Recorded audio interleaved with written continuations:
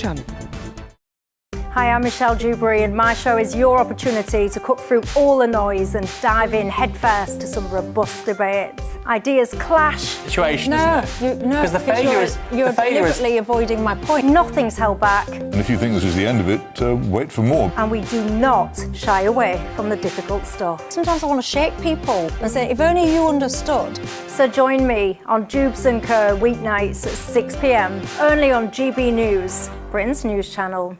Britain deserves a newsroom that puts the facts and your voice first. Well, and that's what you get on GB News. Lively debates, lively conversation. And we're not afraid to hold power to account. And each other. So join me, Andrew Pierce. And me, Miriam Cates, for Britain's Newsroom, weekdays from 9:30 on GB News. I think GB News is completely unique in the way that we interact with our viewers. Our audience aren't afraid to have their say. They want their voices heard now, and they've got a channel where that can happen. I find more and more as I'm wandering around, people come up to me and they say, we saw you on television. I say, oh yes, on what? On GB News. Hello, are you the famous Sue? The whole crew hit me here now. We came to celebrate. It's our job to be the eyes and ears of the viewers. They are part of the GB News family, and I'm pleased to say it's a very large family. And if people go to the time and trouble of listening and watching, then we've got to do a good job for them. Well, I'm here right in the epicentre of the protest. Here we go again. If you just tuned in, where have you been? It is raucous here tonight.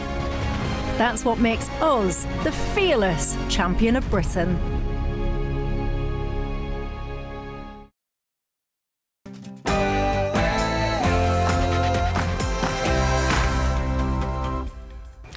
Good evening, good morning, live from Washington, DC. This is Bev Turner on GB News with the stories shaping Great Britain and America tonight. I've just been in to nominate myself to be leader of the Labour Party. The nomination process has opened this morning. He's getting the tone of this all wrong. Andy Burnham there looking, frankly, a little bit smug about handing in his nomination papers to become Labour leader and the next Prime Minister when no one's actually voted for him. It might have something to do with the fact that he no longer faces any competition for the role. But how much of a mandate does he have, in your opinion?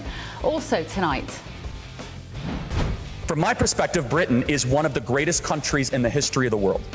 You are the country of Shakespeare, the steam engine, and Adam Smith. You defeated Napoleon, you destroyed the slave trade, you stood up to Hitler. It's the pre-trial that is gripping America. We're going to be looking at the hearing in which a Utah judge is determining whether there is enough evidence to try the man accused of killing the late Charlie Kirk. We'll bring you up to speed with everything that we know so far. Also tonight. We just hit them very hard, and I'd say we hit them 20-1. Every time they hit us, we're going to hit them 20. Iranian state media says the Islamic Republic has launched new strikes this afternoon alongside accusations that an American strike hit a nuclear power plant. The ceasefire is looking well and truly dead. So what happens now? Also, it's addictive. It's more addictive than cigarettes, I believe, especially for younger folk. You've got the colours on them. It's like multicolours and all that. It's attracting young kids. Breaking news tonight, health leaders have proposed that vapes are going to be put in plain packaging, a bit like cigarettes, with the aim to stop the devices being marketed to children. Will it make any difference at all? Or will it be just empower the black market for them? Also tonight. Well, you know, I think the police were very wise not to want to drag this out in the courtroom. Quite right too. Major victory for Graham Linehan as the Metropolitan Police has paid him £25,000 in compensation after his arrest for gender critical posts. Well done, Graham. I'm Bev Turner. This is The Late Show Live.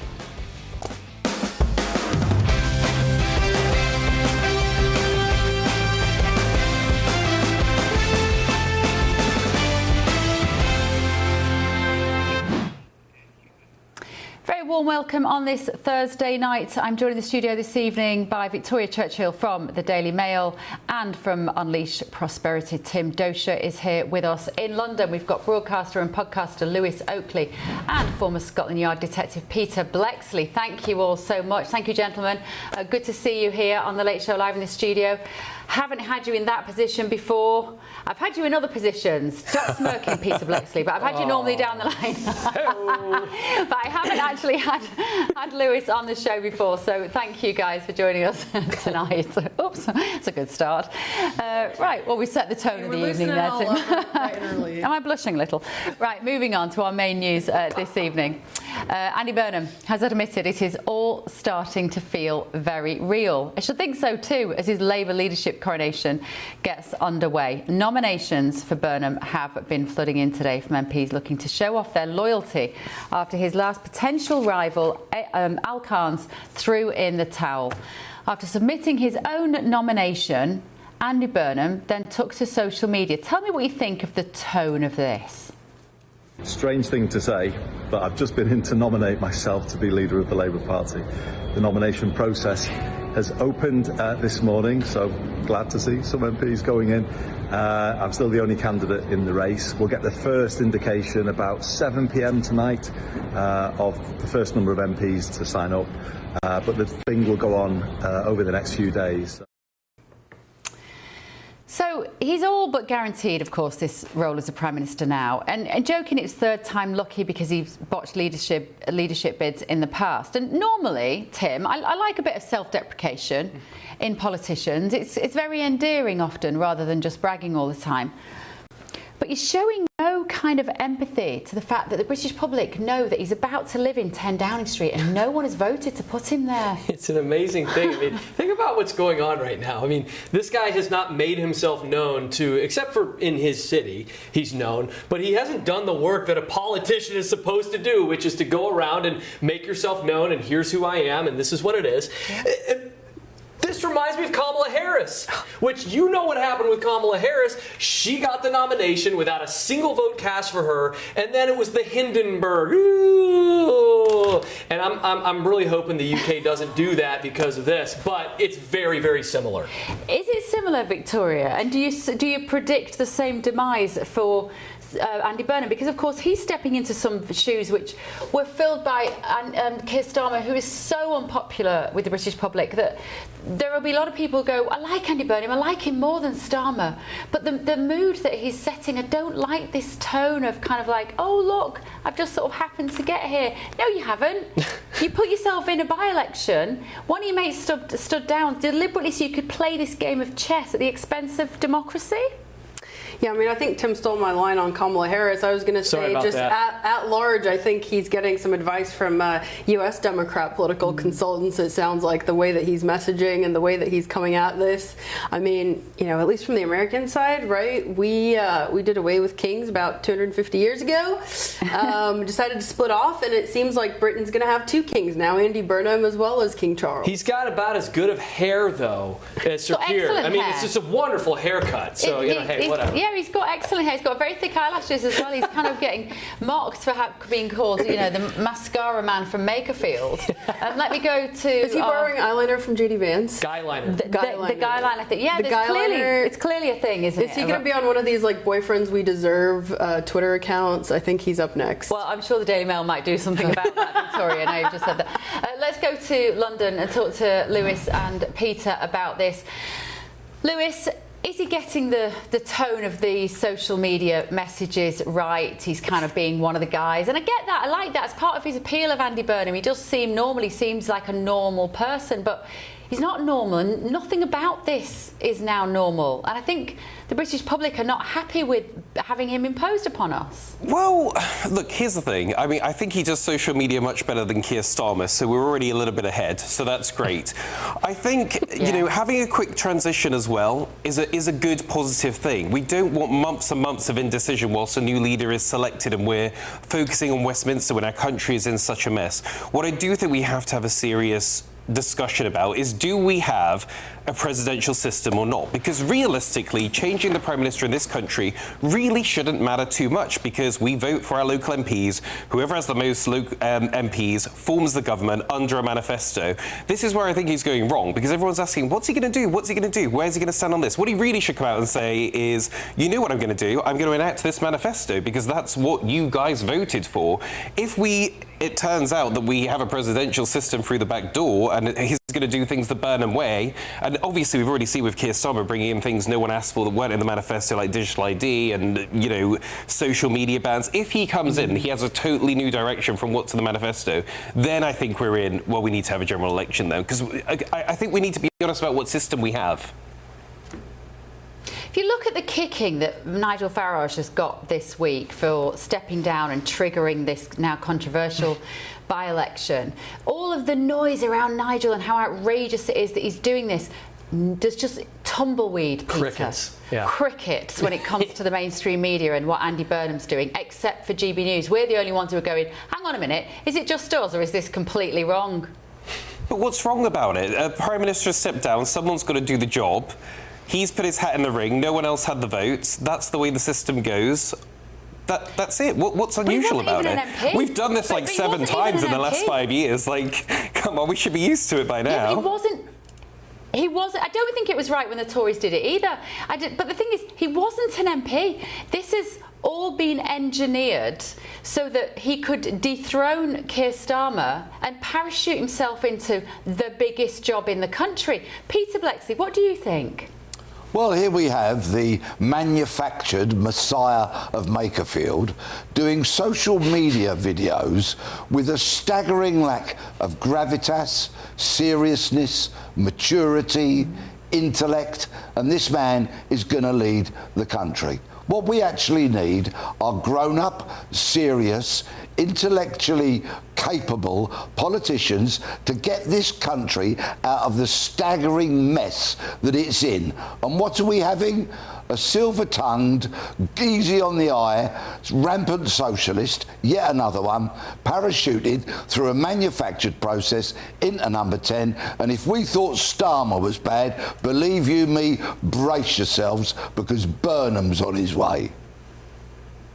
Lewis, feel free to defend him against that excoriating character assassination. I think, come on, what are we saying here? Politics is all about this. This idea of like, oh, well, he didn't get in this way. How many politicians have got him through backstabbing and deals and all this? Like, this is just the real world. This is just how things work. Like, it's not all, oh, the best person just rises to the top magically and they lead the country. No, it's a vicious game. There's winners and losers, and this is just the way the cookie crumbles.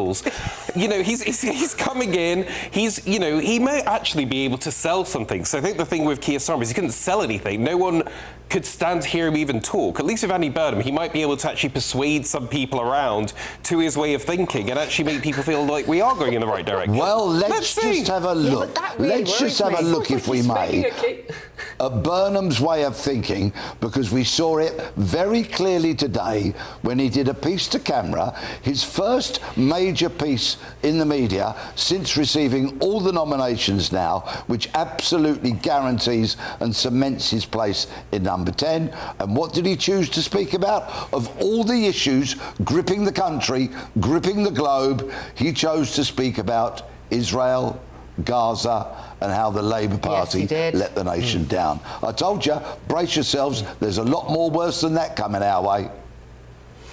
It's a very good point, Peter. We'll try and get those clips to show people. They've only just been on social media, I think, relatively recently this evening, so we'll try and bring those to you to show him talking to those issues, as you say, that he feels are really important to him. Let me give you, I'm afraid I've got to give you the list of candidates who've announced their intention to stand for the upcoming Claxon by-election, because we mentioned it.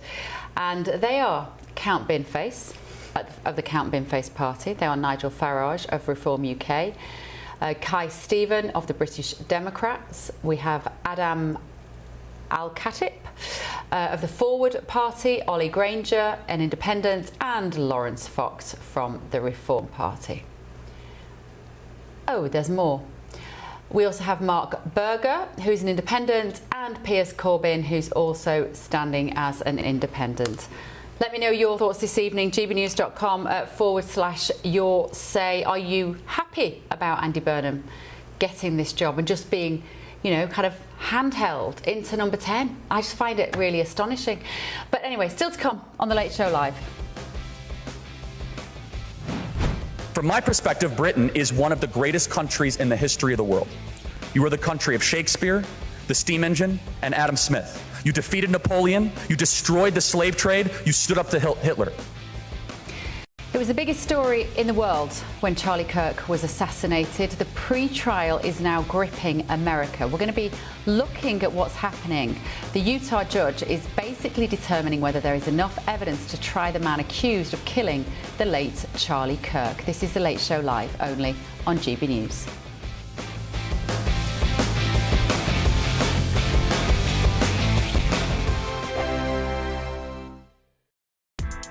Join me, Nana Akwe, for an informative, interactive news programme with a difference.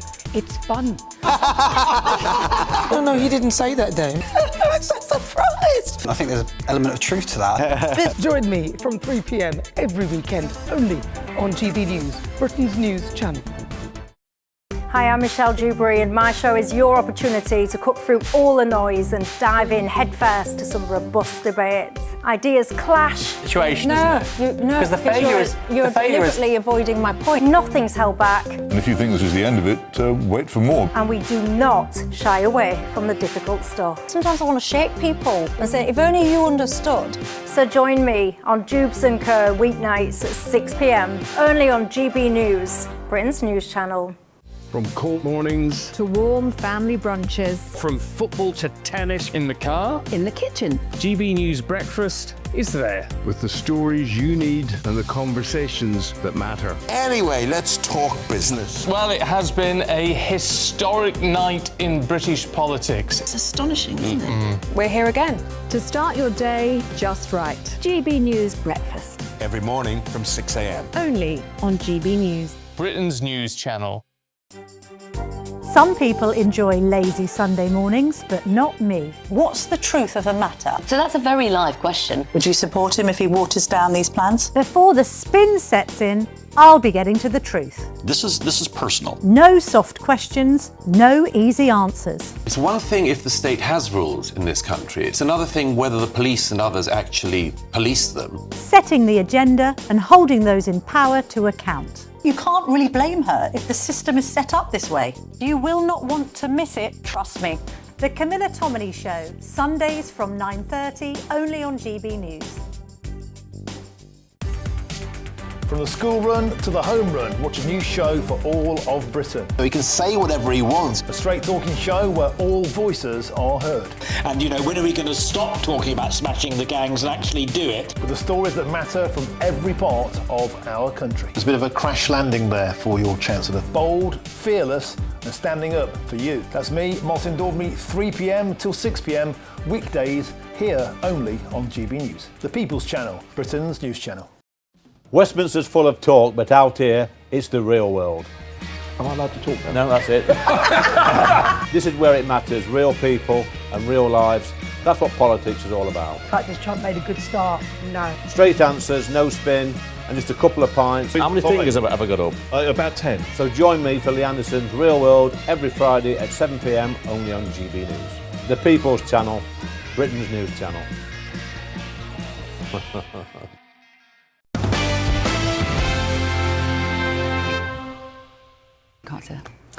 Welcome back. So a Utah court has heard that the suspect accused of shooting Charlie Kirk admitted the killing to his roommate, cried at their apartment afterwards and later expressed regret. These details came on the fourth day of testimony in a hearing for Tyler Robinson, who faces an aggravated murder charge, including the Conservative activist's death in 2025. Robinson has not yet entered a plea. Prosecutors are presenting evidence, and the judge is going to later determine whether it is enough for a trial in what could be a possible death penalty case. With me now is attorney Deborah Bloom. Deborah, thank you very much for joining us this evening on The Late Show live. So I think this system is a little different to what we have in the UK, but by all accounts it's a little unusual even by American standards, is it, to have this stage of proceedings being televised? Can you just explain to us what's going on? Yeah, so this is a hearing to determine whether there's enough evidence for this case to proceed to trial. And where I practice in New York, we don't have a proceeding like this. You indict somebody, and that's enough to determine that they're going to be able to go to trial. So even in America, this is different. It's different than your legal standards, but it's unique possibly to the state of Utah, maybe elsewhere. But I think that the prosecution has a slam dunk, and this is certainly going to go forward to trial. And what are the benefits or perhaps the risks, Deborah, of it being televised like this? You know, I think in a case like this, we typically do see judges granting the right to media to televise it. The risk is when you pick a jury, the jury is already going into it knowing so much information. But even if it wasn't being televised, usually reporters would have the right to be in the courtroom taking notes. And then all of the different news networks are sharing the information. They do pools. So one station is sitting there and they're sharing the information with another, and then vice versa. So the problem with this is that when you pick a jury, they already have a preconceived notion about the case, and they're supposed to just listen to all of the evidence that is before them at trial. And, you know, it's hard for them to get rid of what they heard on the news, right? So it's not really fair to the defendant. And is there any risk, therefore, that it doesn't even go to trial because so much information has already been in the public domain? You know, you can have this conversation on any high-profile matter because it applies there just as it does here. No, it's absolutely going to go to trial. Even if you took this to a different jurisdiction that wasn't where the actual murder took place, everybody's going to have heard about it. So you're just going to have a very extensive jury selection process where the defense attorney really tries to ensure that his client is going to get a fair trial by picking jurors that are willing to stick to what's presented to them and seem favorable to the defense. And what they're going to want very liberal Deborah? Jurors. What? Yeah, I'm sure. And what kind of time scale do we think might be lay ahead for this case? Because obviously it's very difficult for the family and for Erica Kirk especially. Yeah, I mean, it's an atrocious thing, right? And seeing that video of Charlie Kirk being murdered in cold blood is very hard to see.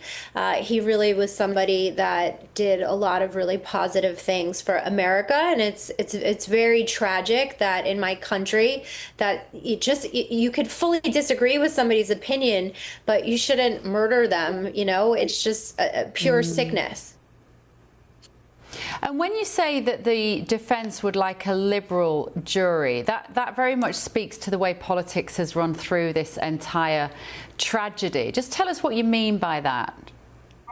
Sorry, my dog is making some noise. So yeah, it's very obvious here that you're going to want a jury that is on the liberal side, right? That's very much to the left, because somebody who's on the right is absolutely going to want to see him put away and receive the death sentence, a death penalty.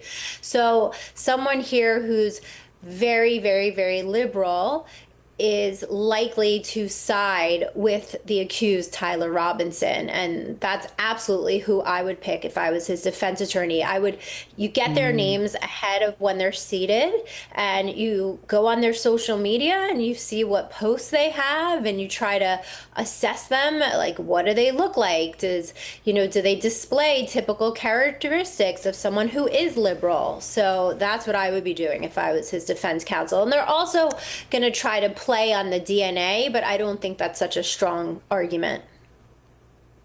Just explain that to us, because there'll be a lot of people in the UK who haven't really been following the case so far at all. How has DNA played a role?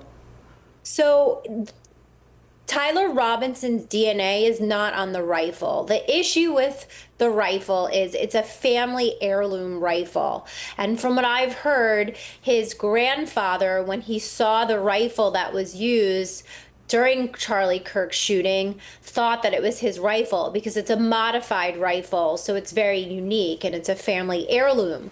And however, Tyler Robinson's DNA does not appear on it, but his roommate's does. It appears on the towel that it was wrapped in. But so what? Obviously, he took his roommate's towel and wrapped his rifle in it. So I don't think that that's very damning. Whereas the defense is going to try to make a play on that and say if somebody shoots a rifle, their DNA is going to be on it. That's absolutely not the case. It's, a lot of times people are convicted without DNA evidence, and likely the prosecution will call a witness to get that across to the jury that just because DNA isn't on it, it doesn't mean that the person didn't commit the crime. You have a lot of other evidence that points to the fact that he did this. And Deborah, we've heard that they aren't going to submit the autopsy in the evidence, which struck me as a little odd. Why might that be? I wasn't aware of that, and that is actually very unique because you have to establish that the person is deceased, so they're going to do it another way, perhaps to protect Charlie Kirk's.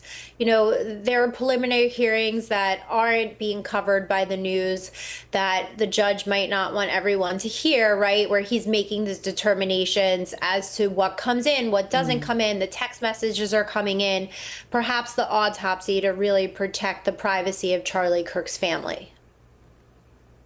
Yeah, I think that was the reason that was given. They didn't want to reveal the autopsy because of the privacy issues, which I don't know, that struck me as a little odd. Obviously, there is so much controversy swirling around this case. There has been from the start. Do you anticipate that when the proceedings are done, when it's all finished, that there will have been sufficient transparency so that all speculation is put to bed? Or is this one of these cases whereby there will always be people saying, well, he was an innocent man or he was definitely guilty? My instinct is that regardless of what happens in the court case, there will still be some people questioning the authenticity of it. Yeah, of course. People always speculate, right? There were viral videos going around questioning if he actually was the shooter, if the FBI had some involvement in it, right? So there's always going to be that. But as we're seeing more and more here, whether the FBI was involved or wasn't involved, to me, it's really looking like Tyler Robinson is the person that committed this crime. And I'm a defense attorney. So if I'm saying that, right, my instinct is always to defend, and look for a loophole so your client could be proven innocent. And I'm not seeing that here. Interesting. Okay, thank you, Deborah. Deborah Bloom there, attorney in New York. And we must say, of course, in the interests of compliance, that the FBI would say that they had nothing to do with it. And, of course, Tyler Robinson remains not guilty at the moment until the trial ends. He's merely the suspect. Moving on. Right, my panel is here with me. We're going to take a quick break now. Don't know. Am I talking to you? I don't think I'm allowed to talk to you about that court case. We have very strict rules in the UK about what we can and can't say around these sorts of issues. So apparently I can talk to you. Okay, great. To my point, Victoria, about the speculation around this, it embodies so much of, and I don't want to use the phrase conspiracy theory because I don't like that, because I always think it requires a definition. But there has been much speculation about whether this is a political motivation. I mean, there's no case I can think of which has been trawled through in the most minute detail with footage online, being looked at from every single angle and everyone having an opinion. Is it going to be all put to bed when this court case is finished, or is that going to continue, do you think? I think people are still going to have speculative thoughts on this. I think just because of how high profile this is, and you talk about looking at every angle, right? There was hundreds, if not thousands, of people at attendance at that event. I'd say 95% of them had their phone out, so they captured their own footage. And so I think that's part of what makes this so high profile is, for example, with things like the ICE shooting, we have a couple bystanders and the police body camera, for example, as footage. But here there's just so much evidence that people will plug and play what fits their own narrative. Yeah, plug and play, that's a great phrase of what's actually happening here, Tim. When I watch so much of the coverage of this online, and we keep seeing these clips of Charlie Kirk and the kind of things he used to say, what a loss. He was amazing, wasn't he?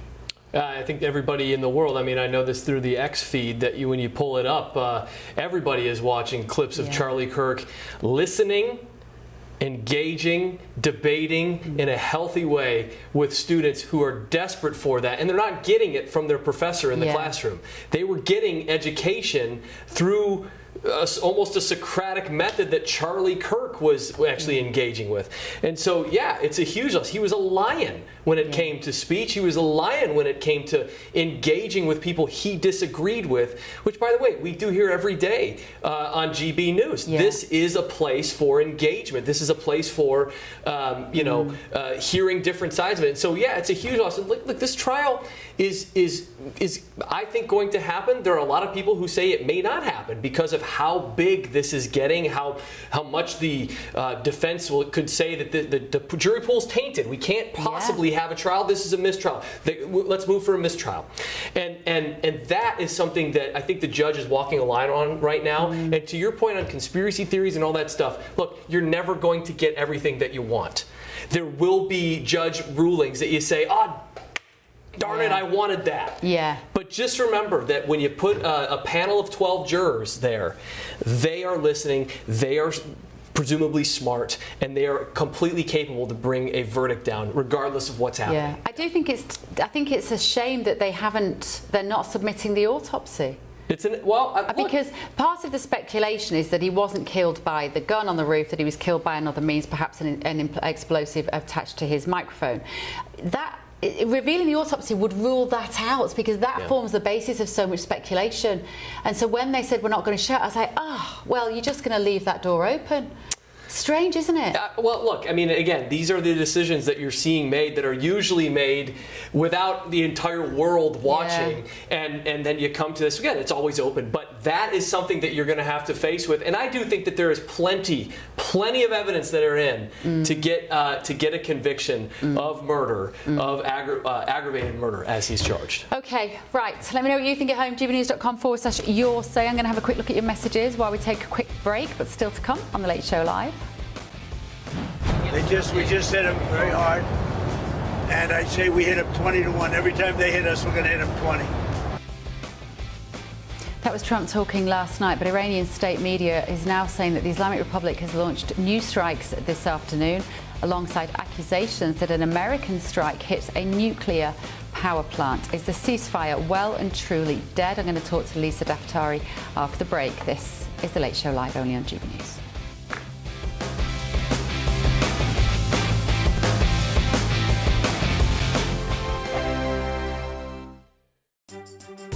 Some people enjoy lazy Sunday mornings, but not me. What's the truth of the matter? So that's a very live question. Would you support him if he waters down these plans? Before the spin sets in, I'll be getting to the truth. This is personal. No soft questions, no easy answers. It's one thing if the state has rules in this country. It's another thing whether the police and others actually police them. Setting the agenda and holding those in power to account. You can't really blame her if the system is set up this way. You will not want to miss it, trust me.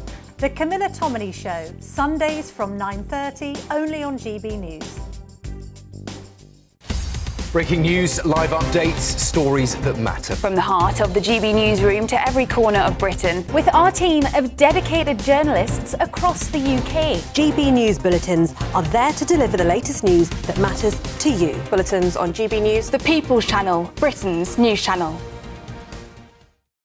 Hi, I'm Michelle Dewberry, and my show is your opportunity to cut through all the noise and dive in headfirst to some robust debates. Ideas clash. Situation, isn't it? No, Because the failure is you're deliberately avoiding my point. Nothing's held back, And if you think this is the end of it, wait for more. and we do not shy away from the difficult stuff. Sometimes I want to shake people and say, if only you understood. So join me on Jubes & Co. weeknights at 6 p.m. only on GB News, Britain's news channel.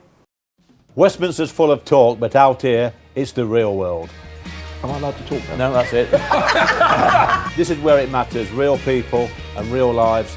That's what politics is all about. In fact, has Trump made a good start? No. Straight answers, no spin, and just a couple of pints. How many fingers have I got up? About 10. So join me for Lee Anderson's Real World every Friday at 7 p.m. only on GB News. The People's Channel, Britain's news channel.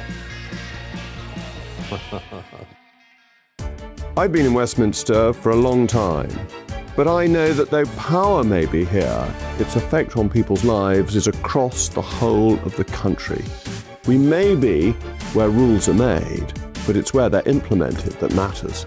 Join me, Jacob Rees-Mogg, for forthright and frank discussion on where Britain has come from, where it's going, and where it will end up. That's State of the Nation, Monday to Thursday, 8 to 9 o'clock. Vox Populi, Vox Dei. From the school run to the home run, watch a new show for all of Britain. He can say whatever he wants. A straight talking show where all voices are heard. And, you know, when are we going to stop talking about smashing the gangs and actually do it? With the stories that matter from every part of our country. There's a bit of a crash landing there for your Chancellor. Bold, fearless and standing up for you. That's me, Martin Daubney, 3 p.m. till 6 p.m. weekdays here only on GB News. The People's Channel, Britain's news channel.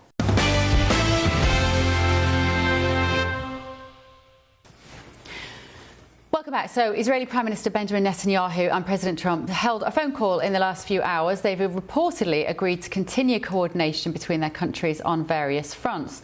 President Trump's war with Iran has escalated, of course, after Tehran retaliated by firing missiles and drones at war-weary US allies in the Middle East. The American military action prompted Iran to accuse the US of hitting the perimeter of a nuclear power plant. Now, less than a month after the two countries agreed to a ceasefire, Trump has now declared it is over. And just a day after the announcement, the strikes that followed on more than 170 regime targets, Kuwait and Bahrain faced fresh Iranian attacks on Thursday morning. American strikes on Iran over the last 48 hours have targeted Iran's military assets near the Strait of Hormuz in what is becoming a potential quagmire for the two countries. Let's go now to the editor-in-chief of the Foreign Desk, a very good friend of the show, Lisa Daftari. And Lisa, take this in the nicest possible way, but I don't want to keep speaking to you. I want this to be sorted out. But if there is anyone to talk to, you are the person, because you keep predicting this and you keep being right. Lisa, what's happened here in your view? Well, we're facing reality. That's what's happening in my view. Look, this was the foregone conclusion, right? We can't trust this regime. The MOU, the ceasefire, they were temporary structures to put a pause on the military parts of this war so that we can sit down and diplomatically resolve this with the Iran regime. They were given every sort of assumption up front that they would behave. And really, when you get to the bottom of everything, they had one job, and that job was to keep the Strait of Hormuz open and allow safe passage. And guess what? They didn't hold to it. We never had a ceasefire. We never were dealing with an honest partner who would keep their part of the deal so that we could move forward to the actual real phase of diplomacy, which would be to discuss our own strategic imperative, the United States' priority in all of this, and that is their nuclear program. And again, we have not even entered the discussion about their nuclear program. What you're watching on your screen That is what this regime wants. That is what this regime understands. This is what they were pushing towards. The fact that they had the funeral of their supreme leader on our 4th of July weekend sent a symbolic message, or at least they attempted to send a symbolic message, that this is the ideology coupled with whatever military might they believe that they have, with a new confident face, which they have no reason to be as confident as they are, but they are very confidently telling the world that they want to march forward for another 5 decades the way that they have for the past 5. I had Brian Talaby in the studio last night talking about this, and he was saying that the ambition of the Americans and the Israelis must be to take out certain parts of the IRGC, quite deliberately target those people who are still armed and somehow get arms into the hands of the civilians. How far away are we from being able to do that, Lisa? And do you need boots on the ground to do that? You do not need boots on the ground to do that, but that was from day one, actually, and I think I've spoken about it here on this show, what I believe the United States and Israel should have, or the United States should have at least allowed Israel to go forward with, is exactly that. The killing of personnel within the IRGC, within the Basij. That is when we will see the pivot. That's when we will see defection at scale. When Donald Trump took to the podium in the first hours of this war and he spoke to the Iranian people, he also spoke to members of the military, of the Basij, of the IRGC, and said, you have a choice. You can put down your weapons, you can take off that uniform, and you can join the people. That's exactly what we could have and should have been seeing if they allowed more of their personnel to be killed, to be threatened, to be intimidated enough to join the people with military know-how, with weapons, and again, really to pivot or to tip the scale and allow the Iranian people to have the weapons and to have some sort of organization on their side so that they have a chance to threaten the regime on the ground. I want to add this to that point. Democrats and Republicans before Donald Trump were operating with the same data that Donald Trump was operating with. They chose not to go to war with Iran's regime, even though they knew it was a threat, because they went through back and forth, vacillating between two myopic choices, and that was either to bomb Iran or to allow Iran to get the bomb. The third option is what Donald Trump actually went for, and that is to partner up with the Iranian people. 90 million, or at least the majority of 90 million people on the ground that partnered up with Israel and the United States to take out this regime. That's how this all started, when 30 to 50,000 of them were killed in wholesale fashion in January. Now, we have still to get to that act of this phase of the war where we rely on the Iranian people on the ground. We do not need boots on the ground when we have Iranian people who are our boots on the ground. We just need to get them the weapons, and they will do the rest. They've been telling us this, and it's really what I believe is the missing piece here. We have to go further to get there.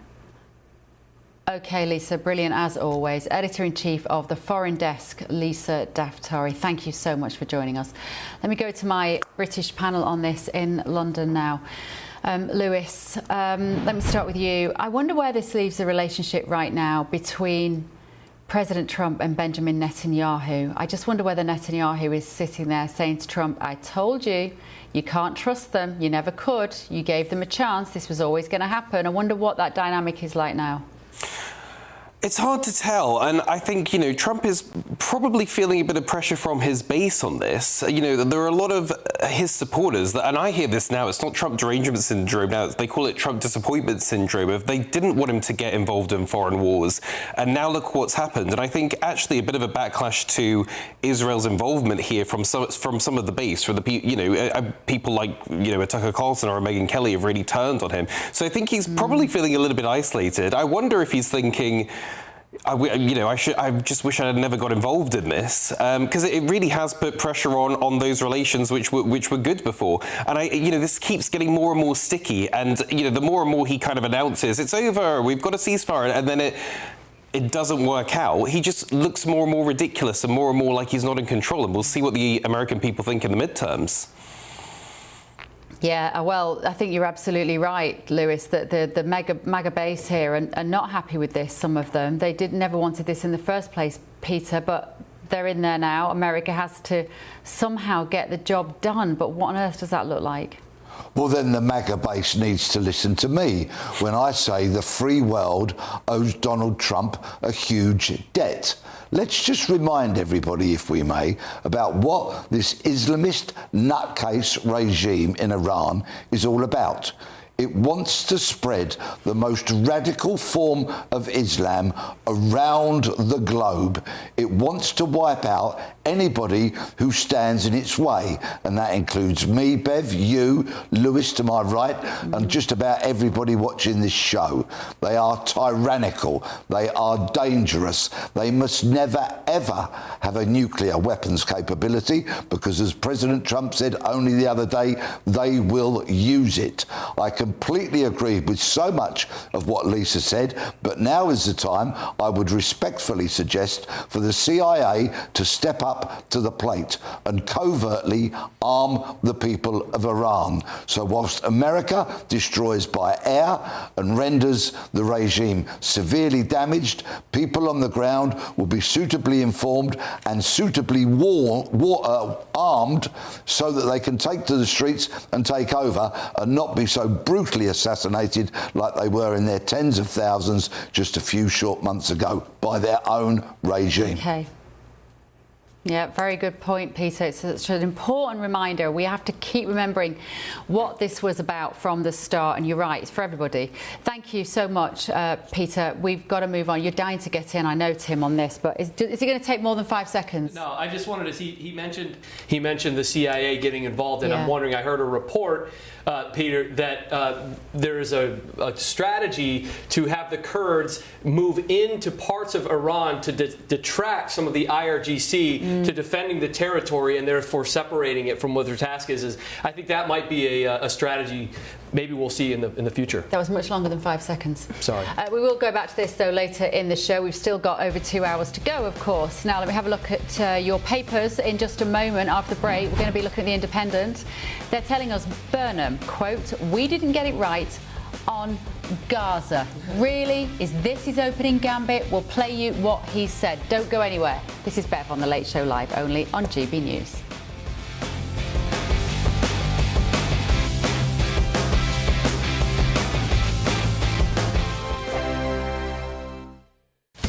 Breaking news, live updates, stories that matter. From the heart of the GB newsroom to every corner of Britain, with our team of dedicated journalists across the UK. GB News bulletins are there to deliver the latest news that matters to you. Bulletins on GB News, the People's Channel, Britain's news channel.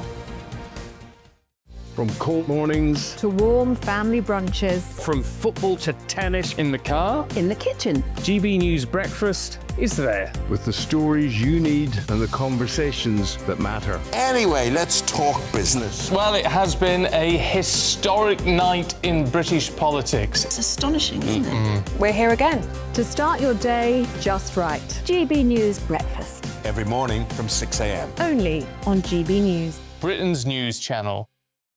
Westminster's full of talk, but out here, it's the real world. Am I allowed to talk now? No, that's it. This is where it matters. Real people and real lives. That's what politics is all about. In fact, has Trump made a good start? No. Straight answers, no spin, and just a couple of pints. How many fingers have I got up? About 10. So join me for Lee Anderson's Real World every Friday at 7 p.m. only on GB News. The People's Channel, Britain's news channel. At GB News, we love to hear from you, our loyal community. So drop us a line at gbnews.com/yoursay. There you can talk to each other and also to the presenters live on air.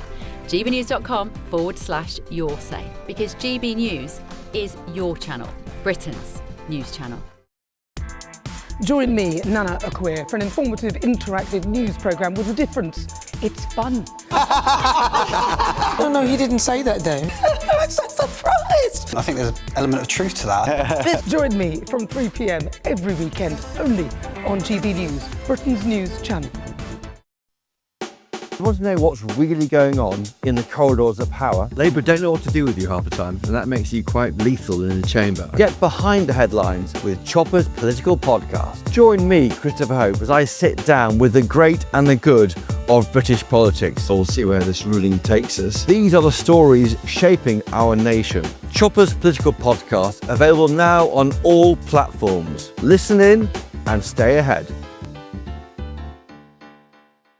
Hi, I'm Michelle Dewberry, and my show is your opportunity to cut through all the noise and dive in headfirst to some robust debates. Ideas clash. Situation, isn't it? No, because the failure is you're deliberately avoiding my point. Nothing's held back, And if you think this is the end of it, wait for more. and we do not shy away from the difficult stuff. Sometimes I want to shake people and say, if only you understood. So join me on Jubes and Co weeknights at 6 p.m. only on GB News, Britain's news channel.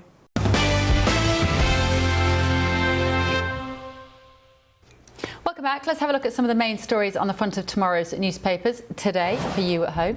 Starting with the front of The Independent, which is reporting what Andy Burnham has said on his social media. He said, "Burnham, we didn't get it right on Gaza." Should we have a quick look at what he actually said? Because I think Peter Blexley's point just before, the fact that this is opportunity to tell us what he's going to do, and this is what he started with. Here we go. Let me start by saying the unbearable suffering in Gaza is a scar on our collective conscience. It's completely unacceptable that innocent Palestinians, including children, continue to be killed. That there's still a humanitarian crisis with too little aid getting in, and that the Israeli military continues to expand the area it controls in Gaza. We've got to do more to put pressure on the Israeli government. I want to repeat what I've said before about the actions of Hamas and the monstrous October the 7th terror attack, which I condemn as strongly today as I did in the immediate aftermath. We must also be clear in our criticism of what has happened in Gaza. I know many people feel that at the start of Israel's military action in Gaza, my party didn't get it right, and I am sorry about that. The response has too often not been good enough.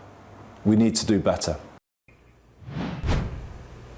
Well, interesting. Peter Blexley, why don't you go first on that? He was sent questions by viewers, people who follow him, and he chose which ones to respond to. What do you make of the fact that that was up there with his first question? He's a cretin. The Gaza situation is not a stain on my conscience in the slightest. What he's doing here is appealing to that lunatic left-wing overwhelming majority of his backbenchers who are going to stifle him and put him in a stranglehold and prevent him from doing anything remotely sensible, just like they did to his predecessor, Sir Keir Starmer. Of all the issues, he chooses this. The man's an absolute nightmare, and things are just going to get from bad to worse, and he hasn't even got his hand on the front door key to number 10 yet. Lewis, would you like to defend him? Do you know what? I think he is right to sort of talk about this, to be honest. I got to be honest, you know, I do this job, I talk politics all day long.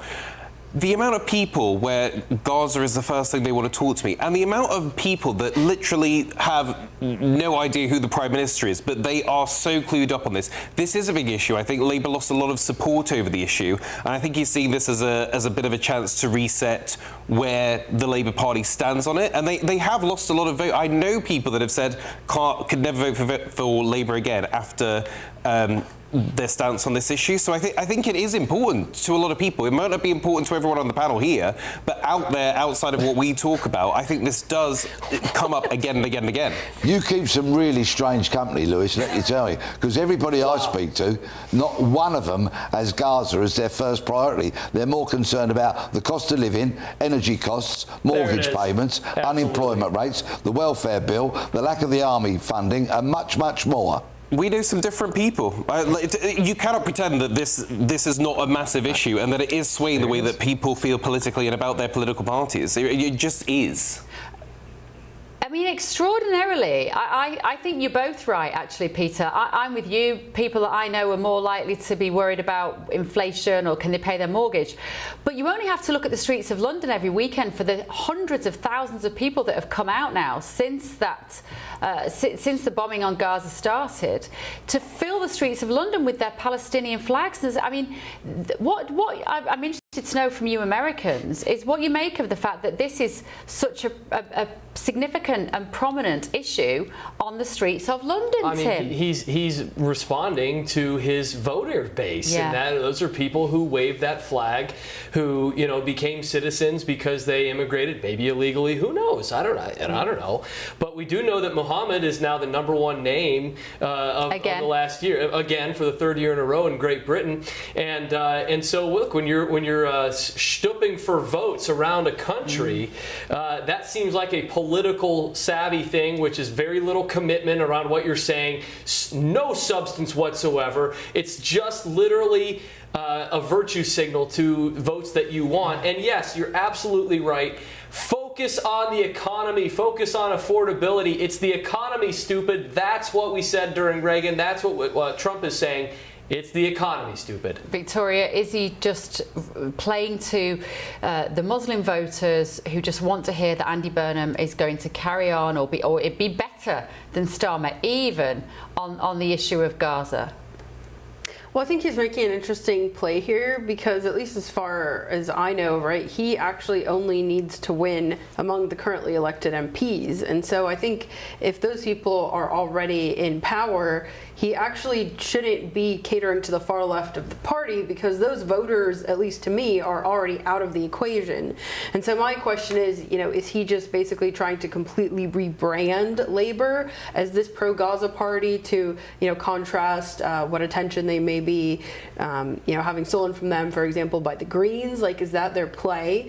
Because again, it seems like actually within the halls of Westminster. Now, of course, I'm on Capitol Hill here in DC and not in Westminster, but at least from my interpretation of what I'm seeing across the pond, I don't know how much of an issue this would be within Westminster, and that is his voting base, right, is the currently elected members of the MPs. Peter, do you want to come back on this? Because the point about the backbenchers is probably extremely interesting, I think, to our American audience, just briefly.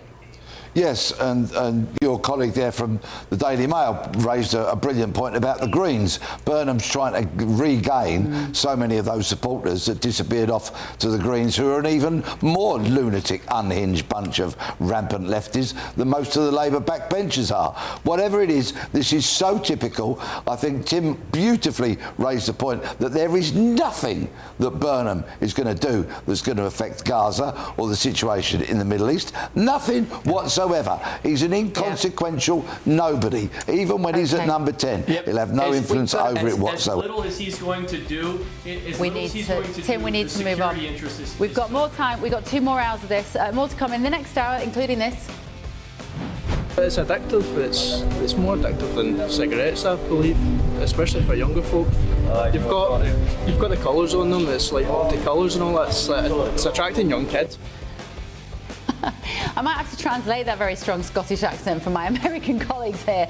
But breaking tonight, health leaders have proposed that vapes are going to be put in plain packaging. Is it going to make any difference to all those teenagers who are already horribly addicted? See you in a minute after your weather.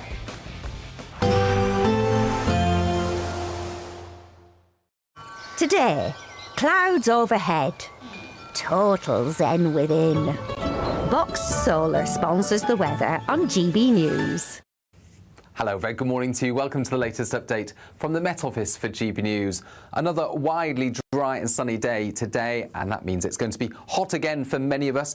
But northern Scotland, the exception. Once more, outbreaks of rain here from the word go. There's going to be some heavy rain later in the day as well. Extensive cloud. That's going to limit temperatures for northern Scotland. But elsewhere, with lots of dry and sunny weather around, temperatures rising quickly through the morning. And we're talking about widely the mid to high 20s across Northern Ireland, Northern England, southern Scotland.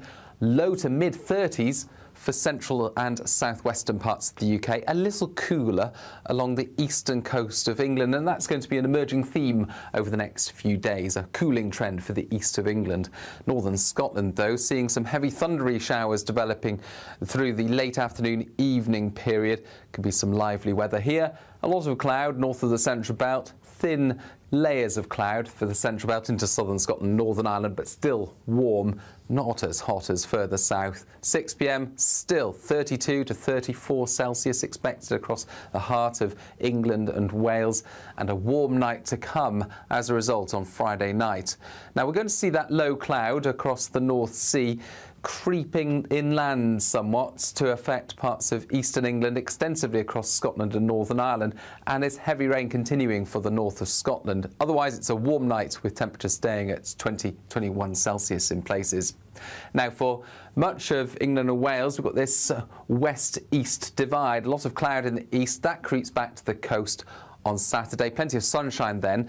Thundery rain across the northeast of Scotland fizzles away but pushes into southeastern Scotland, northern England. A lot of cloud here limiting temperatures. Highest temperatures southwest Scotland, Northern Ireland, mid to high 20s, low to mid 30s further south. Today, clouds overhead, total zen within. Box Solar sponsors the weather on GB News. From cold mornings to warm family brunches, from football to tennis in the car, in the kitchen, GB News Breakfast is there with the stories you need and the conversations that matter. Anyway, let's talk business. Well, it has been a historic night in British politics. It's astonishing, isn't it? We're here again to start your day just right. GB News Breakfast. Every morning from 6 a.m. Only on GB News. Britain's news channel. Join me, Nana Akweer, for an informative, interactive news programme with a difference. It's fun. No, he didn't say that, Dave. I'm so surprised. I think there's an element of truth to that. Join me from 3 p.m. every weekend, only on GB News, Britain's news channel. At GB News, we love to hear from you, our loyal community. So drop us a line at gbnews.com/yoursay. There, you can talk to each other and also to the presenters live on air. gbnews.com/yoursay, because GB News is your channel, Britain's news channel. Some people enjoy lazy Sunday mornings, but not me. What's the truth of the matter? So that's a very live question. Would you support him if he waters down these plans? Before the spin sets in, I'll be getting to the truth. This is personal. No soft questions, no easy answers. It's one thing if the state has rules in this country. It's another thing whether the police and others actually police them. Setting the agenda and holding those in power to account. You can't really blame her if the system is set up this way. You will not want to miss it, trust me. The Camilla Tominey Show, Sundays from 9:30, only on GB News. From the school run to the home run, watch a new show for all of Britain. He can say whatever he wants. A straight talking show where all voices are heard. And when are we going to stop talking about smashing the gangs and actually do it? With the stories that matter from every part of our country. There's a bit of a crash landing there for your Chancellor. Bold, fearless and standing up for you. That's me, Martin Daubney, 3 p.m. till 6 p.m, weekdays, here only on GB News. The People's Channel, Britain's news channel. Westminster's full of talk, but out here, it's the real world. Am I allowed to talk now? No, that's it. This is where it matters, real people and real lives. That's what politics is all about. The fact is Trump made a good start. No. Straight answers, no spin, and just a couple of pints. How many fingers have I got up? About 10. So join me for Lee Anderson's Real World every Friday at 7 p.m, only on GB News. The People's Channel, Britain's news channel.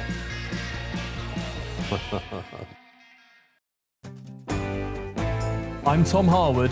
This is GB News, Britain's news channel.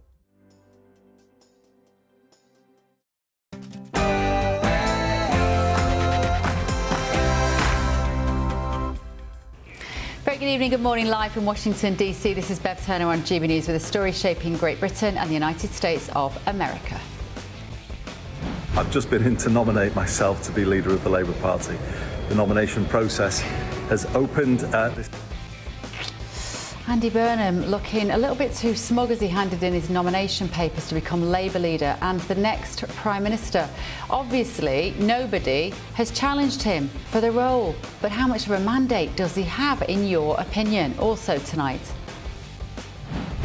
From my perspective, Britain is one of the greatest countries in the history of the world. You are the country of Shakespeare, the steam engine, and Adam Smith. You defeated Napoleon, you destroyed the slave trade, you stood up to Hitler. It's the ongoing preliminary trial that is gripping America. We're going to be looking at the hearing where a Utah judge is determining whether there is enough evidence to try the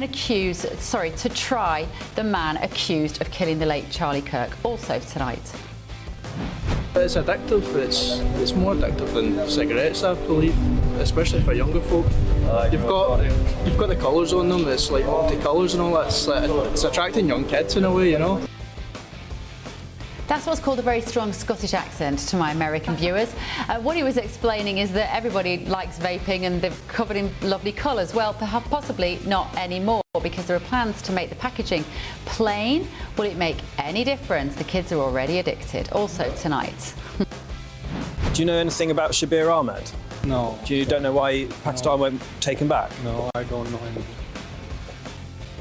Is it right that you don't accept your own foreign criminals? The chief prosecutor who convicted the grooming gang ringleader Shabir Ahmed has said that Pakistan should take him back.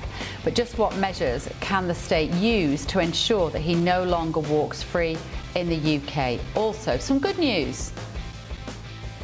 Well, you know, I think the police were very wise not to want to drag this out in the courtroom. Major victory for Graham Linehan as the Metropolitan Police have paid him 25 grand in compensation following his arrest, if you remember, for a gender-critical Twitter post. A moment of sanity. I'm Bev Turner and this is The Late Show Live.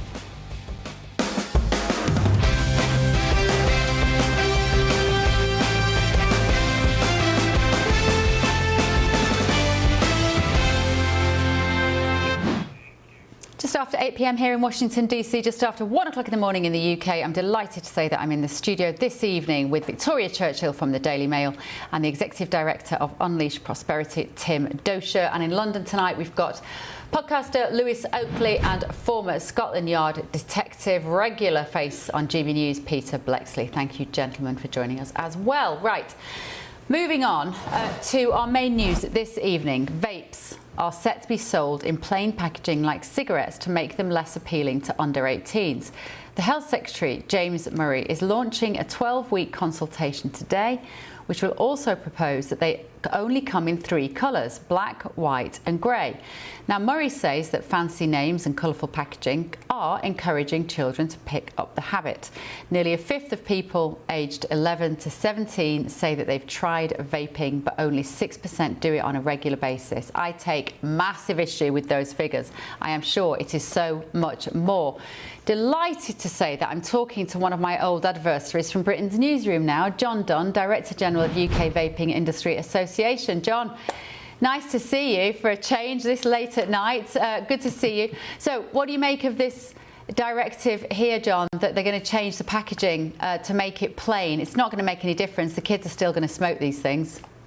It's absolutely not going to make any difference. And while the UK VIA supports proportionate regulations, these proposals are not going to solve anything for youth vaping and risk causing serious harm to the government's own smoke-free ambitions. Now, the government's assertion that bright colours are the principal driver to youth vaping is not supported by any of the available evidence. Action for Smoking on Health's own research shows that curiosity and peer pressure is the influence and the leading reason that young people are trying vapes. And even their numbers show that among young vapers, only 4.9% identify that the way the vapes look are the most important factor. Now, vapes are not cigarettes, they're not the same. And people, public policy must not pretend that they are. They're not cigarettes, no. They're easier to smoke or to vape or whatever you call it, suck on them, than cigarettes are, because parents can smell cigarettes. They can't necessarily smell vapes. They're getting hold of them easily. They don't taste as bad as cigarettes. They taste quite appealing. There's a whole litany of reasons, John, why so many teenagers are addicted to these products. The industry has got to try harder somehow to make them less appealing to kids, surely. Well, absolutely, and we've been putting forward a lot of measures, including licensing of retailers, and we also have no problem with making sure that there's no cartoon characters on any of these products. But to treat these products and hide them away like cigarettes is only making that misperception on the relative harms of vaping even worse. And all over the news this week, we've seen from Action on Smoking and Health putting out warnings that the misperception on those health effects has doubled in the last 10 years. Now 54% of smokers in this country now think that they're just as bad or worse than smoking, which is absolutely incorrect.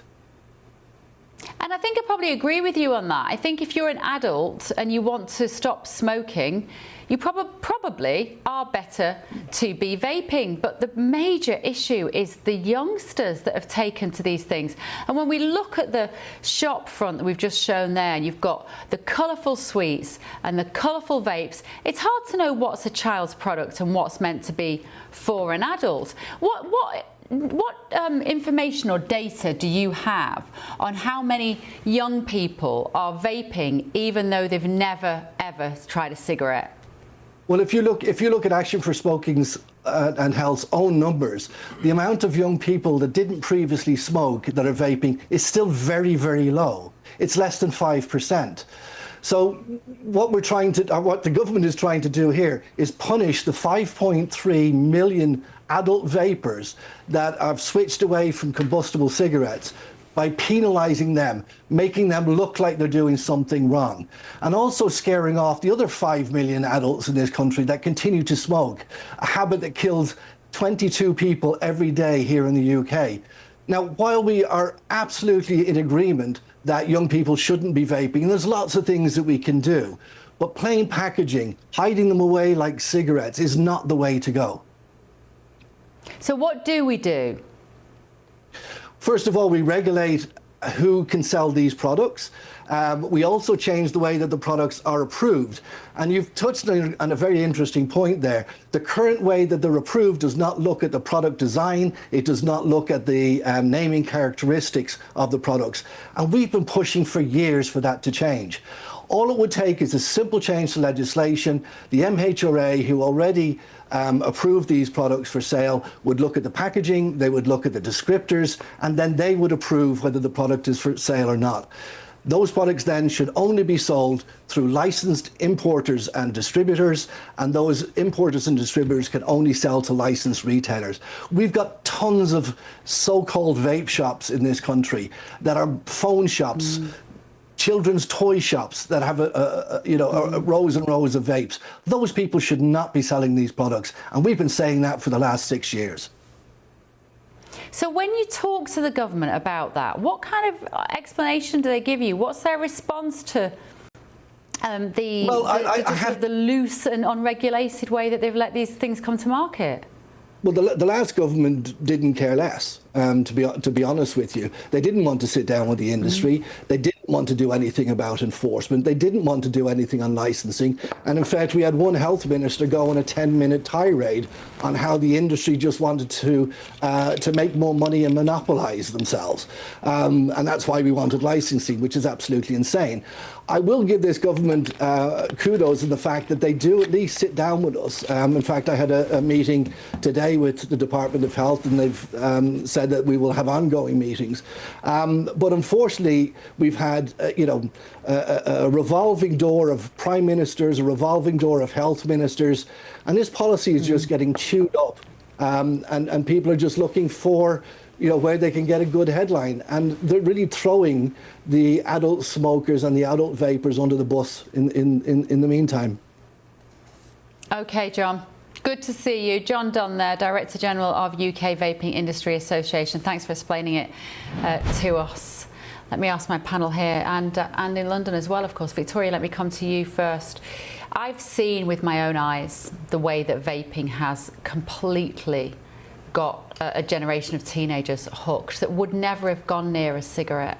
And when I see the colours and the flavours and the bubble gum and the ice cream and all that, I just despair. And actually, John's perception there that this has been a regulation problem and that he shares some of my frustrations.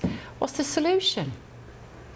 Well, actually, I think I disagree with you, Bev, because I think a lot of people that would have tried cigarettes are now refusing to use that product, which of course we know is extremely harmful, dangerous, full of chemicals. Not that this stuff isn't, but I think they're using vapes as well as nicotine pouches seem to be pretty popular in my generation. But at least on it, with, I mean, I'm sure there'll be more research down the line that will show up that shows how damaging it is, but it seems to be the least harmful solution for people that are still looking to get that fix. And I also am not sure how much the government should go in and regulate it, right? I think, being able to partake in things that, whether that's keep you awake or, uppers and downers, whether that's alcohol, cigarettes, any mix of all of those chemicals. If you want to put that in your body, that's, I think, your prerogative. It's not a choice that I'm personally going to make, but if you want to do that to yourself, go ahead. Yeah, I mean, look, I am a libertarian at heart, and I completely agree with you on a lot of that. But the problem with vapes, I think, Tim, is that cigarettes and the reduction of cigarette use was one of, if not the biggest public health success that we have ever had in the UK. Stopping people smoking indoors, stopping them smoking even outdoors at some properties, made a massive difference. There was a whole generation that were never going to pick up a cigarette. They just didn't want to, they didn't like it, it wasn't socially acceptable anymore. But along comes the vapes. Now these are not as, they're quite pleasant, my understanding, I haven't taken one, but they're quite pleasant, they taste like chocolate and sweets and everything else. They're discreet. They still think it's cool. They can put it in the pocket of their blazer. They can literally vape these things in the toilets at school and the teachers won't smell it. And they have completely overtaken a generation, particularly in the UK, I don't know about here, of kids that would never have gone near smoking. But guess what? They're now addicted to another nicotine product, Tim. Look, I mean, I think it's amazing the selective outrage that government tries to have over products. I mean, where's the outrage to alcohol consumption? Where's the outrage to any marijuana consumption? I mean, you have people in New York City at 10 a.m. smoking down on the street, not working. I mean, where's the outrage there? The problem here is that people enjoy this. People want to do this. It so we know is better than smoking cigarettes. So we should probably get out of the way of this. And one thing I want to say is this: if you think packaging is going to keep somebody from using vapes, you got another thing coming. Think about the famous colors that black, gray, and white represent. The White Album by the Beatles. You've got the Black Album by Metallica, and you've got the Gray Album by Deadmau5. I mean, these are colors that attract millions and millions of people. So what makes you think that changing some packaging, it's just BS? Lewis, is it BS? Is it just performative from the British government? Yeah, it's just doing something for doing something's sake. I don't think kids are going in there and seeing a pink colour and thinking, oh, I better try that. I think, like John said, it's a more curiosity and peer pressure. I mean, look, as someone that has struggled with nicotine addiction for years, it is a horrible thing to start. I wouldn't wish it on my worst enemy to get a nicotine addiction. The amount of times you quit and then you find yourself back there in those few days where you're trying to quit, and honestly, it's just something I would honestly advise people not to ever start. It's just such a tricky thing to get over. What I would say, though, to counter that is that life is stressful and sometimes you need advice. At the same time, I'm not advocating that for children, of course. I actually think when it comes to what the solution is here is, well, who is selling them to children? They shouldn't be being sold, and these things need refilling, or they're disposable or whatever. Clearly someone is selling these to children. They're probably where you need to start. And I also think what would be a good idea is, if you're going to do legislation around anything, do them in stages. So have a strong one, a medium one, and a low nicotine one. Price them accordingly, and that might be a good way to wean people back off, speaking from experience. Yeah, Peter, I thought John's point about the fact that we've got these entire vape shops unregulated, which are just selling God knows what to our kids, and it worries me so much. What do you think about it? I think he raises a very good point, but I'm a stupid, irresponsible, lifelong smoker.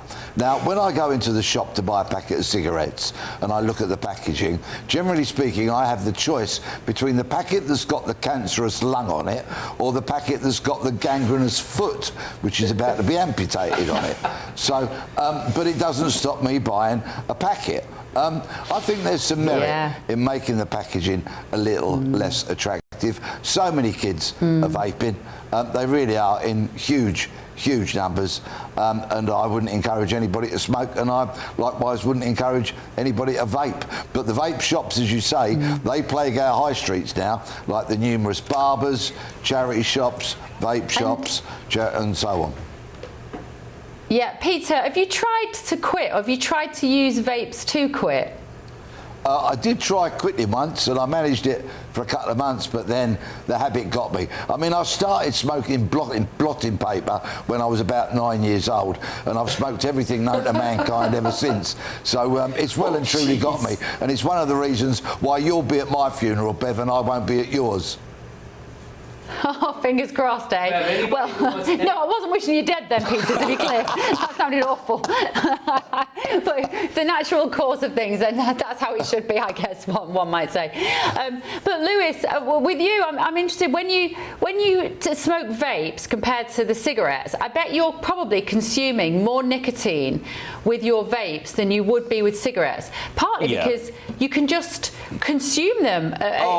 You could just keep going, can't you? You can have 500 puffs on that thing when you might have had 10 on a cigarette. At the height of it, my girlfriend was saying, like, you literally wake up and just do this and look under the pillow to find your vape, because that's the first thing you do in the morning. Whereas before, you would at least have to, get up, put some clothes on, and go outside at least. Yeah. I have vaped on an aeroplane.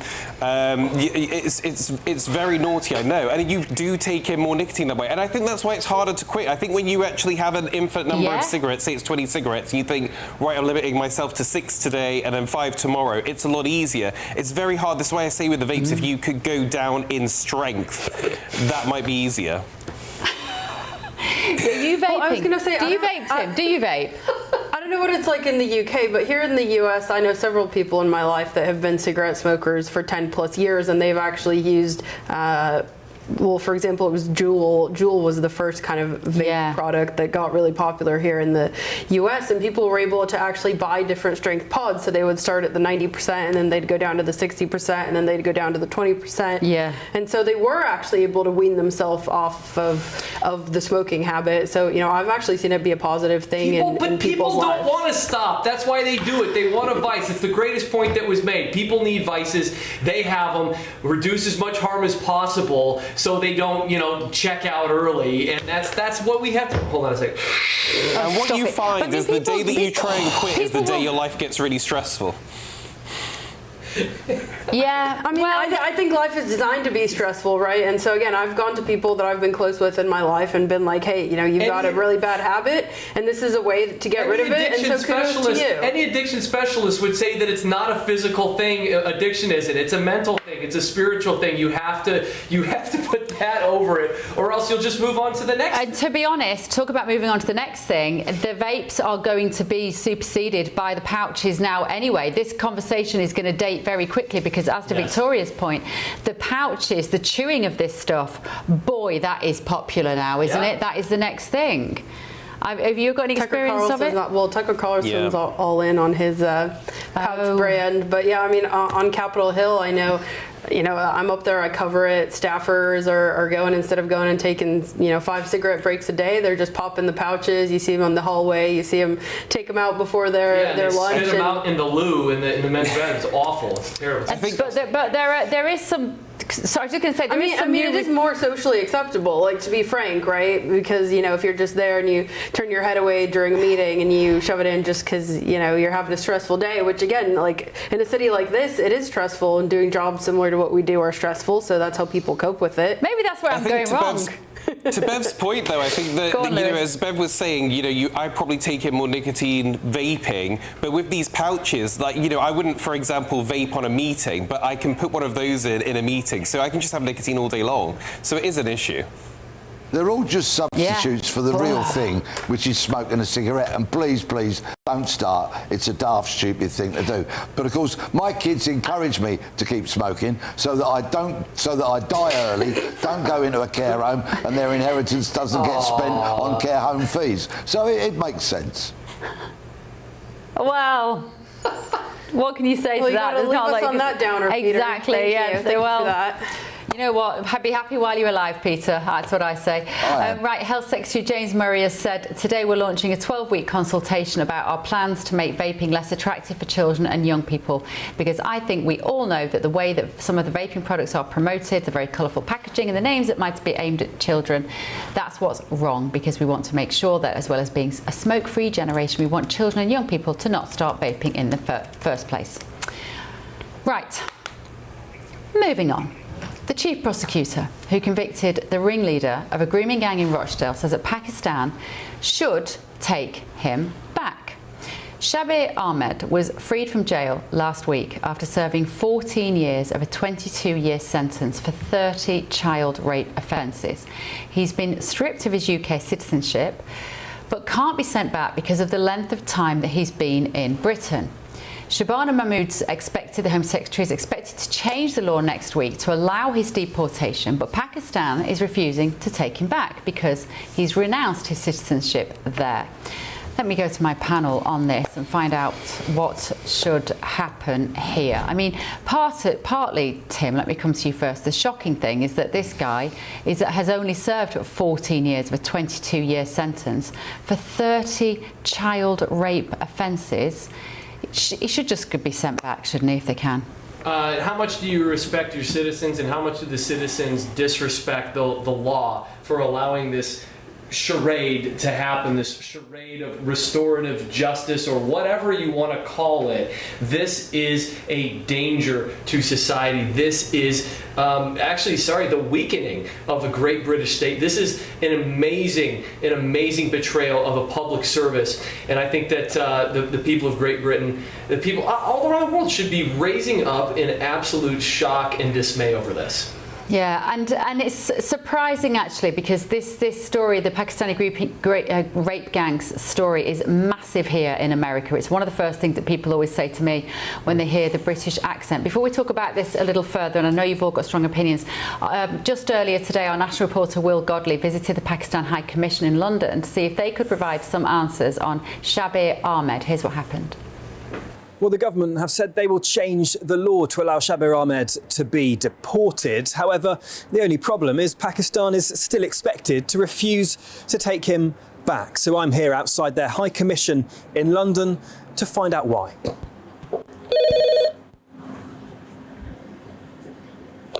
Yes, please. Hi there, it's Will Godley here from GB News. I'm just wondering if there's anyone I can speak to about Shabir Ahmed. Shabir Ahmed? Yeah, why is Pakistan not taking him back? Yeah, you wait outside, please. Why do you think Pakistan don't want to take him back? I don't know. Can I ask you about Shabir Ahmed? You've just come out of the High Commission. I want to know why Pakistan won't accept him to be extradited back there. Sorry. Do you know anything about Shabir Ahmed? No. You don't know why Pakistan won't take him back? No, I don't know anything. Is it right that you don't accept your own foreign criminals? I'm not English, I am Urdu speaking. You speak Urdu? Yeah. Do you know Shabir Ahmed, the case of Shabir Ahmed? No. I speak no. There's diplomatic channels in place. Pakistan and UK are talking. But I want to know English. Why? What do you think Pakistan should take him back? I don't know. Well, it seems no one here at the High Commission really wants to speak to us about Shabir Ahmed. We have asked their media team for an interview with their acting High Commissioner, but no one yet has got back to us. Peter Blexley, let me come to you on that. That was Will Godley earlier today. Thank you, Will. Peter, what do you make of this? What should we do with him? Well, let me just remind people or inform people that this piece of garbage, Shabir Ahmed, was actually convicted at 2 separate trials. At one, he received 22 years. At another one, he received 19 years. So if those sentences had been made consecutive, he would in fact have been sentenced to 41 years. But sadly, they weren't. So he was released when he reached that time limit of 14 years. Shabana Mahmood can change the law if she wants, the Immigration Act of 1971, but Pakistan are simply not going to take him. They don't recognise him as a Pakistani citizen. They say he's a British citizen, he's our problem, and they won't take him. So what does our government do? What could it do? It could impose sanctions. It could cut off all foreign aid to Pakistan. It could put a ban on visas for Pakistani nationals. It could put restrictions on Pakistani airlines. There's a raft of things it could do. But you know what? It won't, because it doesn't have a spine. So, unfortunately, we'll probably have to keep Ahmed at our cost for goodness knows how long. Now, they would say, of course, that a parallel is, let's say, Shamina Begum. And that we've said we don't want her back. And this is what Pakistan are saying. Well, you don't want Shamina Begum back. Why should we take this awful man back? Lewis, is there a nuance there that we're kind of missing? Do you know what? I know I'm booked to be the lefty, but when it comes to child rape, actually, I probably make some of the right-wingers wince. This just cannot go on, and I almost think we just waste all this time and money on, oh, this is your citizen, this is that. We need something else. I don't personally believe in the death penalty. I think he should have served his full sentence, but I do think we need, you know, some sort of, let's find an old rundown village somewhere and just say, you know what, you left to your own devices. If you children can't come back into polite society, then we don't have to have this problem of deporting them or whatever. It's just you're over there segregated. You're not allowed to interfere with other people anymore. You cannot be rehabilitated. I think that's the thing that because otherwise we just have this ongoing thing with trying to deport people. Not to mention the people we can't deport that are actually just our homegrown wrong-uns. I think we need something else to just be like you're segregated. You're not allowed to be in normal society after you've served your prison sentence. Peter? Well, rehabilitation, which Lewis raises. Only 2 years ago, Shabir Ahmed went in front of a parole board as he tried to get early release, and they said this man was utterly not rehabilitated and that he remained a danger to others. And also, whilst he was in prison, he got convicted of trying to assault another prisoner and had another year added on to his sentence. This is an incredibly dangerous monster, and he now lives at our cost in some kind of bail hostel arrangement with a tag on, with lots of supervision and strict conditions, but he's still out of prison. There needs to be a resolution. Either we cut off all ties virtually with Pakistan and almost parachute him in there. I'm happy to fly the plane, by the way. Or we find some alternative. He's a danger. Yeah, absolutely. It's infuriating, isn't it? It really is. Let me see what the Prime Minister's official spokesperson have said. They said, we're exploring every available option in this case, and that includes talking to the Pakistan authorities. The High Commissioner raised it in a meeting last week. We remain in contact with the Pakistani authorities. This is a complex case with both domestic and international implications. A lot of your messages getting in touch at home, especially on the vaping issue. This always lights up the inbox. Testy on Tyneside says, when the smoking ban arrived in 2007, did anyone else notice everyone started standing outside in beer gardens because smokers are more interesting and they were having a much more fun and a better laugh? Stephen says, the real trouble, Bev, is that too many in authority do not understand that a very significant underlying cause is anxiety with smoking or vaping is a distraction. Those of us who do not start smoking or vaping and instead allay the anxiety through doing something like a job or a hobby, etc., are blessed. We are fortunate in not being born with an addictive personality or parents that have such. Yes, the anxiety is definitely stress-related. And lots of you. Owen Testy also says, I want to take a set of clippers to that lad. I think he means Lewis. He'd not get away with a barnet like that in the northeast. Barnet means haircut in English for my American fans and colleagues. Nice. Actually, I've been embracing the curly hair, but I straightened it just for you, Bev, and maybe it's not maybe it's not gone quite right. Maybe the curls will come back. Lewis. I don't mind it. It's just Testy on Tyneside said you wouldn't get away with that in the northeast. Right, still to come this evening on the Late Show Live.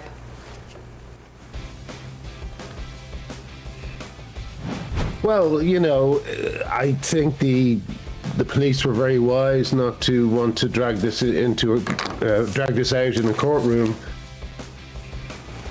Hopefully this will make police officers think twice before arresting people for offensive tweets. Graham Linehan has got £25,000 in compensation. This is the Late Show Live, only on GB News. Expect warm spells with the odd rude interruption. Box Boilers sponsors the weather on GB News. Hello, very good morning to you. Welcome to the latest update from the Met Office for GB News. Another widely dry and sunny day today, and that means it's going to be hot again for many of us. But northern Scotland, the exception. Once more, outbreaks of rain here from the word go. There's going to be some heavy rain later in the day as well. Extensive cloud. That's going to limit temperatures for northern Scotland. But elsewhere, with lots of dry and sunny weather around, temperatures rising quickly through the morning. And we're talking about widely the mid to high 20s across Northern Ireland, Northern England, southern Scotland, low to mid 30s for central and southwestern parts of the UK, a little cooler along the eastern coast of England, and that's going to be an emerging theme over the next few days, a cooling trend for the east of England. Northern Scotland, though, seeing some heavy thundery showers developing through the late afternoon evening period. Could be some lively weather here. A lot of cloud north of the central belt, thin layers of cloud for the central belt into southern Scotland, Northern Ireland, but still warm, not as hot as further south. 6 p.m, still 32 to 34 Celsius expected across the heart of England and Wales, and a warm night to come as a result on Friday night. Now we're going to see that low cloud across the North Sea creeping inland somewhat to affect parts of eastern England, extensively across Scotland and Northern Ireland, and it's heavy rain continuing for the north of Scotland. Otherwise, it's a warm night with temperatures staying at 20-21 Celsius in places. Now, for much of England and Wales, we've got this west-east divide. A lot of cloud in the east. That creeps back to the coast on Saturday. Plenty of sunshine then. Thundery rain across the northeast of Scotland fizzles away but pushes into southeastern Scotland, northern England. A lot of cloud here limiting temperatures. Highest temperatures southwest Scotland, Northern Ireland, mid to high 20s, low to mid 30s further south. Expect warm spells with the odd rude interruption. Box Boilers sponsors the weather on GB News.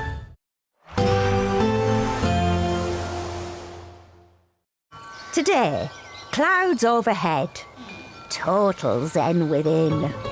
Boxed Solar sponsors the weather on GB News. Hello, very good morning to you. Welcome to the latest update from the Met Office for GB News. Another widely dry and sunny day today, and that means it's going to be hot again for many of us. But northern Scotland, the exception. Once more, outbreaks of rain here from the word go. There's going to be some heavy rain later in the day as well. Extensive cloud. That's going to limit temperatures for northern Scotland. But elsewhere, with lots of dry and sunny weather around, temperatures rising quickly through the morning. And we're talking about widely the mid to high 20s across Northern Ireland, Northern England, southern Scotland, low to mid 30s for central and southwestern parts of the UK, a little cooler along the eastern coast of England, and that's going to be an emerging theme over the next few days, a cooling trend for the east of England. Northern Scotland, though, seeing some heavy thundery showers developing through the late afternoon evening period. Could be some lively weather here. A lot of cloud north of the central belt, thin layers of cloud for the central belt into southern Scotland, Northern Ireland, but still warm, not as hot as further south. 6 p.m, still 32 to 34 Celsius expected across the heart of England and Wales, and a warm night to come as a result on Friday night. Now we're going to see that low cloud across the North Sea creeping inland somewhat to affect parts of eastern England, extensively across Scotland and Northern Ireland, and it's heavy rain continuing for the north of Scotland. Otherwise, it's a warm night with temperatures staying at 20-21 Celsius in places. Now, for much of England and Wales, we've got this west-east divide. A lot of cloud in the east. That creeps back to the coast on Saturday. Plenty of sunshine then. Thundery rain across the northeast of Scotland fizzles away but pushes into southeastern Scotland, northern England. A lot of cloud here limiting temperatures. Highest temperatures southwest Scotland, Northern Ireland, mid to high 20s, low to mid 30s further south. Today, clouds overhead. Total zen within. Boxed Solar sponsors the weather on GB News.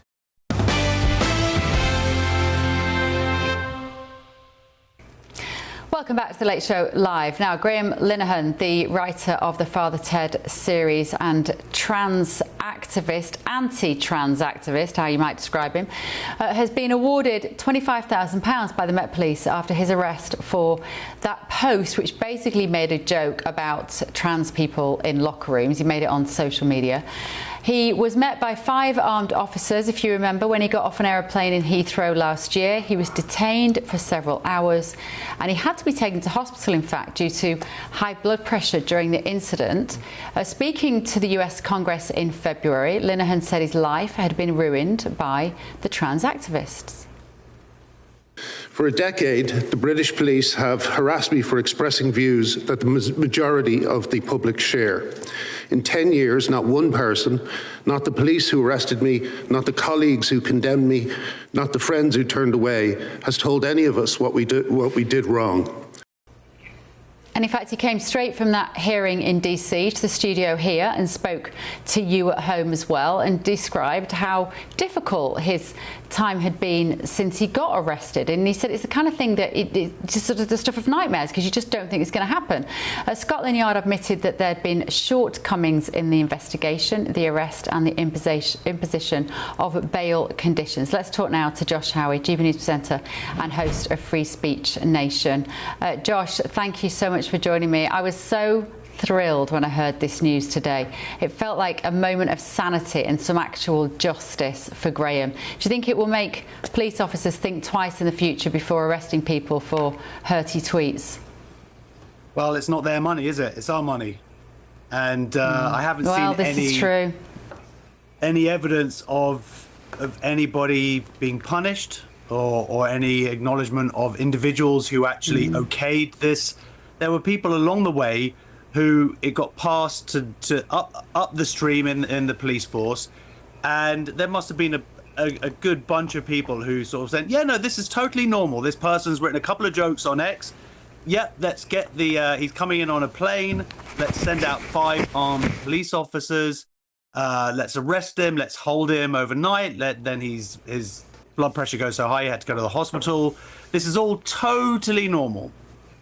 So where is any accountability for any of those people who are part of that process, who allowed this ridiculous miscarriage of justice to happen? And as Graham has repeatedly said, it could happen to anybody. And you know what? It has happened to people. It's because of his profile, though, that that he was able to get the publicity to highlight it. Now, there is a positive outcome to it, which is that it did finally mean that the police would stop investigating these ridiculous non-crime hate incidents, and now, as we've seen, they're actually essentially gone. But I mean, I don't want to exaggerate, but he could well have died. Graham is a friend of mine. He's a hero, but he's not the healthiest person, and he really could have been in trouble in hospital. Yeah. Oh, absolutely. I mean, as you say, Josh, there is some good news in that these non-crime hate incidents now are not a thing anymore. But it doesn't mean that the sense of a government watching you and the willingness with which people are self-censoring has gone away, because it just hasn't. Do you feel that maybe with Andy Burnham in number 10 now, we might start to see this sort of clamping down on free speech start to ramp up again? Are you getting any idea where he might sit on this issue? Yeah, he seems to be going ahead with all of these terrible plans that Keir Starmer has put in place over the last few months. I'm not a massive fan of banning social media for under 16s, but there are other issues as well. In particular, this idea that only certain news sources will be put up on YouTube and various other places like they're the trusted news sources. Then we heard this week that now, during times of elections, that there's only going to be the same Ofcom rules and that's fine that GB News follows Ofcom rules. That's good, But the fact to make it apply across all social media to all individuals is absolutely ridiculous. So no, I am very worried about Andy Berman. I feel like this actually would have been a good sort of opportunity for him to, if he was, I believe, more astute politically, this would have been a chance for someone to come in and go, you know what, I don't want to cut down on free speech. I think there has been a problem, and I'm going to take steps to sort it out. Instead, no, he's coming down and he's just pushing through these same policies. Yeah, and I think also one of my panelists this evening made the point about Andy Burnham appearing to be a salesman, and a good salesman. And that kind of slightly made my blood run cold, because what at least Starmer didn't have was that. He couldn't convince the British public of anything that they didn't want to do. We saw so much resistance with digital ID, for instance. He flip-flopped all around it, and he just kept being defeated in the court of public opinion. You put some of those policies in the hands of smiling Andy Burnham, likeable, northerner. My worry is that he is going to get some of this very controversial control measures. He's going to get them passed through because people don't see that he is the wolf in sheep's clothing, maybe, Josh. What do you think we should be mindful of when he's in number 10? Well, I think the thing is that a bad salesman or a good salesman, if you're selling rubbish, it's still rubbish. And I think that people will see through the more that they actually are exposed to Andy Berman. He is going to have a very short honeymoon period. And certainly he has not hit the ground running, as we saw earlier this evening, this ridiculous statement on Israel and Gaza. But also we are seeing the kind of policies that he is pushing, and this kind of blanket ideas of Manchesterism. He hasn't said anything, I believe, so far that will resonate with the British people and what the British people are absolutely crying out for, demanding, and have been demanding now for years, if not decades. That's the stuff that he's silent on. And the British people are clever. They are astute. And they can see absolutely who he's appealing to over this time. He's appealing to the far left. He's appealing to the Islamists. And what he's not doing so far, and he hasn't spoken in any way to the majority of this country, who have much greater concerns than certainly or desires than we don't want our free speech to be sorted out. And the thing is, the reason why that it's like he can push these policies that are going to cut down our free speech.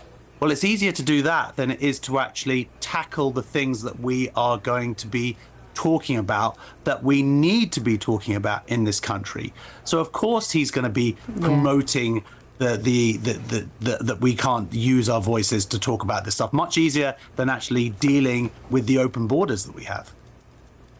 Yeah, OK, Josh, thank you so much. Josh Harry there, GBNews presenter and host of Free Speech Nation on that. And of course, we need to point out, because we are Ofcom regulated, that Andy Burnham would absolutely dispute the idea that he's trying to appeal to the Islamists and the far left, and he isn't here to defend himself. Let me come to my panel on this issue of Graham Linehan and this compensation money for the tweet that he posted. Josh's point, though, Tim, this isn't just free money. This is the taxpayer. It is outrageous that we had walked into, we created a culture whereby you could be arrested off a plane for a tweet that made a joke. It was meant to be a funny joke about men in women's locker rooms. You get arrested, you get taken to hospital because of your blood pressure, and then you don't get charged. It all kind of goes away, but you are able to get your 25 grand. Josh's point, no, where's the responsibility? Who's accountable here? Well, look, you have the right to free speech as long as you're not dumb enough to actually try it. That's the great Joe Strummer from The Clash, a great British band. And I look, if you're hurt by somebody, you have the right of recourse to collect on that. And if you put people in government who are going to take the prerogative to hurt somebody, they should be responsible for it. And you, the people, we, the people, can judge whether or not we are spending, they are spending our money well enough. In my opinion, if you're hurt by the government, you should be compensated, especially if it's a medical thing. We have a doctrine here in America called the eggshell doctrine, meaning you take the person as they come. If you do something to hurt a back injury that they had before the incident ever happened, you're responsible for that back injury that was escalated by your conduct. So, look, I don't know all of the facts and the details here, but it seems to me a good use of resources when you are pushing back on free speech. And it was Peter Bleksley, it was totemic, this case of Graham Linehan, because he is well known, because he's a writer, because he's a comedian and he's funny, and that is his whole point. It was shocking when he was arrested at Heathrow Airport for a tweet that he actually sent, I think, whilst he was here in America. He posted it on American soil. It was only when he landed back in the UK that they arrested him for it. What do you make of the fact that he's got this compensation? I don't think it's enough, to be perfectly honest with you. Graham Linehan has been very vocal on trans issues over the years. He's sometimes been caustic. He is sometimes potty-mouthed on social media, and so am I, none of which is a crime. But the Metropolitan Police thought it was a crime, of course, and stupidly arrested him with 5 armed officers as he got off an aeroplane. Utterly ridiculous. But it's ironic that this settlement comes this week when there has been a major report into British police leadership by Lords Blunkett and Herbert, and it spoke of cronyism, nepotism, corruption and much more. British policing is in an absolute mess. It's got clowns in charge, it's got people who are too afraid to speak up on the front line, and it is an absolute catastrophic state of affairs. We need huge police reform in this UK. Let's hope that at some point it happens. Yeah, Lewis, what do you make of the case of Graham Linehan? Where to start on this? As the bisexual campaigner on the panel, I do think you have to feel the public mood, right? And I think that seeing 5 officers arrest someone for a tweet did not make anyone think, you know what, trans people are misunderstood, maybe we should be nicer. You know, it didn't have that effect if that's what people thought it was going to do. I think £25,000 is ridiculous. As I think Josh said, like, that's not the Met's money to give, that's my money, that's the taxpayers' money. I don't know how £25,000 is going to make it better. What I will say, though, we've got to have a bit of a fair play. I am big on free speech, but there are lines. The tweet in question, I believe, if I'm correct, was, if a trans-identified male is in a female-only space, he's committing a violent, abusive act. Make a scene, fine, call the cops, and if all else fails, punch him in the balls. To me, it would be the last bit that was probably the bit in question, which is, well, are you calling for violence here? I think if the shoe had been on the other foot and someone well-known was tweeting out, if you see a GB News presenter in the street, shout at them, get in their face, if all else fails, punch them in the face, I'm sure you would want at least the police to have the power to say, excuse me, Lewis, you've just missed out a very important point. Thank you. Mr. Linehan also said, make a scene, call the cops, and if all else fails. Very important to include those words. And if all else fails, punch them in the balls. Make a scene, call the cops. Nothing so is he told imminent people to there, call though. the police. That's just, it's hyperbole. It's hyperbole. There's nothing imminent about that. There's nothing that would suggest this is going to happen. Somebody's in danger of anything. It's hyperbole. Look, we have free speech, but the free speech, where the line starts to be drawn is when people call for violence. And I'm not trying to, get myself sued here and say that's what he's doing. I'm saying people can interpret it that way. I'm just saying, it's not like he was just tweeting. If he tweeted out, I don't believe men can be women, or whatever, I don't think there would have been an issue. I think it was the bit on the end that got him into trouble. Yeah, but the point is, it was justified in him being arrested. No, I've already said I don't think that was good to send 5 people to arrest someone with high blood pressure in the airport. I think, you could have had a word with him or whatever it is. No, you don't even have a word with them. There's nothing wrong with what he posted. The joke doesn't work if he doesn't. If you injure somebody because you arrested them for a hyperbolic tweet, if you injure somebody, you don't think that the person that injured them should be compensated a measly £25,000 after all the waste, fraud, and abuse that happens in the great country of Great Britain? You're going to die on the hill of 25,000 quid because you. I mean, come on. How is his life going to be improved by 25 grand? Well, as he said Because today, it's a moral victory saying that they were wrong and you're being compensated for it. You're actually taking a stand for something. What was wrong with just the apology of saying, you know what, we were wrong, we went in way too heavy-handed for what it is, we apologise so much. Why do we need to give him 25 grand as well? He was injured by it. Mr. Linehan had every right to take the Metropolitan Police to court. Every right. The settlement kept the case out of court, thereby saving money all round. And a big shout out to the Free Speech Union who represented Graham Linehan. Yes, thank you. Listen, I'm a big free speech advocate, say what you want, but I'm saying that bit on the end is what got him into trouble. But the point is, the joke doesn't work unless you say punch him in the balls, because the whole point is it's a man trying to be a woman. So you have to have the ba-boom-ch at the end, because that is the whole point. I'm just saying, I think if the shoe was on the other foot and someone was saying to punch someone else that you didn't like who was on a different side of the debate, I think it would be like, hold on, you can't say that. The thing is, as GBNews presenters, we get abusive messages every single day. Yes. If I called the police every single time I got an abusive tweet, then I would never literally do my job. I'd spend all day on the phone to the police.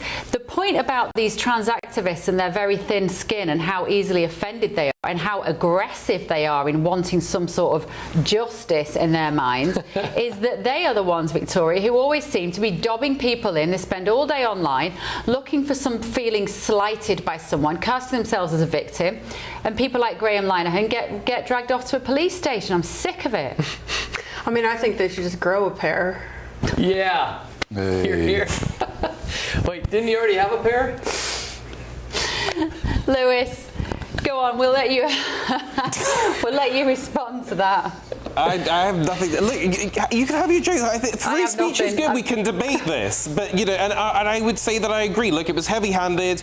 It didn't do anyone any favors. What I would say is these people you describe, these trans activists that are aggressive, that is a small minority of people. Most trans people are just minding their own business and don't want to be involved in all of this debate stuff that's going on. Yeah, but I agree. I think the vast majority do just want to live a quiet life, but the small minority, boy, do they make a lot of noise for a small number of people. There you go. Go on, Peter. No, and if a man wants to wear a frock and put makeup on and say he's a woman, that's absolutely fine. He's not a woman, he's a man in a frock and makeup.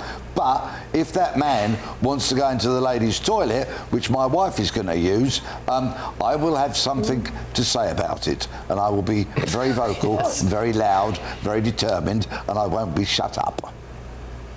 Yeah, and actually, I would say also not just that, but if that man wants to get other people cancelled because he's offended and his feelings are hurt, that's also problematic. I've said before on this channel, I was due to talk at a legal firm on International Women's Day. This is years ago. This could be as much as 10 years ago, maybe more, to speak at International Women's Day at a legal firm. And I got cancelled because one of the partners in that legal firm was a trans woman and had seen that I had liked a tweet of a Daily Mail article written by Graham Linehan in which he said, it was one of the first times it had been said in public, he said women should have toilets to themselves. It might have been 15 years ago. He said women should have toilets that are just for themselves. And that was an article that he wrote in the Daily Mail. I liked the tweet and I got cancelled from 2 bookings by this legal firm. And that was the start, really, of the avalanche that we've been subjected to. What is International Women's Day? What do you do on International Women's Day? We sit around and feel self-congratulatory about the fact that we're better than you in every single area. We don't get the recognition we deserve. Am I right, Victoria? For a Communist Party meeting. This is what Bev and I were talking about the show, is that we need more women with metaphorical balls and less women with real ones. There you go. By the way, I love women. I love men women too, and I love women. I love women like Bev. I like men in the other ways. And I've been international, so I guess I could be a part of International Women's Day. Exactly. We're very inclusive. A spokesman for the Met Police said, "We recognise the considerable distress caused by Mr. Linehan and have offered our sincere apologies. This case prompted a significant change, which means the Met no longer investigates non-crime hate incidents. We believe this will provide clearer direction for officers, reduce ambiguity and enable them to focus on matters that meet the threshold for criminal investigations." So it all worked out in the end, frankly, didn't it? Right, so Keir Starmer has described Bonnie Tyler as one of Britain's greatest recording artists after her death at the age of 75. She was best known for a couple of hit songs, actually, Total Eclipse of the Heart and, of course, I Need a Hero.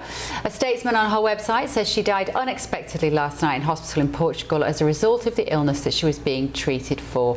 Just till we have a few moments of reflection on the amazing artist that was Bonnie Tyler, Victoria. She's one of those singers that when you say Bonnie Tyler, we can all sing a Bonnie Tyler song, and you can't say that about every musician. I mean, she was maybe Taylor Swift before Taylor Swift was Taylor Swift. Oh, she's way better than Taylor. If you told me now to sing a Taylor Swift song, I could probably about manage a bit of Shake It Off, whereas we can all do I Need a Hero.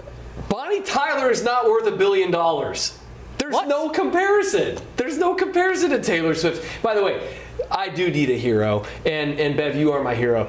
And I just have to say that the comparison to Taylor Swift is absolutely offensive. What do you mean? Why? Do you think Taylor Swift's better than Bonnie Tyler? Yes, of course she is. Tim Dosha.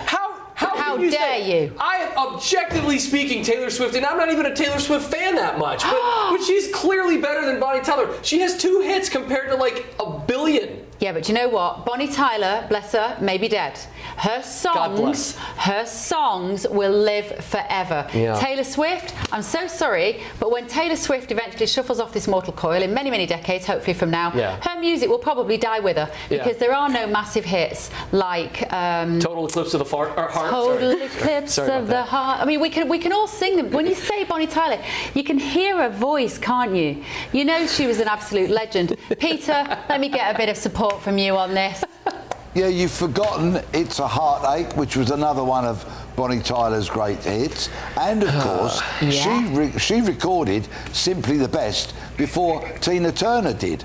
Tina Turner then went on to make it a huge hit, of course. So, a sad loss to Welsh music, to British music, and may she rest in peace. Yeah, absolutely. Great music she leaves behind. More to come in the next hour, including this. Not happy with NATO because of what they did with Greenland, and I'm not happy with NATO because of the fact that they didn't want to help us with the #1 state sponsor. Britain deserves a newsroom that puts the facts and your voice first. Well, and that's what you get on GB News. Lively debates, lively conversation. And we're not afraid to hold power to account. And each other. So join me, Andrew Pierce. And me, Miriam Gates, for Britain's Newsroom, weekdays from 9:30 on GB News. Bold. They are under no illusion. Ray. Are you a human trafficker? Boundless. I've had enough of the nonsense, and I'm not afraid to say it. Don't get this on the BBC. Every weeknight, I tear through the headlines. The smell of gasoline. Should we be worried about it? From Westminster madness to cultural war chaos. What I'm going to do now, they are throwing things out the car as we speak. Get ready, Britain. Here we go. Patrick Christys tonight, weeknights from 9 p.m, only on GB News, Britain's news channel. From the school run to the home run, watch a new show for all of Britain. He can say whatever he wants. A straight talking show where all voices are heard. And, you know, when are we going to stop talking about smashing the gangs and actually do it? With the stories that matter from every part of our country. There's a bit of a crash landing there for your Chancellor. Bold, fearless, and standing up for you. That's me, Martin Daubney, 3 p.m. till 6 p.m, weekdays, here only on GB News. The People's Channel, Britain's news channel. From court mornings to warm family brunches, from football to tennis, in the car, in the kitchen. GB News Breakfast is there with the stories you need and the conversations that matter. Anyway, let's talk business. Well, it has been a historic night in British politics. It's astonishing, isn't it? We're here again. To start your day just right. GB News Breakfast. Every morning from 6 a.m. Only on GB News. Britain's news channel. Westminster's full of talk, but out here, it's the real world. Am I allowed to talk now? No, that's it. This is where it matters, real people and real lives. That's what politics is all about. In fact, has Trump made a good start? No. Straight answers, no spin, and just a couple of pints. How many fingers have I got up? About 10. So join me for Lee Anderson's Real World every Friday at 7 p.m, only on GB News. The People's Channel, Britain's news channel. Some people enjoy lazy Sunday mornings, but not me. What's the truth of the matter? So that's a very live question. Would you support him if he waters down these plans? Before the spin sets in, I'll be getting to the truth. This is personal. No soft questions, no easy answers. It's one thing if the state has rules in this country. It's another thing whether the police and others actually police them. Setting the agenda and holding those in power to account. You can't really blame her if the system is set up this way. You will not want to miss it, trust me. The Camilla Tominey Show, Sundays from 9:30, only on GB News.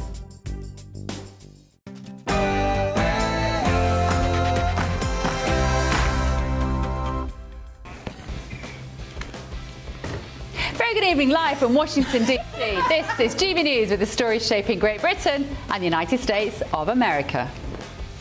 I've just been in to nominate myself to be leader of the Labour Party. The nomination process has opened this morning. Andy Burnham looked a little bit chipper and possibly a little smug as he handed in his nomination papers earlier today to become a Labour leader and your Prime Minister. Nobody else, of course, has challenged him, but does that mean he has a mandate from you? Let me know. Do you know anything about Shabir Ahmed?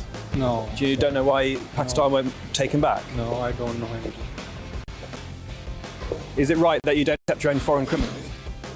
The chief prosecutor who convicted the grooming gang ringleader Shabir Ahmed has said Pakistan should take him back. Just what measures can the state use to ensure that he no longer walks free in the UK?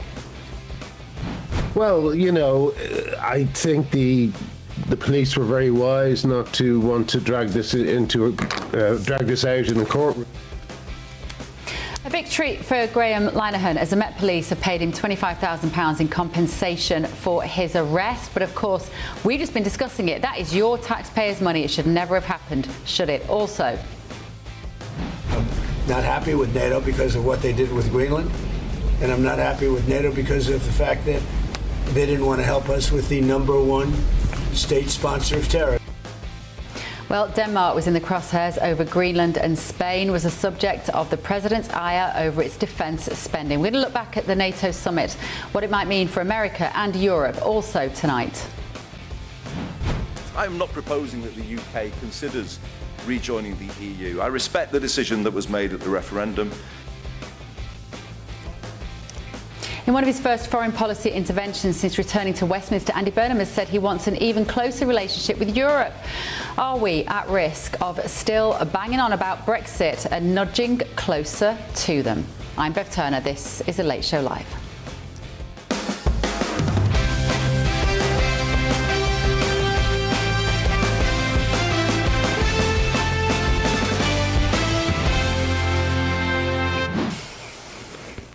And if you caught us giggling when we came back off the break, I feel we should explain. We were bursting into Tim Dozier karaoke, Bonnie Tyler karaoke in the ad break. It felt good, didn't it? Yeah, now you're right. She is definitely better and more successful than Taylor Swift. Oh. After that, yeah. Total eclipse of the heart, Victoria. That felt so good. Well, I'm going to shake off that insult, Tim. I really hope there's no bad blood. Oh. For anyone that doesn't know, those are Taylor Swift songs there that Victoria Church of the Daily Mail was referencing.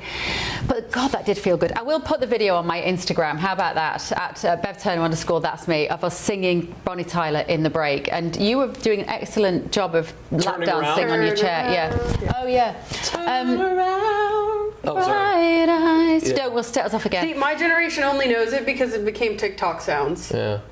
Oh, that is just sacrilege. Oh, that's right. My wife calls me Bright Eyes. Okay, right.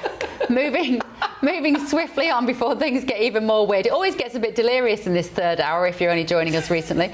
Now, it is safe to say that President Trump caused a stir once again at the recent NATO summit in Turkey. He reaffirmed, recent as in yesterday, he reaffirmed his desire to own Greenland during a press conference with NATO Secretary General Mark Rutte. Not happy with NATO because of what they did with Greenland. And I'm not happy with NATO because of the fact that they didn't want to help us with the #1 state sponsor of terror. That's Iran. I'm going to relate my problems. Greenland is a big problem for us. And even though he was quite disciplined, I thought, at this conference, he had some choice words for fellow NATO members, particularly Spain, whose left-wing government have been vocal critics of the Trump administration. Spain has been very bad, but, you know, Italy's been good, and almost all of the countries have been good. They just had a bad moment. They didn't help us. We didn't need the help, but if we would have wanted the help, I said, by the way, if I want help, Sir would rather remain on the sidelines, and I didn't like that answer. So where does this leave Spain, Britain and the rest of NATO? With me now is Democrat strategist and very good friend of the show, Richard Goodstein, this evening. Richard, thank you so much for joining us. I was just also mentioning, and just a word on this before we talk about the specifics, he has Rubio behind him every speech. He puts Marco Rubio in the background, doesn't he? What does that tell you? You know, there's all this talk about how, you know, he always asks the insiders, the billionaires that he's with, who do you like, J.D. Vance or Rubio? And that maybe he's kind of liking Rubio now because Vance has been opposed to the Iran war. Who knows what it's going to be today versus tomorrow? He does, but I'm not sure how much significance I would attach to it. And I think Rubio has seen Trump close enough to know not to do that himself either. He's got a very good poker face as well, Rubio, sometimes during some of these speeches. So looking at what's happened in NATO, Richard, what effect has Trump had, do you think, on the rest of the world in the last couple of days? Look, I think Trump, to a certain extent, is getting his way, and I think he deserves some credit for getting NATO countries to step up with their funding for defense. And I think the countries themselves should pat themselves on the back for weaning themselves of dependence on the U.S. But to a certain extent, it's like a troubled marriage where NATO is like a battered wife, but dependent on her husband because she really has no alternative. I would submit that if you gave every single head of a NATO country a truth serum and said, if the chips were down, do you think, and Putin makes good on these threats that we hear he's making towards Poland, towards the Baltic states, if he truly invaded them in one fashion or another, do you think the United States would come to your defense and invoke Article 5? And I think they would say, no, they wouldn't. And if I'm right about that, that tells you that NATO, to a certain extent, is a sham at this point. But it helps to kind of have the patina of legitimacy, because until it's totally called, I guess there's some value in keeping Russia at bay. But I think it's not much more than that. This notion that somehow what NATO did towards him about Greenland is kind of perverted, right? That's turning what the rest of the world sees as the fact on its head. But that's the way he sees it. And I think people understand who they're dealing with, and they're trying to make the best of it. But in terms of Spain, though, does he not have a point that they've been very critical of him? They have a very different ideology than him. They aren't reaching the targets of military spending that he would like them to hit. Has he got a point to call them out on that when it's you, Richard, and your taxpayers' money that is footing the bill for so much more of the responsibility that NATO takes?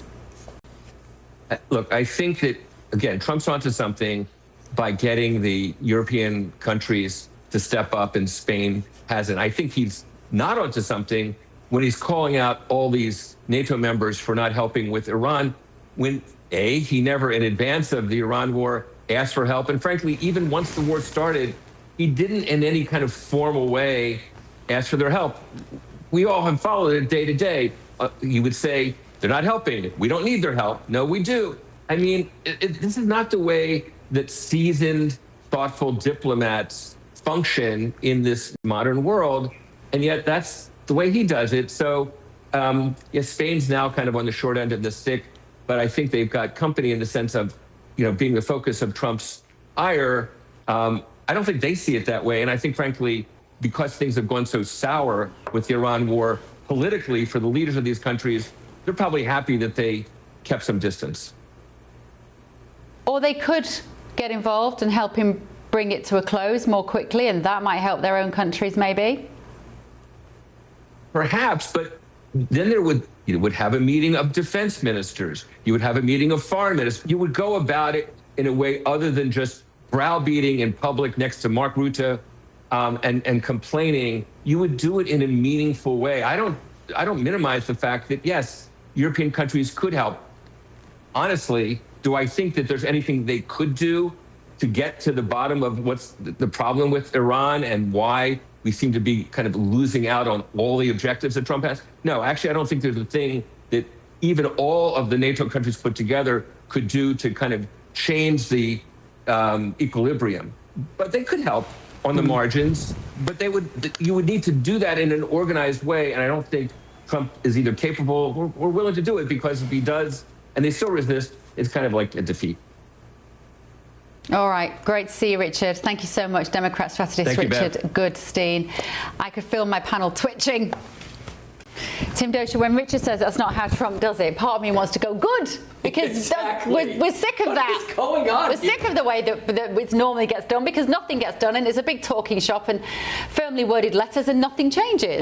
Richard Goodstein, gotta love him, and I do appreciate Richard's ability to say that calling out NATO is right, because it is right. The deal was made a long, long time ago, and no leader actually went through with enforcing it. And this is the problem. He said, we need a seasoned diplomat, and this sounds like somebody who's been in Washington far too long, because we need somebody who is seasoned and looks good on. That's been failing for the last 47 years when Iran's been developing a nuclear weapon, and every politician who comes in, they say, we're going to stop Iran from having a nuclear weapon. And they don't. So who's going to do it? Every single person in NATO says we don't want them to have a nuclear weapon, and yet here they are at the doorstep of getting one. Finally, Trump does something about this, and yet now we're treating Iran as an equal, and we need to come to the table with them, and we need NATO, and we need all of the European nations to know exactly what we're going to do so they can leak it to the press. Oh, so animated there. You've thrown your pen on the floor. Thank you.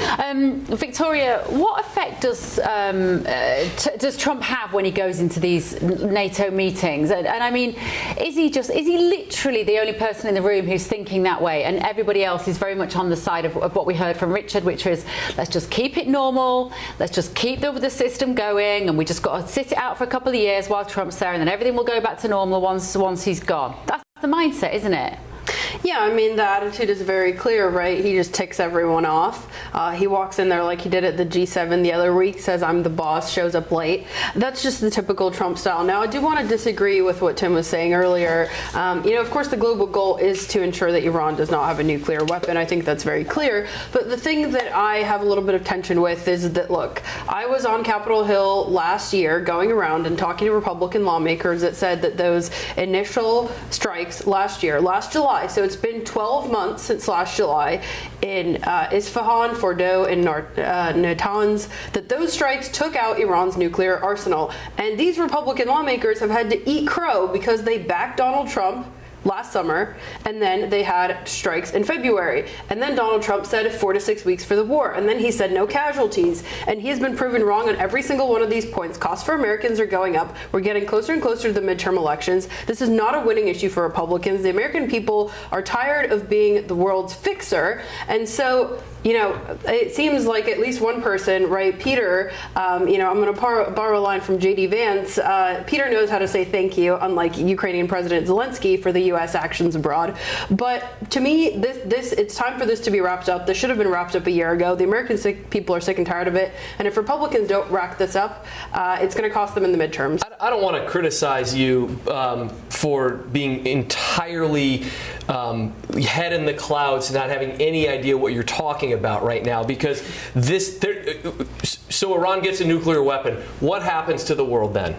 I mean, my understanding No, answer the question. What happens to the world when Iran gets a nuclear weapon? We are no closer stopping them having a nuclear weapon. That is absolutely false. How can you possibly say that? Because I was up there on Capitol Hill talking to Republican lawmakers that what do Republican lawmakers know? We know that we have destroyed and decimated their ability to produce nuclear weapons. Because this is what we were told a year ago. This is what we were told a year ago. So you're saying that those are absolute lies and those bombs never dropped and those bombs were just literally hitting mountains and not doing anything? No, they are crippled. They have no ballistic missile capability. They have long range, at least, to hit London and Germany and anywhere else they want to. They have none of that. They have no ability to do that, and their nuclear program is buried. They have nothing. Otherwise, they would have threatened it and they would have used it at this point. But again, how is today different than a year ago? Because this is the rhetoric that we heard a year ago, is that this was over. Because clearly we've actually neutralized And we've it. heard from President Trump since then that he is willing to send Americans to clear out so-called nuclear dust, actual American troops. He said this a few weeks ago.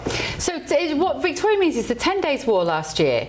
The rhetoric was, we've done it. It was more of a Netanyahu ambition and sort of success at the time, much more than American.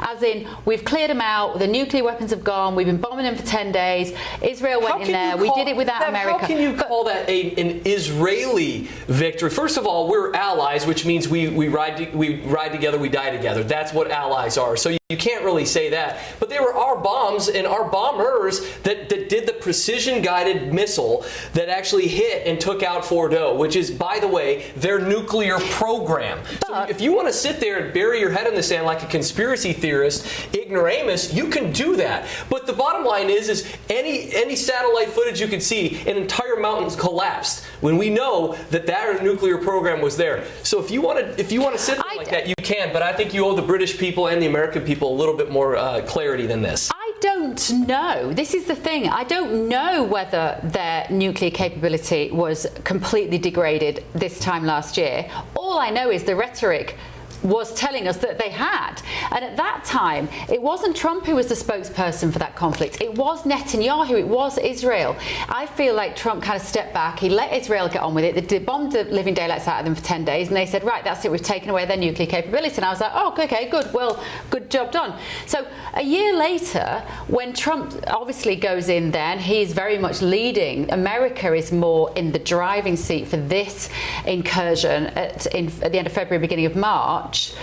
I don't feel that they gave enough justification to the American people or the West, frankly, as to why they were doing that. And I think the messaging was clear. You know, Rubio said... Wait a minute. No nuclear weapons. I've said this 1,000 times on this show, Bev. No nuclear weapons, no ballistic missile capability. That's why we're doing it. I get that, but I think... So are we therefore to assume that the messaging was untrue in June 2025, or within 12 months, Iran had armed themselves? Well, Which is it? Well, it doesn't matter, Bev, because... Well, it does matter, because Republican lawmakers need to go on the campaign trail, go in town halls, and tell their constituents why this war is costing tens of billions of dollars of the U.S. taxpayers. They're going back and they're saying, re-up the Pentagon budget once again. Now, again, I've talked to lawmakers, and they're saying part of this is to make up, for example, for the lack of re-upping the stores during the Biden administration. But what it sounds like to the average American voter who is going to vote now in primaries and in November in the general election,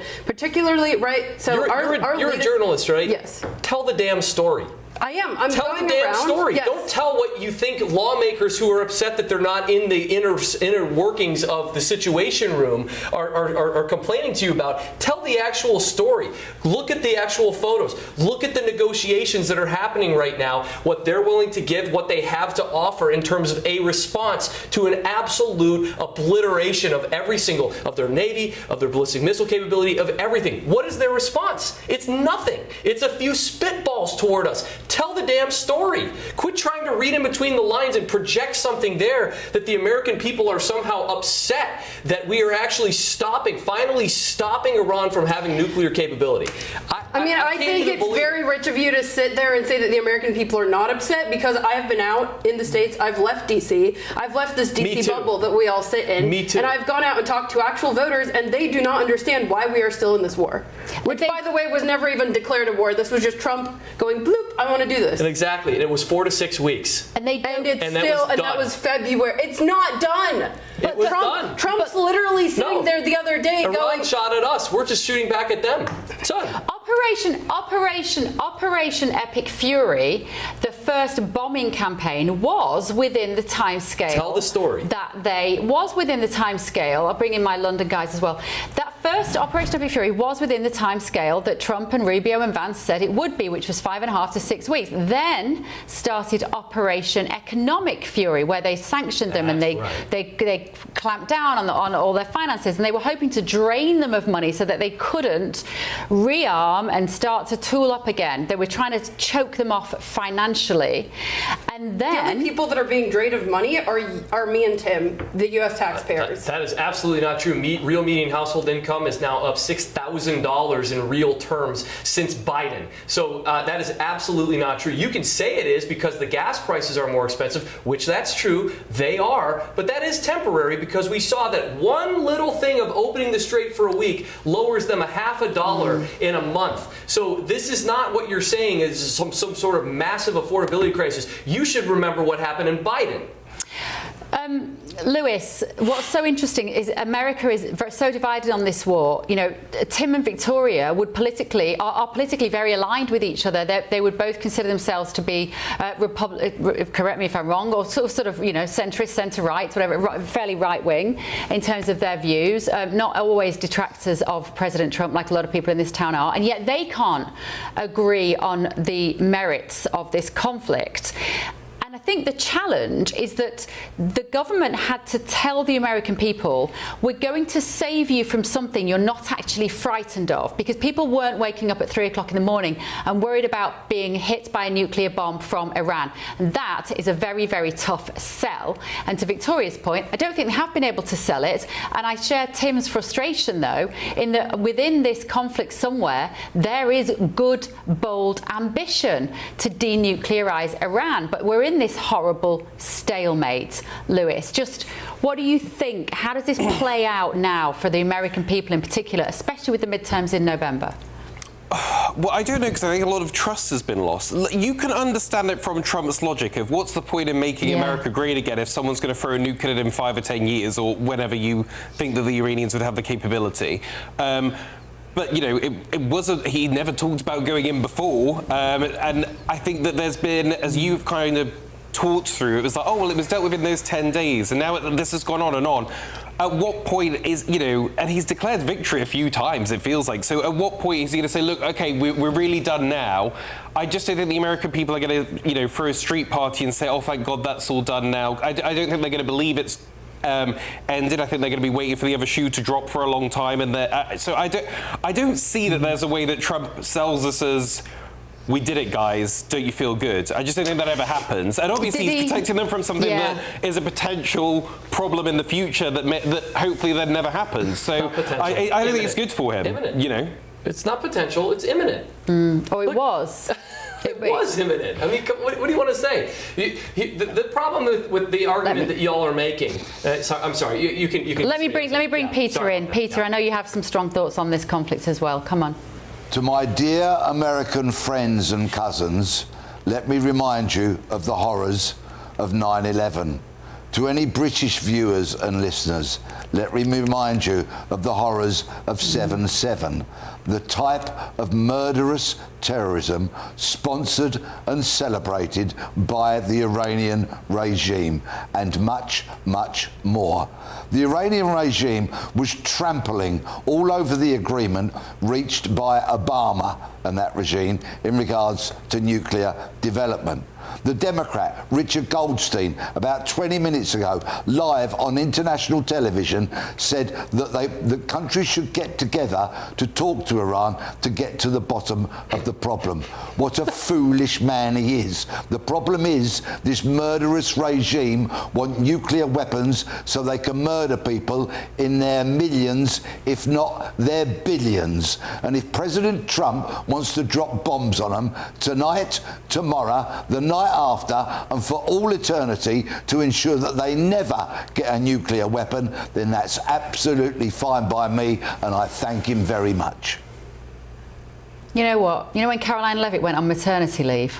We should have put Peter Blexley in that room behind that lectern, because that was an outstanding defence, actually, of what President Trump has tried to do. And a big part of this is around the communications, Victoria. Like, Do you think that's part of the problem? And I feel for Caroline Levitt, and I feel for Stephen Chung, and I feel for all those guys who've come out and tried to defend this.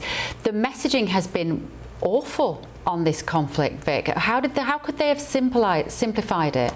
I mean, again, it is a very complex issue, and I think all of us here, both here on this panel and in the London panel, recognize that this is a complex issue. This is why we keep debating it week after week on this show and across every single major network, really across the globe, right? Yeah. Like I go on, and I'm sure Tim goes on, and I know plenty of your other panelists that I've been on over the last year. I'll go on all these networks, and it is a global conversation that is happening, really regardless of whether you think the U.S. is right, wrong. Even on more Arabic networks where they're, obviously they're very concerned because they've seen the repercussions in their own backyard, whether that's with strikes in Kuwait or Bahrain and things like that. It is really a global conflict. But again, I think the only people that are paying the price in dollars are the Americans, and then of course when it comes for the other side, the Iranians are paying because I think a lot of Iranians feel like they have been duped. A colleague of mine has some very good sources in the country, and they feel like originally they thought that taking out the old Ayatollah was going to give them freedom and liberty and prosperity. And their still propaganda machine in Iran is alive and well. They are still murdering dissidents in the streets, hanging them, making public spectacles of them. Yeah. So Iran has not gotten better, and I really don't think the world has had any wins, or at least we have not been shown any wins. If they are locked, a few miles down the road in Pentagon or at the CIA building or down the road at the FBI building, please show me them. I would love to know them. Like, I would love to see what these justifications are. But right now, I don't think anyone knows what these justifications are. You're sitting there talking freely about a murderous regime, as was so eloquently laid out. That's how you know it's working. We are still here. But we as Americans have been doing that. I'm sure you're too young to remember 9/11. I'm sure you're too young to remember 9/11 and the terror and the horror of being attacked on your homeland. That would be possible if Trump did not step in and stop the Iranian regime from building out such a large ballistic missile capability, to which they say, no, now we are players, now we're here, you don't get to tell us what to do, we say what to do. How do you change? Enjoy your freedom. Tim, how do you bomb away an ideology, though? You don't bomb away an ideology. You have to have some, and this is what we've been talking about. Where is the CIA operation? Where is the operation to get a regime change within the country? Trump said that's up to the Iranian people. Well, that might not be able to be possible without some sort of help from some other, you talk about the Kurds, you talk about all sorts of different regional atmospheres. Look, we just learned tonight that that now Kuwait is responding on their own against Iran. They are launching a missile. The region is on our side here, and for us to just pack up and leave because somebody, gas prices raised a little bit is absolutely asinine. We know those prices are going to go down. We don't have a supply problem with oil. We simply have a temporary conflict. Okay. Thank you all. Very fiery. Right, still to come this evening on The Late Show Live. I am not proposing that the UK considers rejoining the EU. I respect the decision that was made at the referendum. In one of his first foreign policy interventions since returning to Westminster, Andy Burnham has said that he wants an even closer relationship with Europe. What is this going to mean? This is The Late Show Live, only on GB News.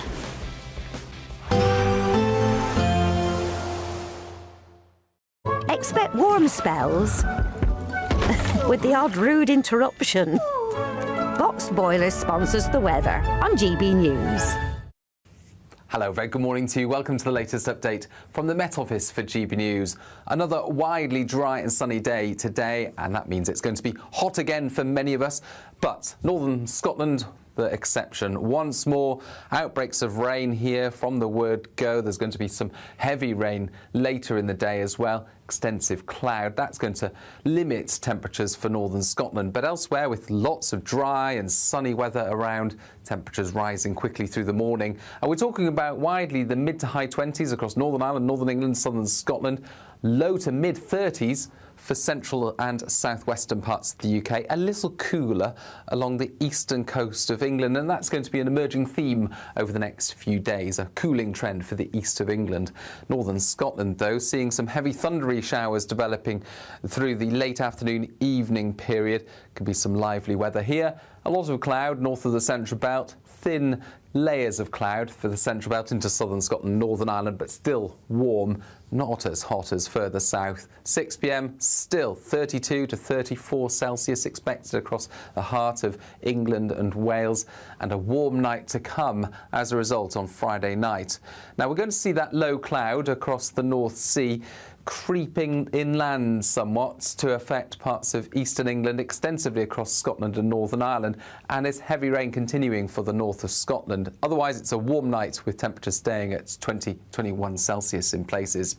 Now, for much of England and Wales, we've got this west-east divide. A lot of cloud in the east. That creeps back to the coast on Saturday. Plenty of sunshine then.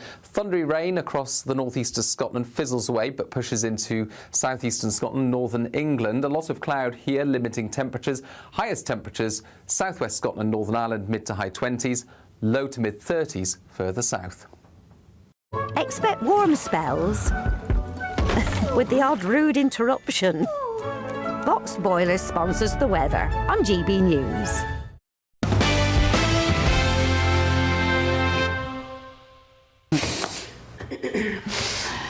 Your messages are great tonight. You're saying how much you are loving this panel. I couldn't agree more, actually. Not a bad lot on tonight, says James. Oh, then he says anything without Jonathan Liss, Matt Stadler and Sebastian Selleck falls into that category. But look, we love our lefties. We need them. Otherwise, we cannot do what we do if we don't have people who are on here to put the alternative view. And Lee says, my car drinks fuel, but I'll happily pay more if it frees the Iranian people. Thank you, Lee. Such a good point. Sorry, I just want to go back to my earlier point. The Iranian people, I think, feel like they were duped because their situation has not changed based on who the new Ayatollah is. How can you speak for the Iranian people? That is the dumbest thing that I've heard. I'm not. You can't speak for the Iranian people. We can't hear from them. They're being completely censored some of my in their colleagues country. have very, very good sources inside the country. Now, if you're talking about Iranian Americans, that's fine. You can talk about them. My colleagues have sources within Iran, and they've done great reporting for us at the Daily Mail. We've gotten videos from on the ground where we've distorted their identities and everything, but I've seen the originals, and they're. It's stuff that sticks with you. I'm hesitant to speak for the Iranian people. Jackie says here, Trump and Netanyahu have done so much to make the world safer for everyone. They have bought us time, a huge delay on any damage the IRGC are desperate to do. Hopefully their work will lead to a complete inability for the IRGC to do anything they want to do. Damage and destruction and death is their whole raison d'etre. Well said, Peter Blexley. You are always right on the money. A lot of you agreeing with Peter tonight as well. Some of the people that go on these shows weren't even born on 9/11. They've no idea of what Iran and others are capable, says Steve. And Rory says, Bev on the panel, what are you writing in Keir Starmer's leaving card? He's leaving Downing Street for pastures new. But we'll do that on the day that he leaves. Should we send him some flowers and some balloons? I think Late maybe. Show Live DC panel. Yeah, we'll send him a GB News mug so he can remember us fondly when he has his morning coffee. Right, the Prime Minister in waiting, Andy Burnham, says that he wants to build even closer ties with the EU just weeks after the 10th anniversary of Brexit. Writing in the Times newspaper today, Burnham said he wants to see more cooperation between European governments on matters like international security, immigration and artificial intelligence. It's his first major foreign policy announcement since his return to Westminster. So are we getting a glimpse now of who Andy Burnham is and where he stands on Europe? Let me talk now to former Labour Democrat councillor and friend of the show, Matthew Hulbert, is with us this evening. Matthew, thank you so much for joining us again on The Late Show Live. We love having you. Right, Andy Burnham's going to take us straight back into Europe, isn't he?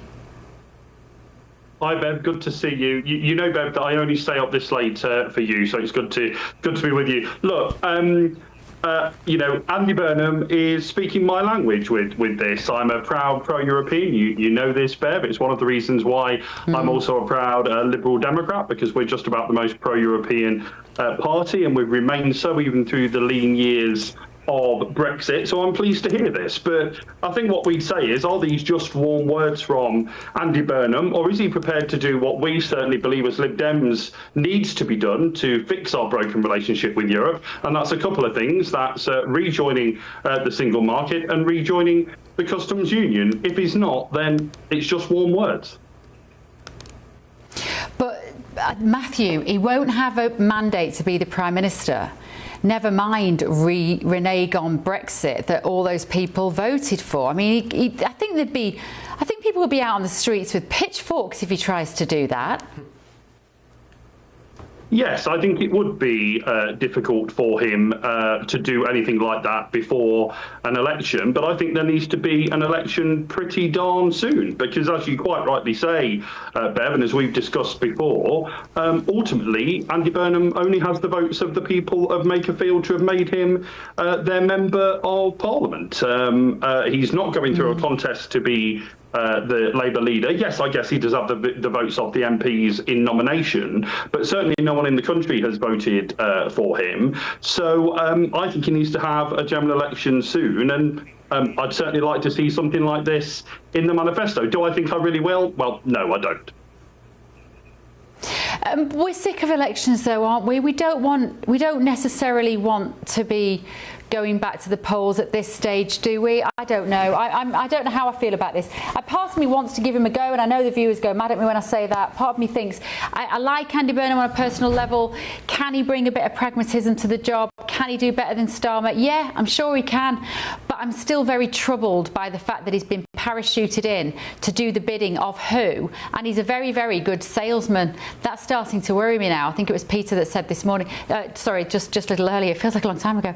It's Peter who said, the thing about Andy Burnham is he's an excellent salesman, and I am worried about the things that he will try and push through in these final 2 years of a Labour government, being a sheep in wolf's clothing, Matt. Well, look, I mean, he's a very, very good communicator. He's certainly much better than Keir Starmer. Not that that takes a lot, does it? It's a very, very low bar. Keir Starmer was just about the most ill-suited person to become Prime Minister that we've seen in recent years. So, I mean, you just have to be able to hold a sentence together and have a smile on your face to do better than Keir Starmer. But nonetheless, Andy Burnham can do that. So, look, I mean, I'm prepared to give him a chance. Obviously, I'm from a different political party and will no doubt disagree on many areas. But although I would just say, Bev, Andy Burnham needs to be being nice to the Lib Dems, because Labour might just need us after the next election.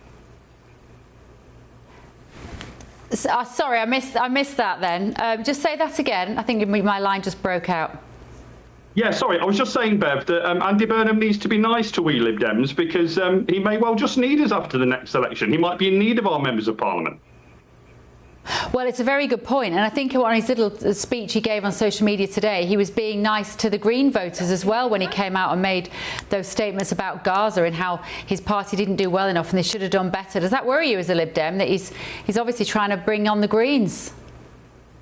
Well, I think we might see a traffic lights government, Bev. I mean, you know, I don't want to, I know that wouldn't be your kind of thing at all, Bev, so I don't want to give you nightmares tonight when you go to sleep, but I think we might just see a red, green, yellow government next time. Oh, give me strength, Matthew Hulbert. I wasn't going to have nightmares tonight, but the coalition of Red Labour, Yellow Lib Dem and Greens, then will the last person to leave the UK please turn out the light, because then we're all going to be absolutely up the creek without a paddle. Matthew, thank you. No, it'd be awful. The weakest of the weakest of the weakest running a weak country. Matthew, I really appreciate your time as usual. Thank you so much for that. Right, my blood's run a little cold with that image, Victoria, there, of a country run by a coalition of Labour, Lib Dem and Greens, a whole load of people that cast themselves as the victim in every single situation, taxing the rich and creating a generation that aim for the bottom, for the lowest common denominator. Have I just been in DC for too long when I see the world like that? No, I mean, I think you see it quite accurately, Bev, right?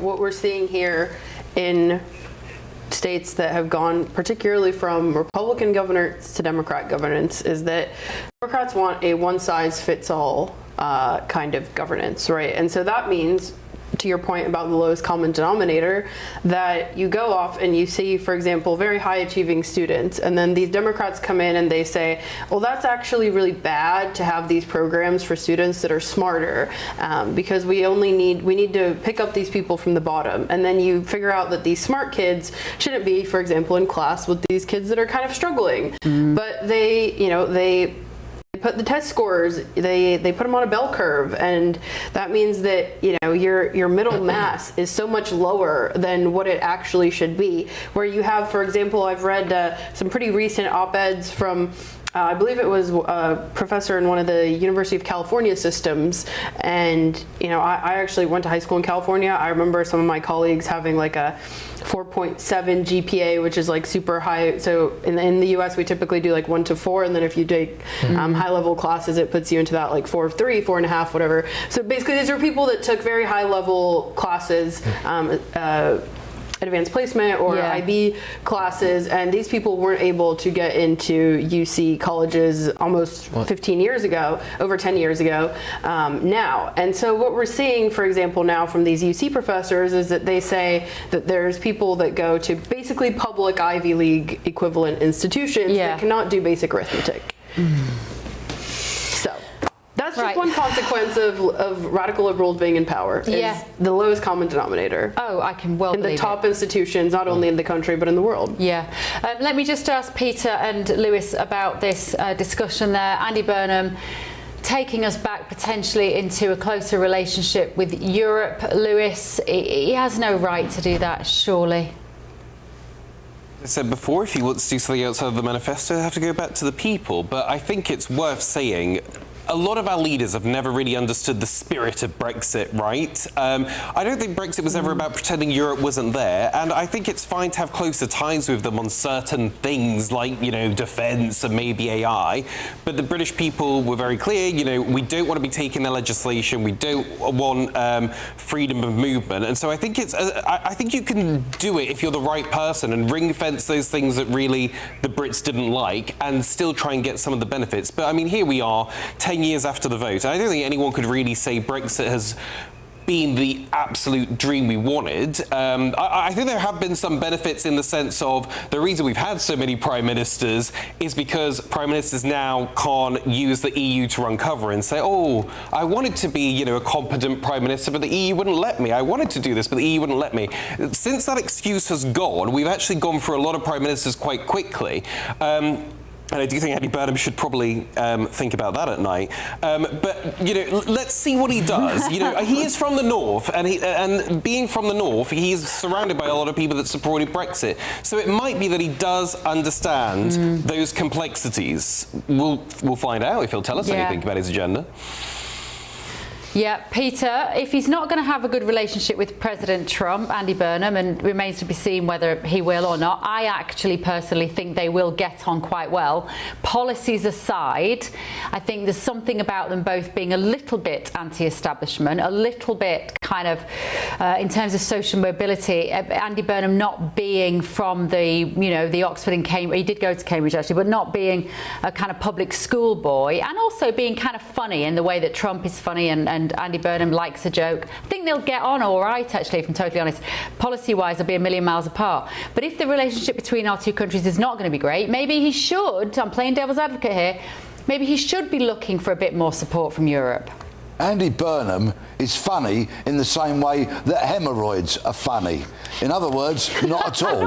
Now, and you say that he's not establishment. He's utterly establishment. He's been a career politician all his life. Never had a proper job. Oxbridge, proper job, never. Right? And how he's going to get on with Trump? Yeah, all right. We'll wait and see the moment that President Trump asks if he can use Diego Garcia to refuel some bombers as they go to Iran. Then we'll see, shall we, how their relationship will get on. It's doomed. The nation's doomed. Everything's doomed under Burnham. And when you listen to that Matthew Holber, that Lib Dem contributor, who said, oh yeah, well, we think, Burnham should drag us towards the customs union and the single market. I'm surprised he stopped to say, and then we should take on the euro, and then we should surrender all sovereignty to the largest failing federal organisation in the world, the EU. I was looking for a bit of balance, didn't get any. I tried to provide it, but I'm with you. I'm with you, Peter. I am. Right, now the most popular baby names in England and Wales have been revealed, and perhaps it comes as no surprise that Mohammed takes the top spot for boys for the 3rd year running. Olivia remains the nation's favourite name for girls. So this is according to the Office of National Statistics. Nearly 6,000 baby boys were named Mohammed in 2025, a 4% increase on the previous year.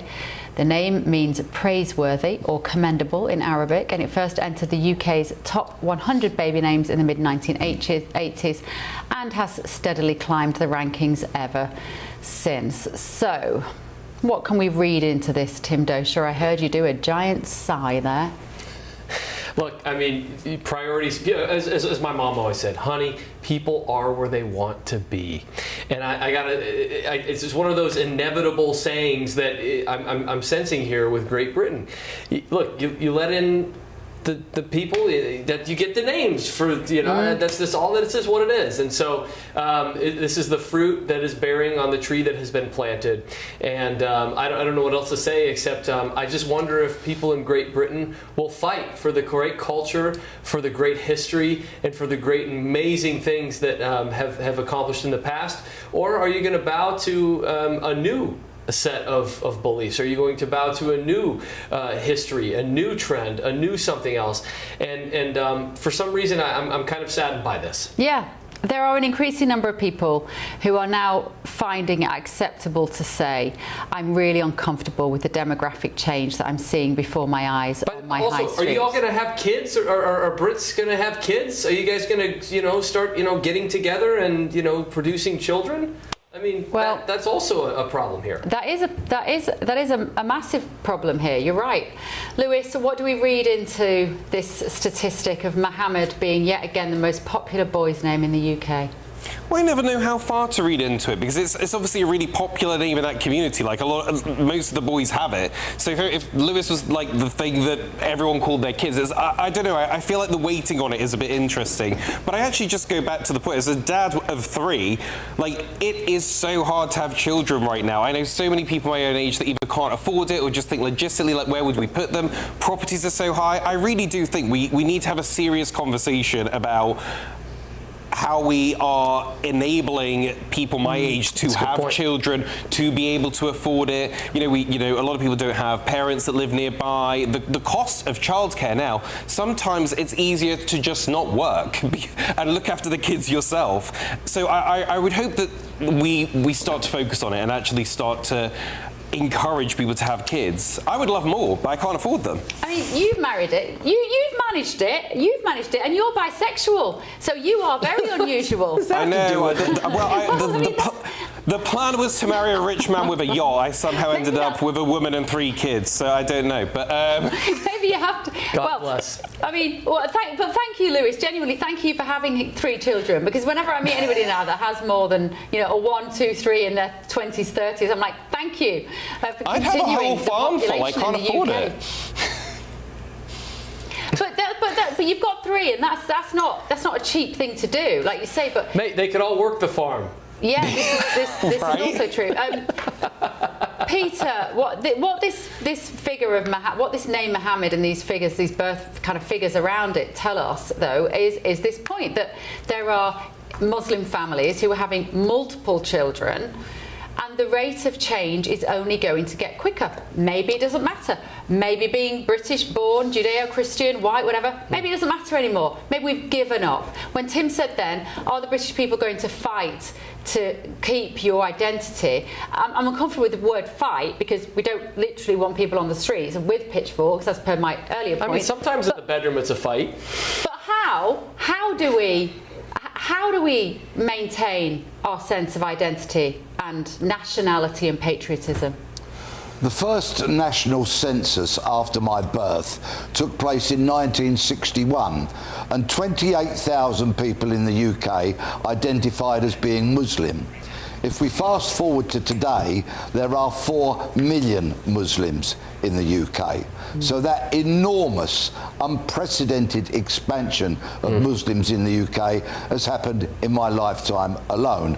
And many people of my generation and younger are concerned about the rise of Islam in the UK because, as with any faith, there will always be radical elements. So as Islam grows, so does Islamism, and we all know what a scourge on the planet that is. So people that harbour those concerns are absolutely right to have those concerns. But this pernicious Labour government has in recent times wanted to shut people down. It's actually brought in a definition of anti-Muslim hate, which is a blasphemy law by the back door. We abolished blasphemy laws many years ago. So people need to be reminded, fortunately through this wonderful station and other outlets, that we do have free speech, that we can speak, that we mustn't let those who want to shut us down silence us, and that we are right to express our quite properly held concerns. Absolutely. Victoria, what do you think of this story? I think two things. First of all, this takes us back to the very top of the show when we were asking why does Andy Burnham talk about Gaza and his, opening day of declaring candidacy. I think not dismissing my point that his messaging should be more for the MPs instead of just kind of your regular everyday voter in the UK. If he is targeting the regular everyday voter, this is probably where he's getting his messaging and talking points and advice from, is because his advisors are reading statistics like this and telling him who he should be catering to. And then, of course,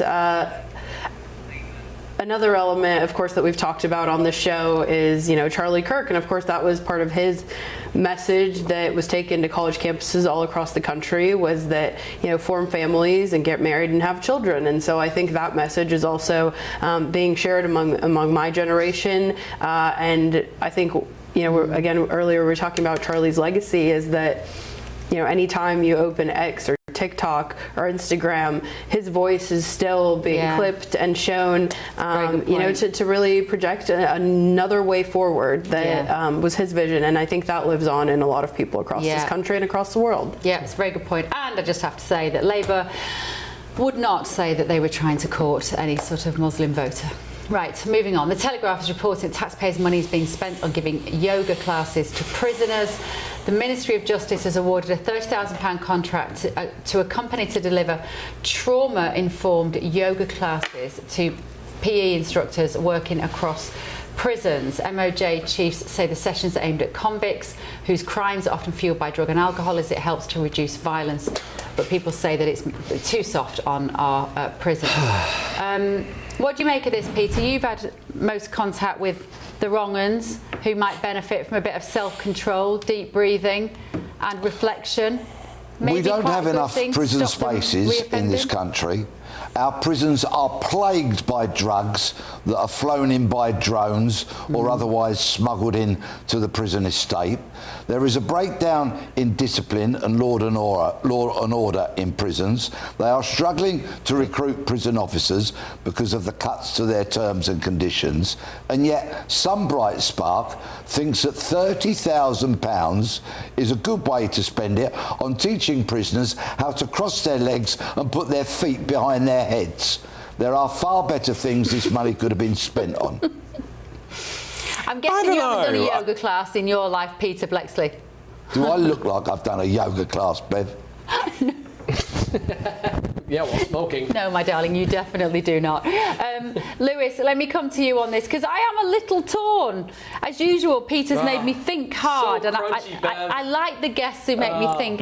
Yeah, but come on, these are wrong uns who've got impulse control. They hate themselves. They can't control their behaviour. Tax dollars. Go on. No, look. £30,000. I mean, just think of what we spent on HS2 and what did we get for it? £30,000 is a drop in the ocean. If we're serious about some prisoners, especially the ones mentioned, drugs and alcohol, can be rehabilitated, which they probably can, then we probably need to give them the tools to do it. This is an investment to say, look, if we can give you new coping mechanisms, you can rejoin society, you're not going to fall into old habits. That's kind of the whole point, right? You're being punished for what you're doing in one instance, but then we also have to work on the reintegration into society side. 30 grand in this instance is nothing compared to the bill that we pay for things like HS2. Prison Here in America, the prison yoga project we have is of over $1 million in funding every single year from governments, local government, state government, federal government, and they have right on their website, restorative justice. We keep saying this, that is a George Soros term, folks, so never, ever, ever forget it's a sham, and it is only going to denigrate our culture and our freedom. Victoria, just briefly, can, you know, a cat burglar revive themselves by learning to do a downward dog? Well, look, I mean, I think it's no question that physical activity is good. It's good for, you know, keeping yourself out of bad activities as a youth, and physical activity is also a good part of rehabilitation. I need to give a right of reply. According to the Prison Yoga Project UK website, a convict taking the classes in Leicester said, through these yoga sessions, I feel brand new. The company states its mission goes beyond rehabilitation, adding, we advocate for a transformative shift in our culture from punitive judgment to healing-centred approaches. By investing in healing over punishment, we strive to change society's perspective on the root causes of harm, addressing issues at their source and breaking the cycles of perpetual suffering. Oh my God, I've changed my mind. A prison spokesman has said this is a limited scheme targeted at prisoners whose crime is often fueled by drug and alcohol use. It's proven to help control their behaviour, to reduce violence and keep staff safe. Well, I hope we've not told you anything to make you feel bad. Don't have any nightmares. See you next.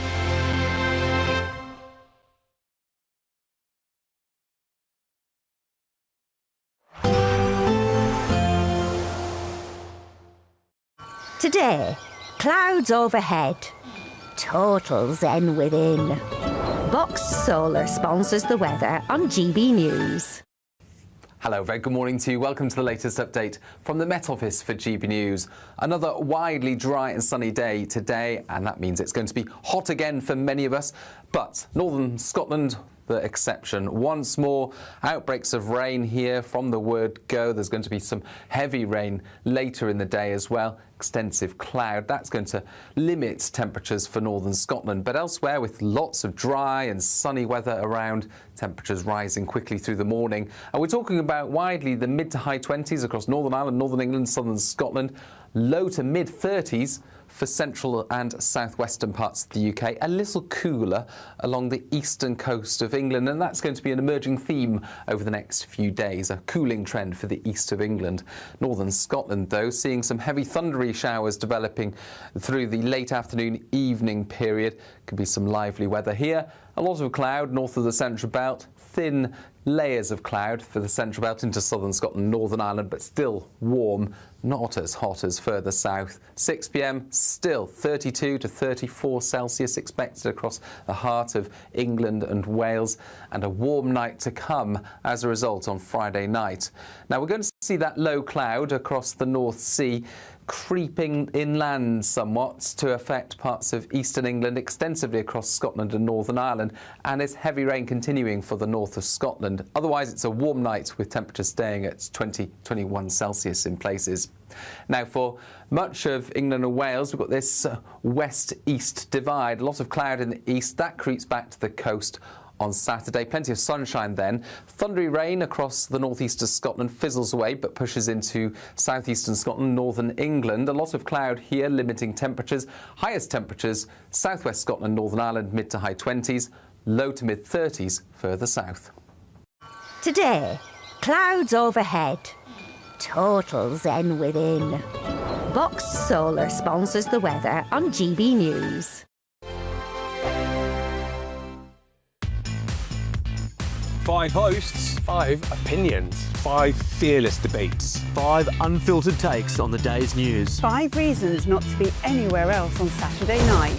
This is the Saturday 5. You got me good there. Britain's biggest Saturday night TV show. It's not a bad brand. Yeah. Uncensored. Very, very racist tonight. On the unpredictable. What did she say? Can you translate it for us? And always entertaining. And how can a country go from being led by William Wallace Saturday nights from 6 p.m. only on GB News. The People's Channel. Britain's news channel. You're going to want to stay tuned, trust me. Do you trust what you're being told? Good, because neither do I. Those are just facts. I'm Alex Armstrong, and on my show, we'll expose the spin. Well, I want to answer that because you didn't let me last time, because you always speak over me. The broken promises. To deny that is denying the truth. And the hypocrisy. Allow. Stop. You think we can allow? Politics, policy, parliament. Nothing is off limits. No sugarcoating, no fear of offence, just the truth laid bare. Tune in every Saturday and Sunday at 9 p.m. for Alex Armstrong Tonight, only on GB News, Britain's news channel. Join me, Nana Akweer, for an informative, interactive news programme with a difference. It's fun. No, he didn't say that, Dave. I'm so surprised. I think there's an element of truth to that. Join me from 3 p.m. every weekend, only on GB News, Britain's news channel. Westminster's full of talk, but out here, it's the real world. Am I allowed to talk now? No, that's it. This is where it matters, real people and real lives. That's what politics is all about. In fact, has Trump made a good start? No. Straight answers, no spin, and just a couple of pints. How many fingers have I got up? About 10. So join me for Lee Anderson's Real World every Friday at 7 p.m. only on GB News. The People's Channel, Britain's news channel.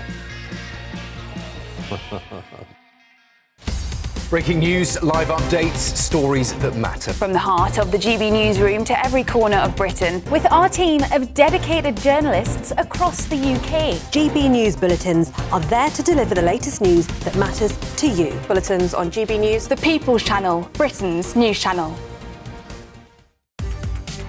From the school run to the home run, watch a new show for all of Britain. So he can say whatever he wants. A straight talking show where all voices are heard.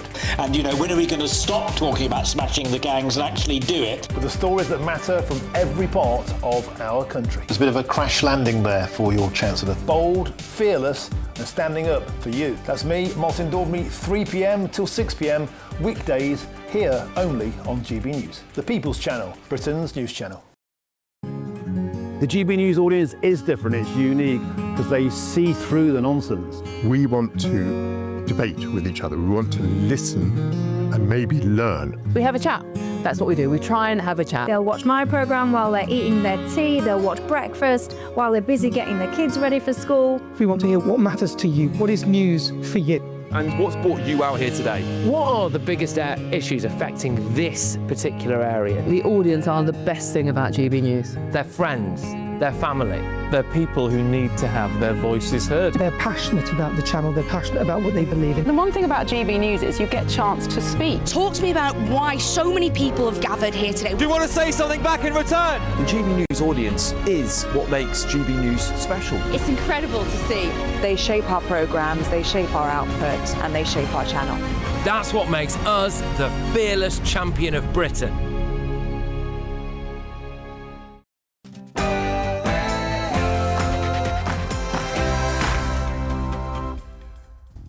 Good evening, it's 9 o'clock. I'm Nana Akweer. I'm in for Patrick Christys tonight. Been in to nominate myself to be leader of the Labour Party. The nomination process has opened this morning, so glad to see some MPs going in. I'm still the only candidate in the race. Andy Burnham's coronation is complete. There's over 30 Labour MPs back him, and he's off to a flyer. We must also be clear in our criticism of what has happened in Gaza. I know many people feel that at the start of Israel's military action in Gaza, my party didn't get it right, and I am sorry about that. Mark my words, it'll end in disaster. And breaking news tonight. After weeks of back and forth, finally confirmation that Meghan will bring Archie and Lilibet to Britain this week. Also tonight, my view is the current level of spending is not a great concern. What would be a concern would be if it carried on going up ever and forevermore. the government concludes that disability benefits are out of control, but they don't seem to want to do anything about it. And Pakistan is refusing to take back a vile Rochdale grooming gang ringleader. So we went down to the Pakistani ringleader's embassy to find out why. Know anything about Shabir Ahmed? No. You don't know why Pakistan won't take him back? No, I don't know anything. Is it right that you don't accept your own foreign criminals? Plus, Andy Burnham's economic advisor backs calls for state-owned restaurants to provide free meals for families struggling with the cost of living. I mean, you couldn't make this up. And on my panel tonight, broadcaster and journalist Linda Duberly, Tory peer Lord Bailey, and ex-Labour advisor Matthew Larser. Your Sunday night starts here.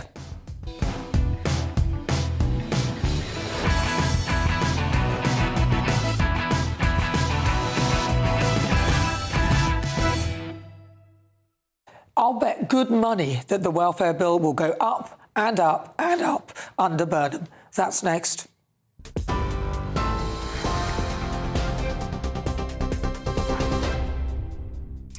Thank you very much indeed, Nana. Good evening to you. 2 minutes past 9, our top stories.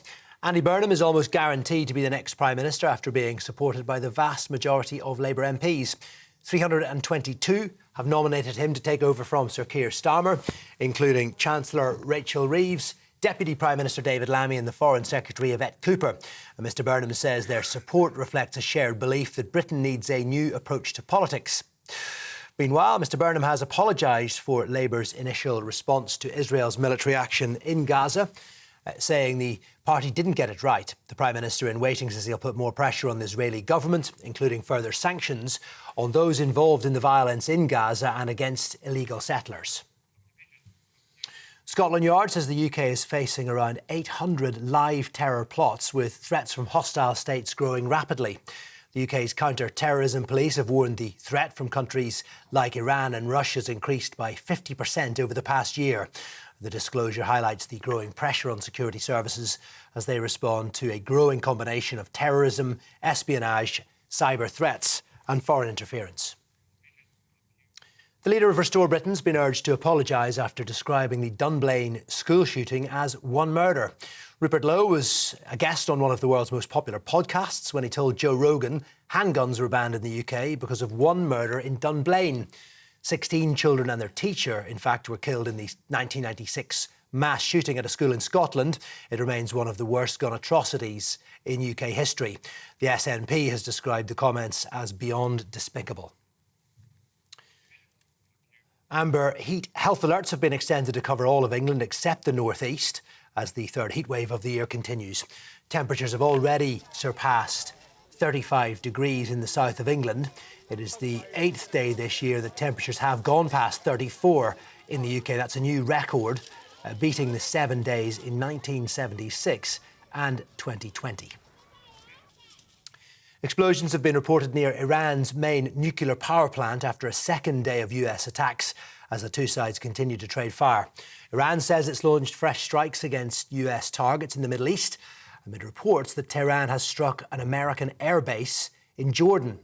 Iranian state media, meanwhile, says civilian infrastructure was struck near the city where the late supreme leader is to be buried. Huge crowds gathered in Mashhad for the ceremony. It is Iran's holiest city. Ali Khamenei was killed on the 28th of February in US and Israeli strikes that kick-started the ongoing war. Finally, England defender Jarrell Quansah has been banned for 2 matches following his red card in their World Cup last 16 win against Mexico. Quansah was sent off after a VAR review following a reckless challenge which saw his studs go into the shin of Jesus Gallardo. Now, he'll miss England's quarter-final against Norway on Saturday and the semi-final if England make it through. Meanwhile, the Prime Minister strongly hinted there will be an extra bank holiday if England lift the title. You're up to date with the headlines. Now it's back to Nana. You can now watch GB News live across the United States of America and the world on Truth Plus. Scan the QR code to find out more or visit gbnews.com/truth.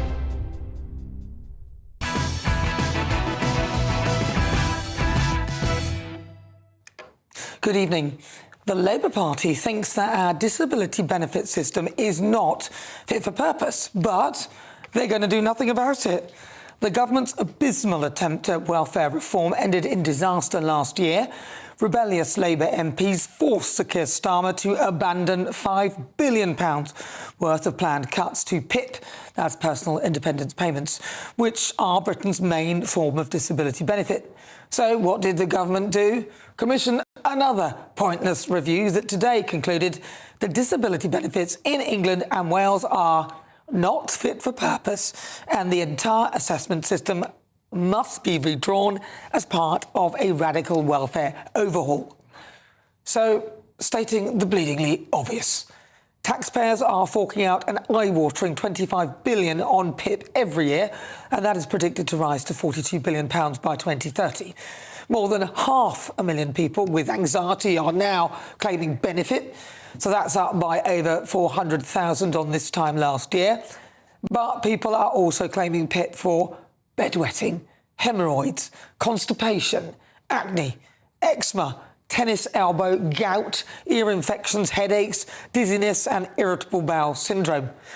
The system is so out of control and so open to being gamed that there are social media videos coaching people on how to get them. If you've got ADHD, you really aren't going to want to miss this. I'm sure you've heard about the £65,000 worth of support that you're eligible for through Access to Work. Here's a few things that I got through Access to Work. This.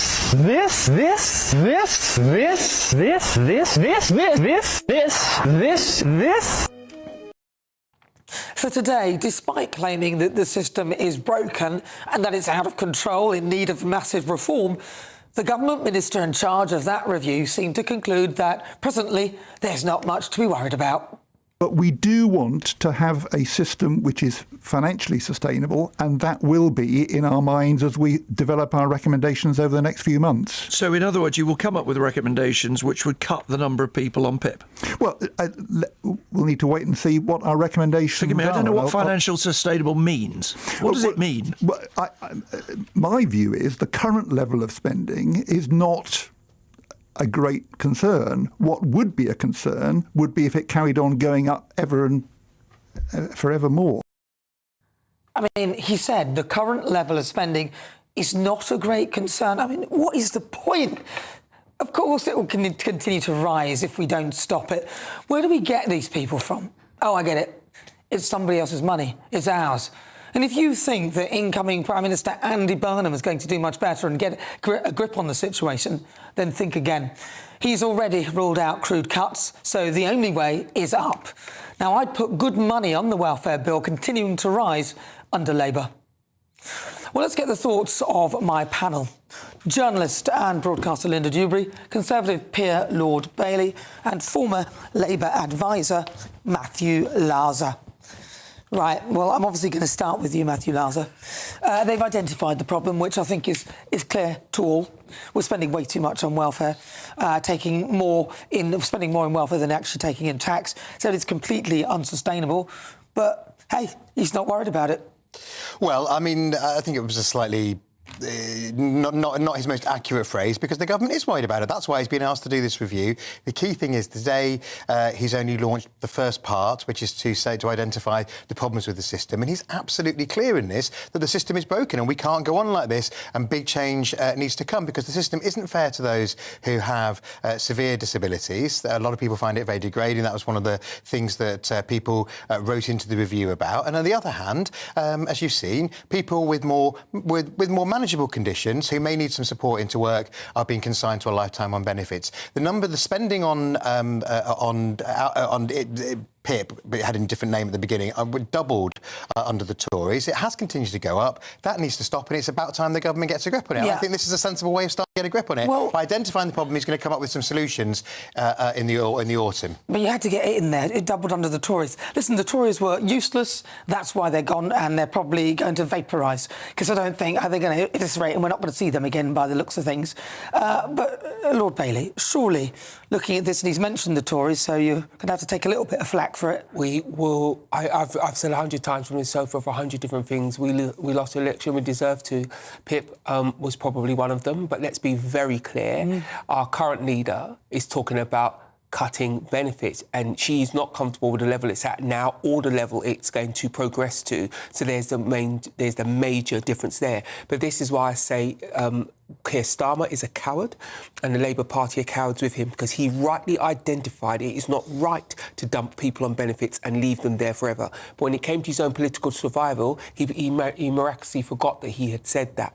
The real reason that Pickney's talking about is two things that we need to look at here. All of these inquiries, all of these studies are a delaying tactic because Labour is up in arms. They don't know what to do. And let's hope that Andy Burnham actually does run the Labour Party, as currently the backbenchers do, and they're not up for change. They are not up for change. That's the first piece.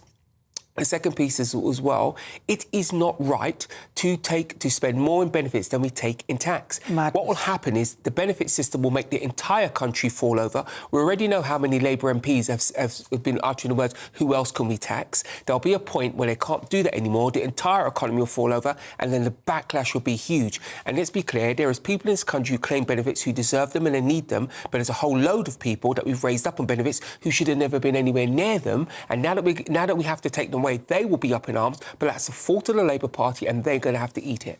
Because he is saying that, well, you know, it's not a concern. Doesn't sound like they're going to do anything about it. Now, that is very worrying for me as a taxpayer. I don't want to pay for somebody who's not going to work because of acne. I listened to that interview, soup to nuts, this morning, and Nick Robinson was exactly right when he said financial sustainability, what does that even mean? So Stephen Timms says the current level of spending is not a great concern. That is ridiculous. Yes. It is. What would be a concern, this is a carefully worded phrase, is if it kept rising. Now, it's obviously going to keep rising. We know that the number of people who claim PIPs, for example, who have a range of conditions, ranging from anxiety to depression to ADHD, is rising on a very steep trajectory already. Nothing will make plateau and nothing will make it go down. But here's what really worries me. Stephen Timms talks about this budget, the welfare budget, as though it's in isolation. It is not. It is it's part of a bigger picture. There's no money growing at the end of the garden. And let's face it, something else has to go. And right now, we've just had a NATO summit in Ankara where we have promised to raise defence spending to 5% of GDP. Now, that will be impossible without cuts. Well, maybe they might try and include PIP in there somewhere as part of their budget. I mean, that's the sort of tactic. But look, Matthew, why are the government not hearing? Because it seems as though they're tone deaf. They actually have the power to make sweeping changes because they have a huge majority. So there's no real excuse, and anybody with half a brain can look at it and go, we're up the creek without a paddle if we don't cut this. And these people, the best cure for anxiety is get off your backside, go to work, do something. Yeah, I mean, look, there's been a massive increase in the number of people with a whole range of mental health conditions, from ADHD to severe depression, who have been claiming PIP. Now, you know, there's a question whether the country has suddenly got a good deal more, you know, the mental health of the country's got a good deal worse. It's probably because we talk about it a lot more, younger generations do it. Got used to COVID. Yeah, that could be part of it, absolutely. They stayed at home and thought, this ain't bad. Now, I'm not saying, I think absolutely more money for people who are disabled and who cannot work, and those people who genuinely need it, yeah, more money. That's why I'm paying my taxes. But I'm not doing it for somebody who's at home, I've got a bad case of acne, I've got anxiety. Listen, you get what you reward. So we said to people, you are weak, you are unworthy, we will pay for that. So half of the people now believe it, which is actually worse, because what we've done is encourage those people to view themselves as a victim and weak. That's a real danger. Which is wicked. And the other half are like, well, we'll just scam the system. You would be an idiot, most people would believe, to not claim some stuff if you're going to get it. But what disturbs me is that there's a whole big hoo-ha about these welfare cuts right now. And let's face it, the Labour backbenchers are likely to make it very, very difficult for Andy Burnham. But it's going to get much, much tougher for this over the next 3 years. You know, what are we going to do about protecting ourselves from Russia? You know, they're selling their vessels up and down, mapping our underground cables. Why are they doing that? They're not doing it for fun. They're doing it because they intend killing them at some point. Of course. People keep talking about defence because that's the hot topic now. Forget defence. How are we going to keep the lights on? This is projected to grow to 41 billion. And what's important as well, you now have a whole generation of people who are economically inactive. So they've started late, if they ever start at all. That will have a very long tail. Absolutely, and that's why the government acknowledges it has to do something about it. It's going to come forward. It should have done this in the first place. What it did last year was just try and salami slice a few percent of the budget, just sort of take a bit. What it's just do that. Tax us and what it needs to do is we need to rebuild the whole system because PIP is not fit for purpose, which was absolutely what was. Can I just say, I think this is a mindset issue because you've listened to what Pat McFadden said when he was texting about being inside meetings, and he was saying he was sick of hearing people saying, "How can we tax people more so that we can pay?" Listen, I'll tell you why. I tell you why Labour have a mindset problem and can't solve this problem. They talked so much about austerity and the cheek of it because they had a much tougher austerity programme than Tories ever had. And this country is a clever country because when George Osborne put it in the country, we can live within our means or we can go with Labour. People said, let's live within our means because people didn't trust Labour. But the welfare bill kept going up in those years. People didn't trust Labour to fix it then, and they certainly don't trust it now. And Labour have stated... Labour MPs have made it quite clear they're not up for fixing this. And Andy Burnham will realise the one problem with having such a big majority is you have a lot of people to rebel. Yeah, well, I mean, I just think it's just a bit of a nonsense that they're not going to do anything about it. They actually have to. And I'm going to say, I saw Pat McFadden today. I went into the House of Lords and I said, Pat, you're going to do my show? Pat, you sort of said you would alongside his assistant, so I'm expecting him to come on. Oh. Yeah, well, I hope so. I mean, you know, it's worth a try. He says he does Camilla, but I'm saying, what about me? Do you know what I mean? Yeah. So, Matthew Lars, I'll give you the last word because it just seems a bit ridiculous that they're not really prepared to do anything about something that is a real problem. And, you know, we've got other issues to deal with which we need money for. Well, I mean, I think that clearly it is a big problem. Clearly it cannot, the costs cannot keep rising in the way that they've done. And clearly for a lot of those people who are already trapped and benefits, would be much better for them, much better for the country and much better for the taxpayer if they were supported back into work. So what the government needs to do is come forward with a really ambitious way of remaking the system to give support to those who need it and support to those who should be helped into work. That's a big challenge. And as you say, you know, so far, too often the backbenchers have led opinion. I think Andy's different style of leadership offers some hope for that. And what they're trying to do, the reason they're doing it in these stages, is to bring the parliamentary party with them so they can get this through. Fingers crossed, because if they don't, as you say, they will be judged harshly. I'd say get off your backside. Otherwise, you can do national service or you can go to work. Your benefits stop in about 2 months. I would say get off your backside, get to work. For many of those who are claiming anxiety and all of that. I'll tell you why. Because what the government have done, they've made it too expensive with the national insurance increase to employ people. So all this money they're spending on getting people back to work, all this money they spend on useless youth initiatives, they should be cutting what it costs to employ a person so there's actually a job to go to. Because many people on PIP will rightly say, OK, I've been rumbled, I'll go back to work, where is that job? And the job doesn't exist because they've raised NI, they've raised the minimum wage. Fussy, though, aren't they? A lot of these people are fussy, may well, really. I'm not making a judgment. Really I'm not making a judgment on what people are prepared to do, but I am making a judgment on the reality of what this government has already done.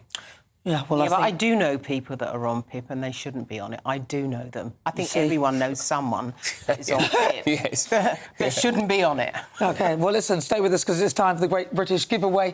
No, it's not for you to sit at home and do nothing. No, not that one. But it's your chance to win a golden year, a real gold bar worth over £5,000 plus £60,000 of tax-free cash. Here are the details.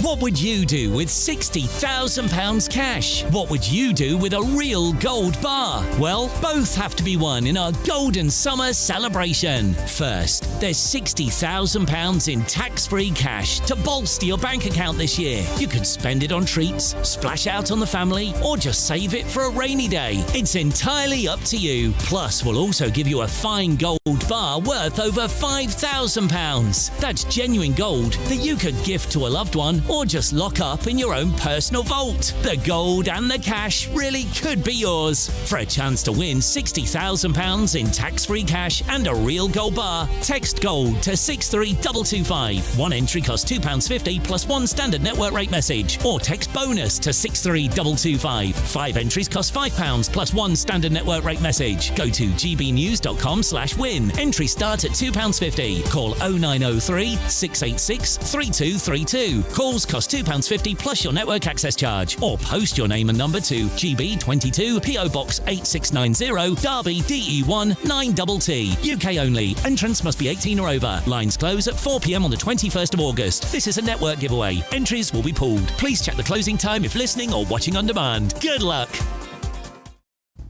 Well, good luck indeed. Coming up. Been in to nominate myself to be leader of the Labour Party. The nomination process has opened this morning, so glad to see some MPs going in. I'm still the only candidate in the race. Oh, Andy Burnham. Uncontested coronation is now complete. Over 300 Labour MPs have formally backed him, but he's got no mandate, no policies, and he's avoided scrutiny, avoided all of it. It's a recipe for disaster. But before that, should Andy Burnham back calls for a national food service, with state-owned restaurants providing free meals to those struggling with the cost of living? Roll up.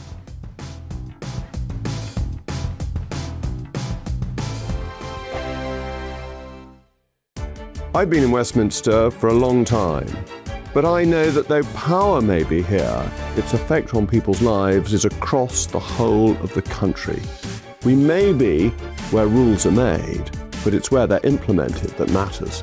Join me, Jacob Rees-Mogg, for forthright and frank discussion on where Britain has come from, where it's going, and where it will end up. That's State of the Nation, Monday to Thursday, 8 to 9 o'clock. Vox Populi, Vox Dei. Join me, Nana Akweer, for an informative, interactive news programme with a difference. It's fun. No, he didn't say that, Dave.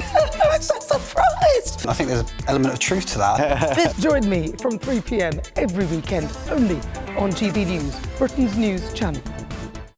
From court mornings to warm family brunches, from football to tennis in the car, in the kitchen. GB News Breakfast is there with the stories you need and the conversations that matter. Anyway, let's talk business. Well, it has been a historic night in British politics. It's astonishing, isn't it? We're here again to start your day just right. GB News Breakfast. Every morning from 6 a.m. Only on GB News. Britain's news channel.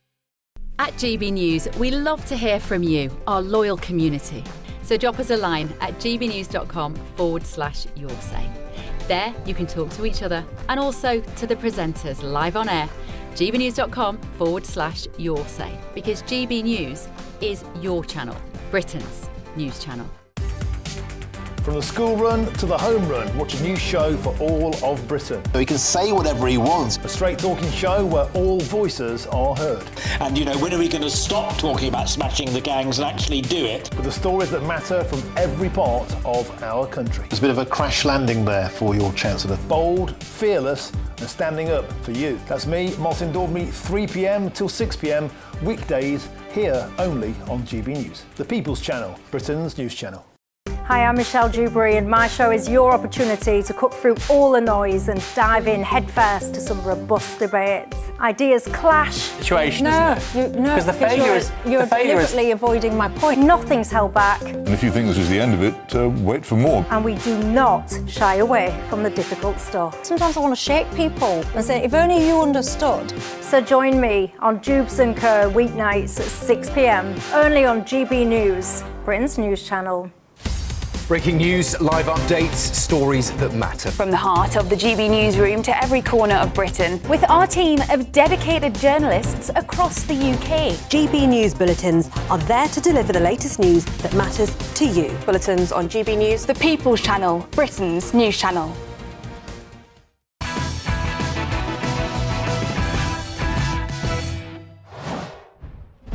Good evening. Welcome back to Patrick Christys Tonight. I'm Nana Akweer. Breaking news this evening. After weeks of speculation, confirmation that the Duchess of Sussex will bring Prince Archie and Princess Lilibet to the UK this week. But the big question on everyone's lips tonight is, will they meet the King? More on that shortly. But before that, should those struggling with the cost of living get free meals from state-owned restaurants? It's time now for our head-to-head. So an economic advisor to the Prime Minister in waiting, Andy Burnham, has backed controversial plans to create a national food service offering free meals to every family in Britain. Former Goldman Sachs economist Lord O'Neill has backed a report calling for thousands of government-owned and therefore taxpayer-funded restaurants to feed people struggling with the cost of living. Under the plans, around 9,500 community food centres would serve meals free of charge, with access available to local residents using a digital ID without means testing or eligibility checks. Great. So tonight I'm asking, should those struggling with the cost of living get free meals from state-owned restaurants? Well, going head-to-head on this is celebrity chef Jameson Stocks and campaigner for Hospitality Voices Andy Lennox. All right, I'm going to start with you, Jameson. Sounds like a bit of a, well, ridiculous idea to me, but what do you think? Well, it might sound a bit of a ridiculous idea, but I think children should generally get free meals. I mean, you know, we don't live in a third world country here. We should be able to provide children with nutritious food and help the families. Well, so you think that just children? I mean, there'll be a lot of adults lying and pretending to be children. I mean, this is not just for kids, though. This idea is that every family in Britain should be entitled to this. So those, I mean, I don't even see how it's even affordable. Let's see what Andy has to say. Andy, what do you think? Well, I think this is the whole point. It's not affordable. I totally understand that basically children should have free meals. And, you know, actually, I think we deliver about 500 million free meals every year anyway, as it is in free schools. And I do believe that basically any child should basically have the right to have subsidised or even free food if they can't afford it. However, this is a policy that is not that. This is saying we are going to create a network of kitchens that basically will feed the children, adults, anybody basically who can essentially turn up to these kitchens, you know, and ultimately it would cost billions and billions of pounds. I mean, we're talking, I mean, I think the stamp cost is, you know, you're looking at £2.50, I think was the subsidised meal amount. So, you know, let's say that's, you know, raises into the kind of, you know, 10 million people. You're looking at billions and tens of billions of pounds. The infrastructure cost to build that is tens of billions of pounds. And then the infrastructure to run that is tens of billions of pounds. And you really should knock it all on its head and say, well, actually, you know, we've been campaigning for a very long time for a VAT cut in line with Europe. We've been telling Keir Starmer and Rachel Reeves that that's what we need. Andy Burnham knows that's what we need. He's already indicated that he understands that. You cut VAT, that leads to a cost of living decrease. That leads to inflation decrease. It leads to all of the things that this kind of case study is trying to say. So just take the tax burden away from our industry. I mean, it sounds a bit to me, Jameson, as though they're trying to control the narrative. I mean, next they'll be providing these things, but there'll be no meat because they want everyone to be vegetarians or whatever it is. Do you know what I mean? Who decides what people will eat? Well, let's be frank. I mean, realistically, you know, we've got another incoming Prime Minister who no one's voted for. Whoever takes over this challenge is probably not going to get long enough to fulfil it through anyway. But in my opinion, I think children should definitely be able to have free meals. Whether adults need to, I'm not too sure, but definitely children. I think there needs to be some sort of more of a rollout for people who can't afford to feed the children and to help them a little bit more than what they are doing at the moment. I can't believe that either of you are even entertaining this notion. I just think it's other people's money. I mean, that's us taxpayers, right? So we're going to go out. We won't really be... There's no sort of eligibility check, so that means anyone can go, which is a bit weird. So how's it going to be funded? No, I do do believe that children in schools should have free meals in schools, but not restaurants owned by the state that control what we eat, meaning that we can all eat there freely, surely. No. Full stop. I mean, there shouldn't be a state-owned restaurant system in the country. We already have a great hospitality system. If you want to basically create a better hospitality system, take the tax burden away from it. Decrease VAT in line with Europe, like the rest of the the European nations have done. We've already made the case for that over and over again. Andy Berman knows exactly what we've been asking for. You've got massive, That's the Problem campaigns out there. You've got me, who have campaigned tirelessly for this all the time.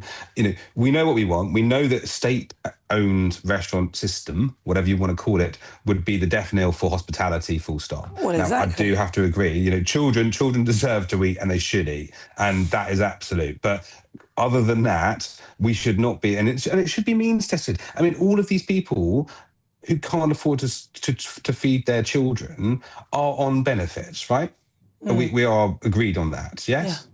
And so if they are on benefits, then they are being paid to feed their children. They are not being paid to go down the pub. They are being paid to feed their children. Now, what we need to do is turn around and go, okay, well, why are they not feeding their children? Because they're being paid a lot of money in benefits. We all know how much the benefit system is actually happening and how much that is actually putting out. So they know that we know that the money's going down the line. Where is it going? And that is where the real problem, I think, lies. And also, I do agree with you. Oh, sorry, go on. I do agree with you. I mean, there has to be some sort of set motion in place where we know where the money is going, because, yeah, you're right. People who are on benefits are probably squandering the money on holidays and different things. That's their narratives. But from my point of view, knowing that my child or my children go to school full or come home and being able to eat properly is priority. And I also think, obviously help with the moods, and it'll help with, their exams and help in general. But, it's a bit of a catch-22 situation when we're talking about, state-funded But we both restaurants. do that, right? We both feed our children. We both do that. We both feed our children, But not everyone does. But then why don't because they? ultimately the argument being is that if the benefit system and the PIT system is basically the biggest welfare state that we've ever seen, where is the money going? And ultimately, what we're saying is that you should be able to eat in a restaurant cost effectively, but the cost of living. We talk about the £2.50 subsidy that they're saying that basically would be. I mean, you're looking at billions. I mean. Probably £30 billion in infrastructure costs, in costs of actually employing those people to be able to serve subsidised meals at £2.50. Well, it's just not possible. Can I just say, it's a crazy idea. It's absolutely ludicrous that people will get to go to a restaurant and then they don't even have to show what they earn or anything like that. Anyone can go.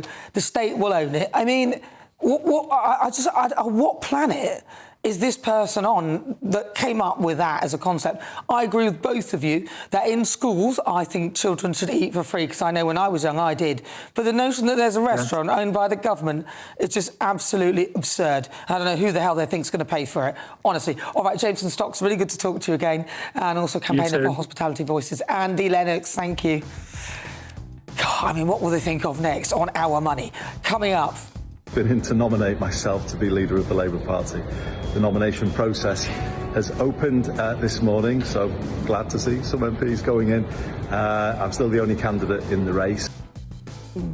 Yes, Andy Burnham's uncontested coronation is complete.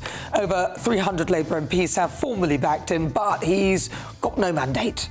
No policies, although there is hope in every heart, and he's avoided all scrutiny. It is a recipe for complete disaster. But before that, schools have been issued with new trans guidance, but critics claim that it will keep parents whose children want to change gender in the dark. I'll reveal all of that in just a few minutes. Be nice to escape the grey. Clear skies, here we come. As clear as our travel insurance. All Clear Travel Insurance sponsors GB News travel destinations forecast. Sunny skies for most of Spain and Portugal. Plenty of sunshine in Italy, where the heat continues to build. 1 or 2 showers possible across the south of France. A bit more clouds spilling down towards Madeira later on Friday. Sunny spells for the Canaries. Chance of 1 or 2 showers over the Pyrenees, but as I said, most of Spain dry and sunny, along with the Balearics. Heat in Italy as Rome gets to the mid-30s. Plenty of very warm sunshine in Greece as well. A continued threat of heavy showers in Nice this weekend. All Clear Travel Insurance sponsors GB News travel destinations forecast. Britain deserves a newsroom that puts the facts and your voice first. Well, and that's what you get on GB News. Lively debates, lively conversation. And we're not afraid to hold power to account. And each other. So join me, Andrew Pearce. And me, Miriam Cates, for Britain's Newsroom, weekdays from 9:30 on GB News. Some people enjoy lazy Sunday mornings, but not me. What's the truth of the matter? So that's a very live question. Would you support him if he waters down these plans? Before the spin sets in, I'll be getting to the truth. This is personal. No soft questions, no easy answers. It's one thing if the state has rules in this country. It's another thing whether the police and others actually police them. Setting the agenda and holding those in power to account. You can't really blame her if the system is set up this way. You will not want to miss it, trust me. The Camilla Tominey Show, Sundays from 9:30, only on GB News. Join me, Nana Akweer, for an informative, interactive news programme with a difference. It's fun. No, he didn't say that, Dave. I'm so surprised. I think there's an element of truth to that. Join me from 3 p.m. every weekend, only on GB News, Britain's news channel. Breaking news, live updates, stories that matter. From the heart of the GB newsroom to every corner of Britain, with our team of dedicated journalists across the UK. GB News bulletins are there to deliver the latest news that matters to you. Bulletins on GB News, the People's Channel, Britain's news channel. At GB News, we love to hear from you, our loyal community. So drop us a line at gbnews.com/yoursay. There you can talk to each other and also to the presenters live on air. gbnews.com/yoursay, because GB News is your channel, Britain's news channel. Westminster's full of talk, but out here, it's the real world. Am I allowed to talk now? No, that's it. This is where it matters, real people and real lives. That's what politics is all about. The fact has Trump made a good start? No. Straight answers, no spin, and just a couple of pints. How many fingers have I got up? About 10. So join me for Lee Anderson's Real World every Friday at 7 p.m. only on GB News. The People's Channel, Britain's news channel. From the school run to the home run, watch a new show for all of Britain. So he can say whatever he wants. A straight talking show where all voices are heard. And, when are we going to stop talking about smashing the gangs and actually do it? With the stories that matter from every part of our country. There's a bit of a crash landing there for your Chancellor. Bold, fearless and standing up for you. That's me, Martin Daubney, 3 p.m. till 6 p.m. weekdays here only on GB News. The People's Channel, Britain's news channel.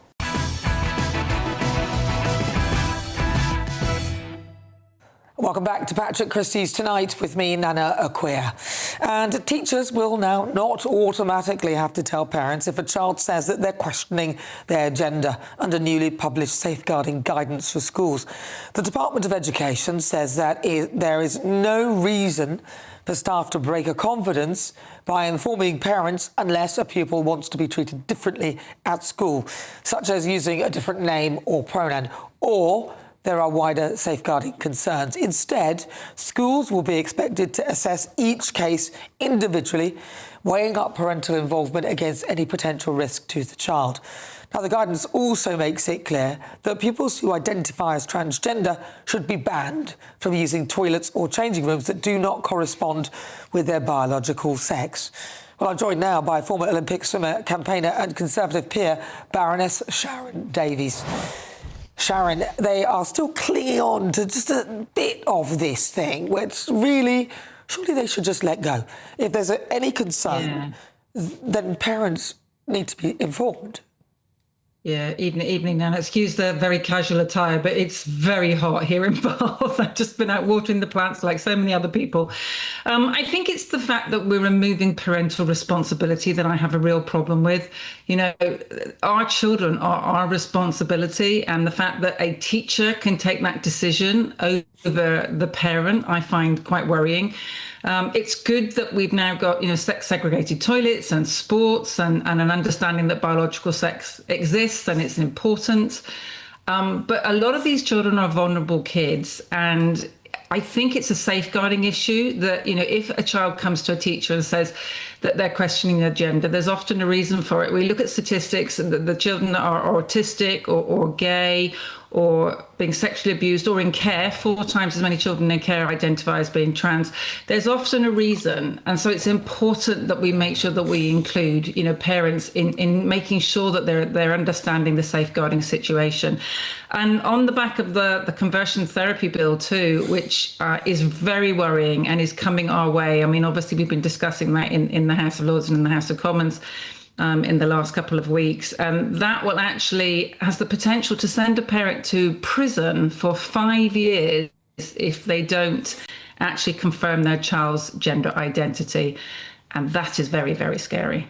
I mean, I just feel that there is a sort of will to cling on to some part of this whole trans issue, and I actually think that parents, even if you think there's some sort of safeguarding issue, because in particular, if there is, then parents should be told. Parents should be told about anything that involves their children, even if, because they are the parents. They are the parents. Yeah, that's absolutely. It. And what's crazy, is that a teacher can't give a paracetamol or put sun cream on a child without getting permission from the parent.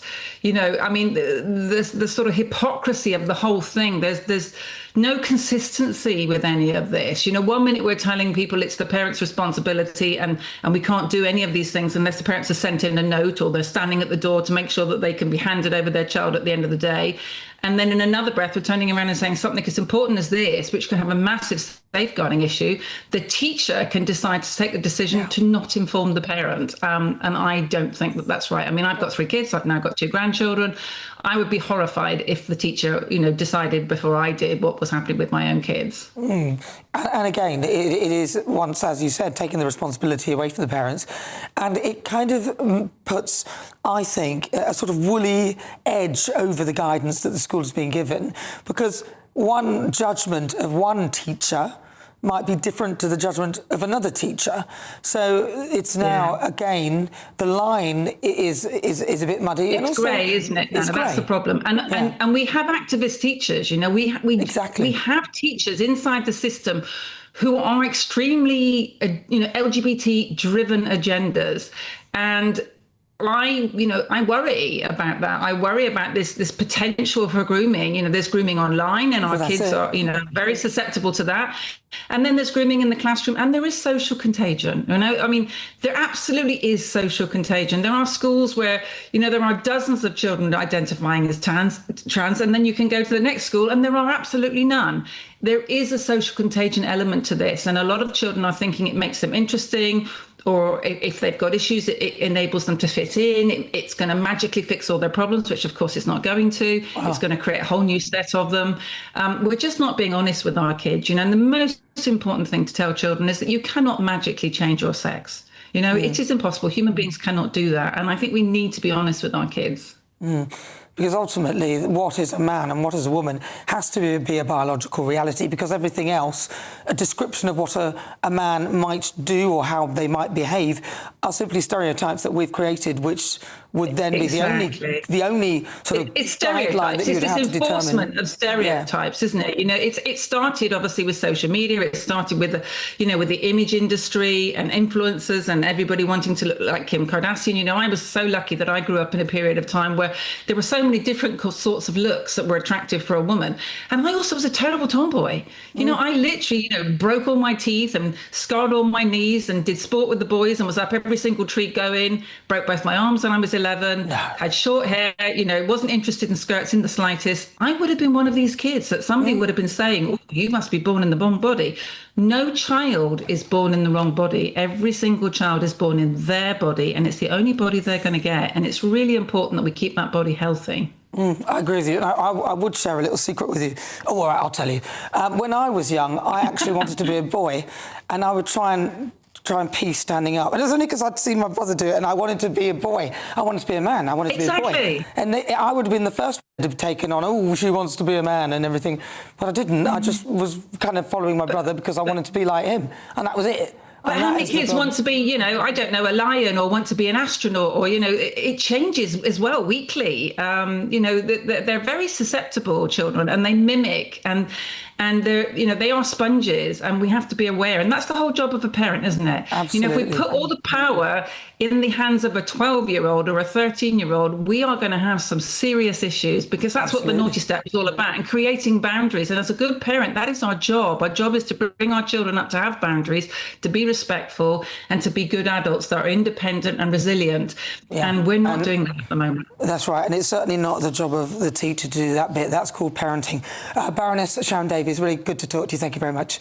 All right, well, Dr. Hilary Cass, the chair of the Independent Review commissioned by NHS England to evaluate gender identity services for children and young people, said the recommendations of my review were clear. Children questioning their gender deserve safe, individualised support, and schools need clarity to provide. This guidance delivers both. It is statutory, it is practical, and it reflects the evidence. Schools can now act with confidence, and children and families can expect consistent, accountable schooling as a result. All right, stay tuned, because coming up... Been in to nominate myself to be leader of the Labour Party. The nomination process has opened this morning, so glad to see some MPs going in. I'm still the only candidate in the race. Andy Burnham's uncontested coronation is complete. Over 300 Labour MPs have fully backed him, but he's got no mandate, no policies, and he's avoided all scrutiny. It is a recipe for absolute disaster. But before that... Do you know anything about Shabir Ahmed? No. You don't know why Pakistan won't take him back? No, I don't know anything. Is it right that you don't accept your own foreign criminals? Yes, and coming up, breaking news tonight. After weeks of back and forth, finally, confirmation that Meghan will bring Archie and Lilibet to Britain this week. After this. Breaking news, live updates, stories that matter. From the heart of the GB newsroom to every corner of Britain, with our team of dedicated journalists across the UK. GB News bulletins are there to deliver the latest news that matters to you. Bulletins on GB News, the People's Channel, Britain's news channel. From court mornings to warm family brunches, from football to tennis in the car, in the kitchen. GB News breakfast is there with the stories you need and the conversations that matter. Anyway, let's talk business. Well, it has been a historic night in British politics. It's astonishing, isn't it? We're here again to start your day just right. GB News breakfast. Every morning from 6 a.m. Only on GB News. Britain's news channel. I've been in Westminster for a long time, but I know that though power may be here, its effect on people's lives is across the whole of the country. We may be where rules are made, but it's where they're implemented that matters. Join me, Jacob Rees-Mogg, for forthright and frank discussion on where Britain has come from, where it's going, and where it will end up. That's State of the Nation, Monday to Thursday, 8 to 9 o'clock. Vox Populi, Vox Dei. Hi, I'm Michelle Dewberry, and my show is your opportunity to cut through all the noise and dive in headfirst to some robust debates. Ideas clash. Situation, isn't it? Because the failure is you're deliberately avoiding my point. Nothing's held back. And if you think this is the end of it, wait for more. And we do not shy away from the difficult stuff. Sometimes I want to shake people and say, if only you understood. So join me on Jubes & Co. weeknights at 6 p.m, only on GB News, Britain's news channel. At GB News, we love to hear from you, our loyal community. So drop us a line at gbnews.com/yoursay. There you can talk to each other and also to the presenters live on air. gbnews.com/yoursay, because GB News is your channel, Britain's news channel. Join me, Nana Akwe, for an informative, interactive news programme with a difference. It's fun. No, he didn't say that, Dave. I'm so surprised. I think there's an element of truth to that. Join me from 3 p.m. every weekend, only on GB News, Britain's news channel. You want to know what's really going on in the corridors of power? Labour don't know what to do with you half the time, and that makes you quite lethal in the chamber. Get behind the headlines with Chopper's Political Podcast. Join me, Christopher Hope, as I sit down with the great and the good of British politics. We'll see where this ruling takes us. These are the stories shaping our nation. Chopper's Political Podcast, available now on all platforms. Listen in and stay ahead.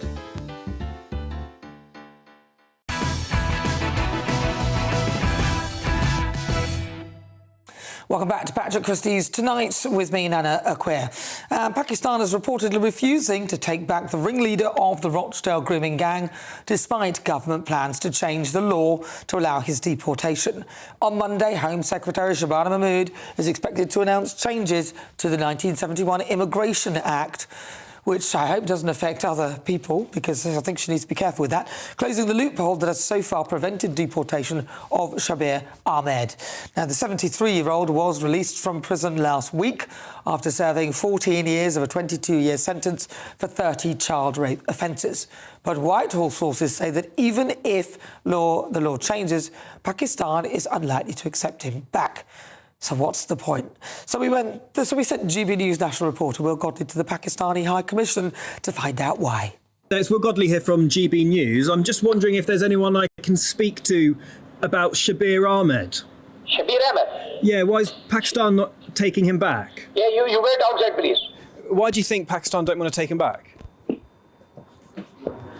I don't know. Can I ask you about Shabir Ahmed? You've just come out of the High Commission. I want to know why Pakistan won't accept him to be extradited back there. Sorry. Do you know anything about Shabir Ahmed? No. You don't know why Pakistan won't take him back? No, I don't know anything. Is it right that you don't accept your own foreign criminals? Well, I'm joined now by the former Independent Chief Inspector of Borders and Immigration, John Vine. John, what changes is she trying to make, then, that will hopefully prevent him from not being deported? Because I worry that that might impact other people who have nothing to do with this. Well, this is to do with the Immigration Act 71, which I think gave people who were Commonwealth nationals some right to remain in the UK. Now, I'm not a lawyer, so I don't know exactly, what they're going to do with the Act. But, Pakistan is one of the worst countries for taking back their criminals. The Oxford Migration Observatory produced a report in April this year about the deportation and receipt back of people who had no right to remain in the UK. And Pakistan was one of the countries that, was one of the worst offenders for doing so. So what the Home Secretary should be doing, she should be considering imposing some sanctions on the issuing of visas to Pakistani nationals to come to the UK in order to try and put pressure on them politically to ensure that they do take people back, including, of course, this particularly vile person. Do you think that she could perhaps also change it so that if people from Pakistan want to come to this country, there has to be an agreement with Pakistan that in order to issue that visa, the deal is if they break the law, they'll be sent back? Well, there is a returns agreement with Pakistan. It was created in 2022. But what the Migration Observatory also said in its report, and it's well worth a read, is that it doesn't matter sometimes whether there's an agreement in place or not. It doesn't necessarily mean that that's an efficient way of working with a foreign country. And it picked out Bangladesh and Pakistan in the report for particular criticism. So we have an agreement on voluntary returns of these people, but it needs two governments to play their part. And if the Pakistanis won't do that, I think what the Home Secretary has to do is what she did early this year. She announced sanctions against the DRC, Namibia, and another country in Africa, I think, who were refusing to take back their foreign national offenders. She said, we'll stop issuing visas, we'll stop giving the visas to the VIPs who want to come to the UK, and she's going to have to extend that or consider extending it to Pakistan. Yeah, well, I agree with you, John. Thank you very much, John Vine. He's a former Independent Chief Inspector of Borders and Immigration. And Andy Burnham's uncontested coronation is complete. Over 300 Labour MPs have formally backed him, but he's got no mandate, no policies, and he's avoided all scrutiny. It's a recipe for disaster. Plus, loads of things still coming up. All of tomorrow's newspaper front pages in just a few moments. Do not go anywhere. First, though, let's get an update with your weather. Expect warm spells with the odd rude interruption. Box Boilers sponsors the weather on GB News. Good evening. It's time for your GB News weather forecast from the Met Office. It's another very warm night to come for many of us before another largely sunny and hot day again tomorrow, albeit towards the far north of the UK there is some rain around. That's because of a weather system that's pushing its way in. It's already brought a bit of rain today, and there will be more rain across northern parts of Scotland as we go overnight. Elsewhere it's largely dry. There will be a lot of clear sky around, though towards the southeast a bit of cloud here. It is going to be a warm night for many of us. Temperatures around the London area in particular likely to stay above 20 Celsius for some, so a tropical night here, and even elsewhere with temperatures only dropping to mid to high teens Celsius, it is going to be a warm night for sure. So a warm start to the day on Friday morning. A wet and cloudy one though across northwestern parts of Scotland. Further east and south across Scotland it's actually looking largely dry and sunny first thing. A mix of a bit of cloud, bit of sunshine across Northern Ireland. Can't rule out the odd spot of rain first thing, and then across the bulk of England and Wales a fine sunny start to the day, just a bit more cloud across some eastern parts. Through the day we'll continue to see rain affecting northern parts of Scotland in particular. That could turn a bit more persistent, some heavier bursts of rain possible, especially as that rain feeds into more northeastern parts of Scotland through the afternoon. Otherwise lots of dry sunny weather on offer, and with that sunshine again it is going to feel very hot indeed. The highest temperatures will be a bit further west than today, and so it's across western parts of England and to Wales where we have the greatest chance of getting into the mid-30s Celsius. Into Saturday and we wake up with a bit of a cloudy start across some eastern parts, but that cloud should burn away towards the coast through the day. There'll be rain across parts of Scotland, perhaps a few showers for northern England and one or two for Northern Ireland as well. But by Sunday things are looking drier across northern parts, plenty of sunshine, temperatures just dropping ever so slightly through the weekend. See you later. Expect warm spells with the odd rude interruption. Boxed Boilers sponsors the weather on GB News. From cold mornings To warm family brunches. From football to tennis in the car, In the kitchen. GB News Breakfast is there with the stories you need and the conversations that matter. Anyway, let's talk business. Well, it has been a historic night in British politics. It's astonishing, isn't it? We're here again to start your day just right. GB News Breakfast. Every morning from 6 a.m. Only on GB News. Britain's news channel. Hi, I'm Michelle Dewberry, and my show is your opportunity to cut through all the noise and dive in headfirst to some robust debates. Ideas clash. Situation, isn't it? Because the failure is... You're deliberately avoiding my point. Nothing's held back, And if you think this is the end of it, wait for more. and we do not shy away from the difficult stuff. Sometimes I want to shake people and say, if only you understood. So join me on Jubes & Kerr weeknights at 6 p.m, only on GB News, Britain's news channel. Join me, Nana Akwe, for an informative, interactive news programme with a difference. It's fun. No, he didn't say that, Dave. I'm so surprised. I think there's an element of truth to that. Join me from 3 p.m. every weekend, only on GB News, Britain's news channel. At GB News, we love to hear from you, our loyal community. So drop us a line at gbnews.com/yoursay. There you can talk to each other and also to the presenters live on air. gbnews.com/yoursay, because GB News is your channel, Britain's news channel. Some people enjoy lazy Sunday mornings, but not me. What's the truth of the matter? So that's a very live question. Would you support him if he waters down these plans? Before the spin sets in, I'll be getting to the truth. This is personal. No soft questions, no easy answers. It's one thing if the state has rules in this country. It's another thing whether the police and others actually police them. Setting the agenda and holding those in power to account. You can't really blame her if the system is set up this way. You will not want to miss it, trust me. The Camilla Tominey Show, Sundays from 9:30, only on GB News. From the school run to the home run, watch a new show for all of Britain. So he can say whatever he wants. A straight talking show where all voices are heard. And, when are we going to stop talking about smashing the gangs and actually do it? With the stories that matter from every part of our country. There's a bit of a crash landing there for your Chancellor. Bold, fearless and standing up for you. That's me, Martin Daubney, 3 p.m. till 6 p.m, weekdays here only on GB News, the People's Channel, Britain's news channel. I'm Tom Harwood. This is GB News, Britain's news channel.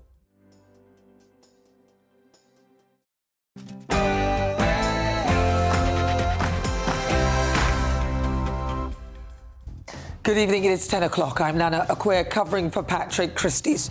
Tonight, been in to nominate myself to be leader of the Labour Party. The nomination process has opened this morning, so glad to see some MPs going in. I'm still the only candidate in the race. Andy Burnham's coronation is complete as over 300 Labour MPs back him, and he's off to a flyer. We must also be clear in our criticism of what has happened in Gaza.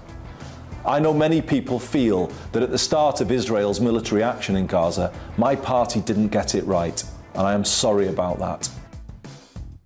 Mark my words, it'll end in disaster.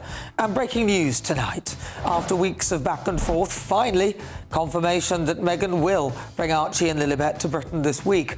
I'll have all of tomorrow's newspapers' front pages, and breaking on the front page of the Mirror, the newspaper slams Restore Britain leader Rupert Lowe for saying that there was one murder at Dunblane. On my panel tonight, broadcaster and journalist Linda Duberly, Tory peer Lord Bailey, and ex-Labour advisor Matthew Laza. Your Thursday night starts here.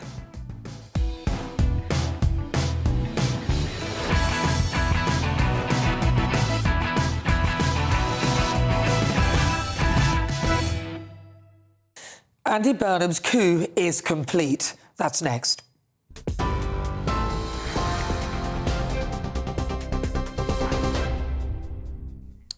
Thank you, Nana. Good evening to you. 10:05, our top stories. Andy Burnham has taken another step to becoming the country's next Prime Minister. He has secured 322 nominations from Labour MPs to take over from Sir Keir Starmer as party leader. That's just one short of ensuring no other candidate can challenge him, although no other MP has been nominated. Mr Burnham says their support reflects a shared belief that Britain needs a new approach to politics. Meanwhile, he has backed further sanctions against Israeli figures involved in settler violence, as he apologised for Labour's initial response to the war in Gaza. Sir Keir Starmer initially backed humanitarian pauses in the early weeks of the conflict, but stopped short of calling for a ceasefire, which Andy Burnham was in favour of. Vikram Digwa, his brother and father, have pleaded not guilty to multiple weapons charges in court. The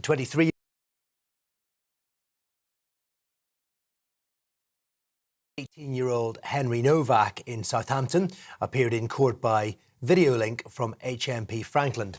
The alleged weapons include 3 machetes, 37 swords, 3 ninja swords, 2 flick knives and 8 knuckle dusters. The Home Secretary is reportedly set to change the law to allow the deportation of a Rochdale grooming gang leader who was released from prison last week. It's understood Shabana Mahmood will set out plans on Monday to amend a 1971 law preventing the removal of 73-year-old Shabir Ahmed. Ahmed was released on July the 2nd after serving 14 years for his conviction in 2012 for rape and sexual offences against girls, some as young as 12. The Metropolitan Police has paid £25,000 in compensation to the comedy writer Graham Linehan over his arrest for gender-critical posts. The Father Ted co-creator was detained by armed officers on suspicion of inciting violence after he landed at Heathrow Airport last September. The Met Police has apologised to the campaigner, acknowledging his considerable distress and accepting there were shortcomings in the investigation, the arrest and the imposition of bail conditions. Finally, Sir Keir Starmer has described Bonnie Tyler as one of Britain's greatest recording artists after her death at the age of 75. She was best known for her hit song, Total Eclipse of the Heart. A statement on her website says she died unexpectedly last night in hospital in Portugal as a result of an ongoing illness. Rhian ap Iorwerth, the First Minister of Wales, has called the singer a true icon. You're up to date for the moment. Now, back to Nana. You can now watch GB News live across the United States of America and the world on Truth Plus. Scan the QR code to find out more, or visit gbnews.com/truth.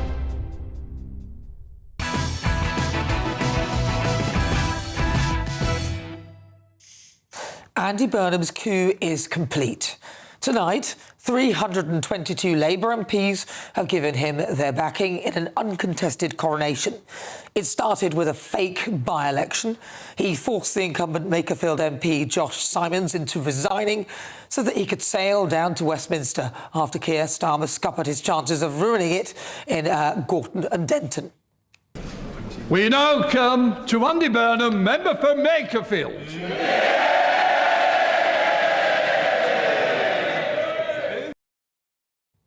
Actually, it turns out that he's been planning to oust Starmer for a long time. I'm assuming, am I being naive, that perhaps Andy Burnham didn't start thinking about what he might do as Prime Minister 2 weeks ago when he became the MP for Makerfield. He's been thinking about it a while longer. I don't think I am breaking any state secrets to say Andy has been thinking and has had his ambition. His ambitions have been clear for some time. He's run for leader twice before, so this is hopefully, touch wood, third time lucky. So he's, he has been thinking about this and certainly planning for this moment for at least the last year. And now his only possible rival, Al Khan's, has bottled it. For all the talk about the former Marine who specialised in hand-to-hand combat, he didn't have the balls to take on Andy Burnham in a leadership contest. Time right now is not for a contest. I've always wanted the debate. I put my 5 tests out there and I've suggested ideas such as a professional cabinet and, of course, critical national technologies at 1.5% in defence, how we can spend it more effectively, pushing those debates out, trying to get the ideas inserted into the system. But I think we've all got to get on the boat and row in the same direction. Andy's done a good job in Manchester. He's done a great job during COVID. He's seen the Manchester arena attack and dealt with that very effectively. And the economic trajectory of Manchester is in a positive way. If you can do that at the local, the regional level, and the national level, I think that's sitting in the right place. I think Al wants a cushy cabinet post. So Andy Burnham's coronation is complete, and it's good to see that he's humble in victory. Strange thing to say, but I've just been in to nominate myself to be leader of the Labour Party. The nomination process has opened this morning, so glad to see some MPs going in. I'm still the only candidate in the race. We'll get the first indication about 7 p.m. tonight of the first number of MPs to sign up, but the thing will go on over the next few days, so it won't be the final word. But yeah, it's all starting to feel very real. He's barely had to outline any policies, just symbolic but meaningless policies like Number 10 North. We will create a more streamlined state with a clearer purpose to power up all parts of the country and put a laser-like focus on growth and regeneration, good growth. The change will be driven through the Prime Minister's office in an extended operation based here in Manchester. He's laid out a vague plan for state control of public utilities. On utilities, we will ensure all parts of the UK are able to take greater public control of essential services like water, housing, energy and transport. He's evaded any scrutiny. He didn't take any questions after his one speech that left us with hope in every heart. Imagine good growth in every postcode and hope in every heart. Utter tosh. How are you going to stop the boats, Andy? No mention of that. Since then, he's done one interview with LBC and sham virtual Q&As with softball questions, giving answers like this. We've got to hope that we can change politics and make it work better for people. It's what I did in Greater Manchester over the last decade. Place first, not party first. Problem solving, not point scoring. Long term, not short term. I don't see why national politics can't work to the same 3 principles. On a right back for Everton, I've been waiting for some time to see a right back that will take us to the next level. Maybe, Mr. Moyes, this is the summer when you answer our wishes. Great. But other than that, we have no idea what a Burnham government will look like. He'll be a Prime Minister with no mandate, and it'll end in disaster. Let's just hope it's quick. Right, let's get the thoughts of my panel. Journalist and broadcaster Linda Dewberry, Conservative peer Lord Bailey, and former Labour advisor Matthew Lauser. Right, I'm going to start with you, Linda. Andy Burnham, I mean, he's an improvement on I don't think that would be that difficult. What do you make of him? Well, he's a completely different type of person anyway.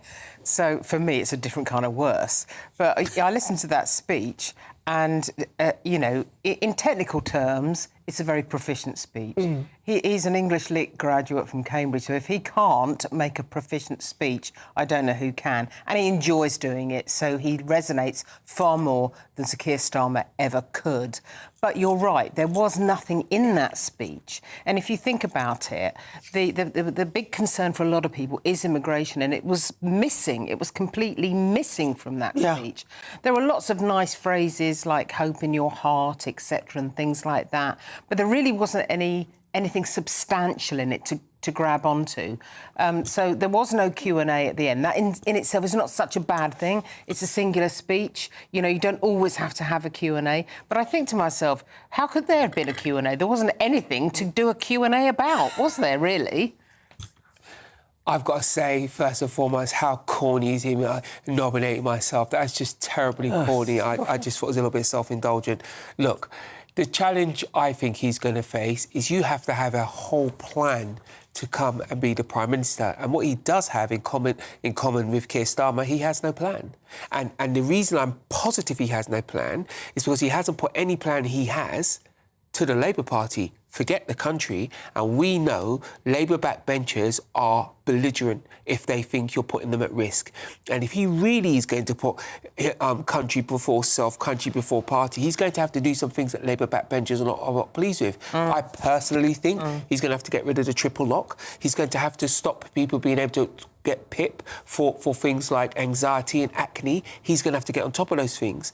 And if he can't do them, and I don't believe he can because the Labour Party will stop him, then he'll be no different to Keir Starmer.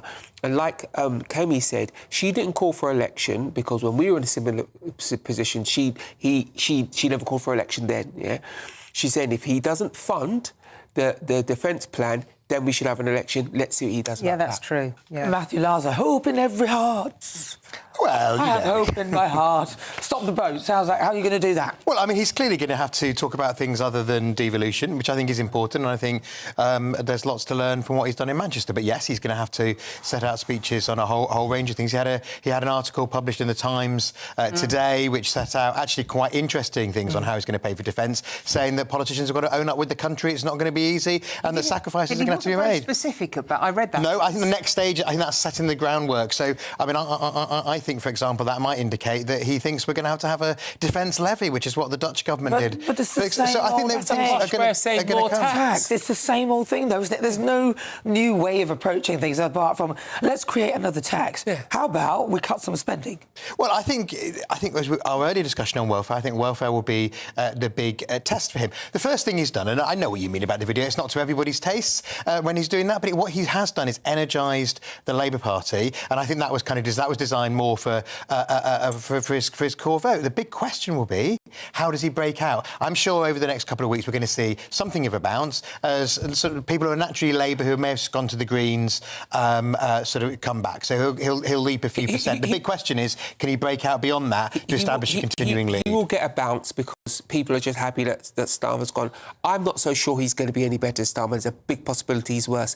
But he has three challenges. Firstly, Labour can't address public spending because they keep talking about austerity. Yeah. So any manoeuvre they play, people just play that back to them. That's the first thing. Secondly, he's going to have to do things that are not popular with Labour backbenchers. There's 400 of them. They're going to take him on.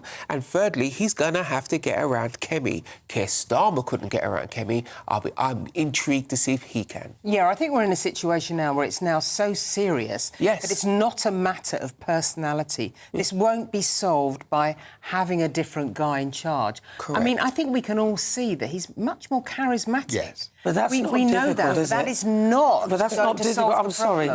If that's that's great, and I'm glad they've got more charisma. But what we had before, I mean, I don't mean to be rude to Keir Starmer because I'm sure he's lovely. Well, I'm going to be.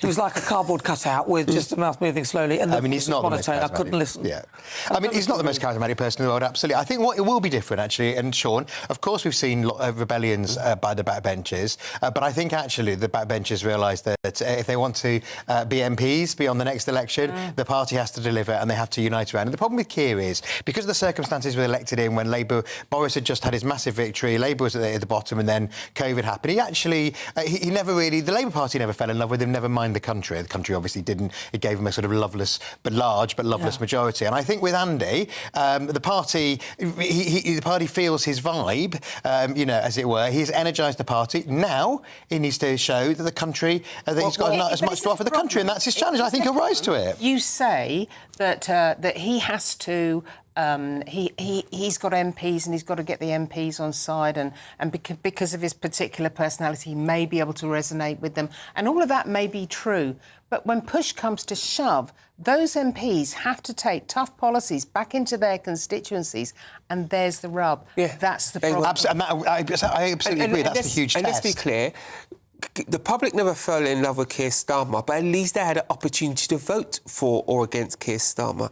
He has no mandate at all. He's been elected on vibes. He's been uncontested. Now, Sean, how many prime ministers did you change? I mean, glass houses and stones are, Sean. What happened to them? What happened to them? None of them were loved, and none of them had a mandate. Well, Boris then got re-elected after the election. Yeah, Boris had a mandate because he got re-elected. Look how it did. And to be clear, I am not one of those people who believe if you change prime ministers, you have to have an election, because that's not our tradition. But if your Prime Minister comes with a radically different programme, then you have to... I don't think it'll be a radically different programme. I think what you saw yesterday is it will be a fine-tuned programme. So that on defence... It won't be radically different. And the problem this country faces, tinkering around the edges, is no longer enough. We need to get in there and smash up some old things. And what Labour needs to smash up is their reverence for public services. That needs to be cut. And if you can't do that, you can't rescue the country. Also, this Number 10 North thing. I mean, remember they tried to sort of delay elections because they couldn't organise. They wanted to do unitary councils and all that. And it took them longer than they expected to organise it. How are they going to be organising Number 10 North? Will it halt all proceedings? Will they try and then extend the next general election because they haven't finished? Why is he doing that? Why is he bothering with that? Matthew, tell us, why are they getting into such a complicated scenario that requires total rewiring across this country? He wants to work from home. When you have no economic growth and a really big defence problem. Yeah, I mean, I think it is clearly devolving power, which has kind of been a priority, frankly, for both parties, because, the Tories created lots of moralities as well. What about for the people of the country? It's not a priority for the people of the country. I think we don't care. I don't care where the power is, just do the job.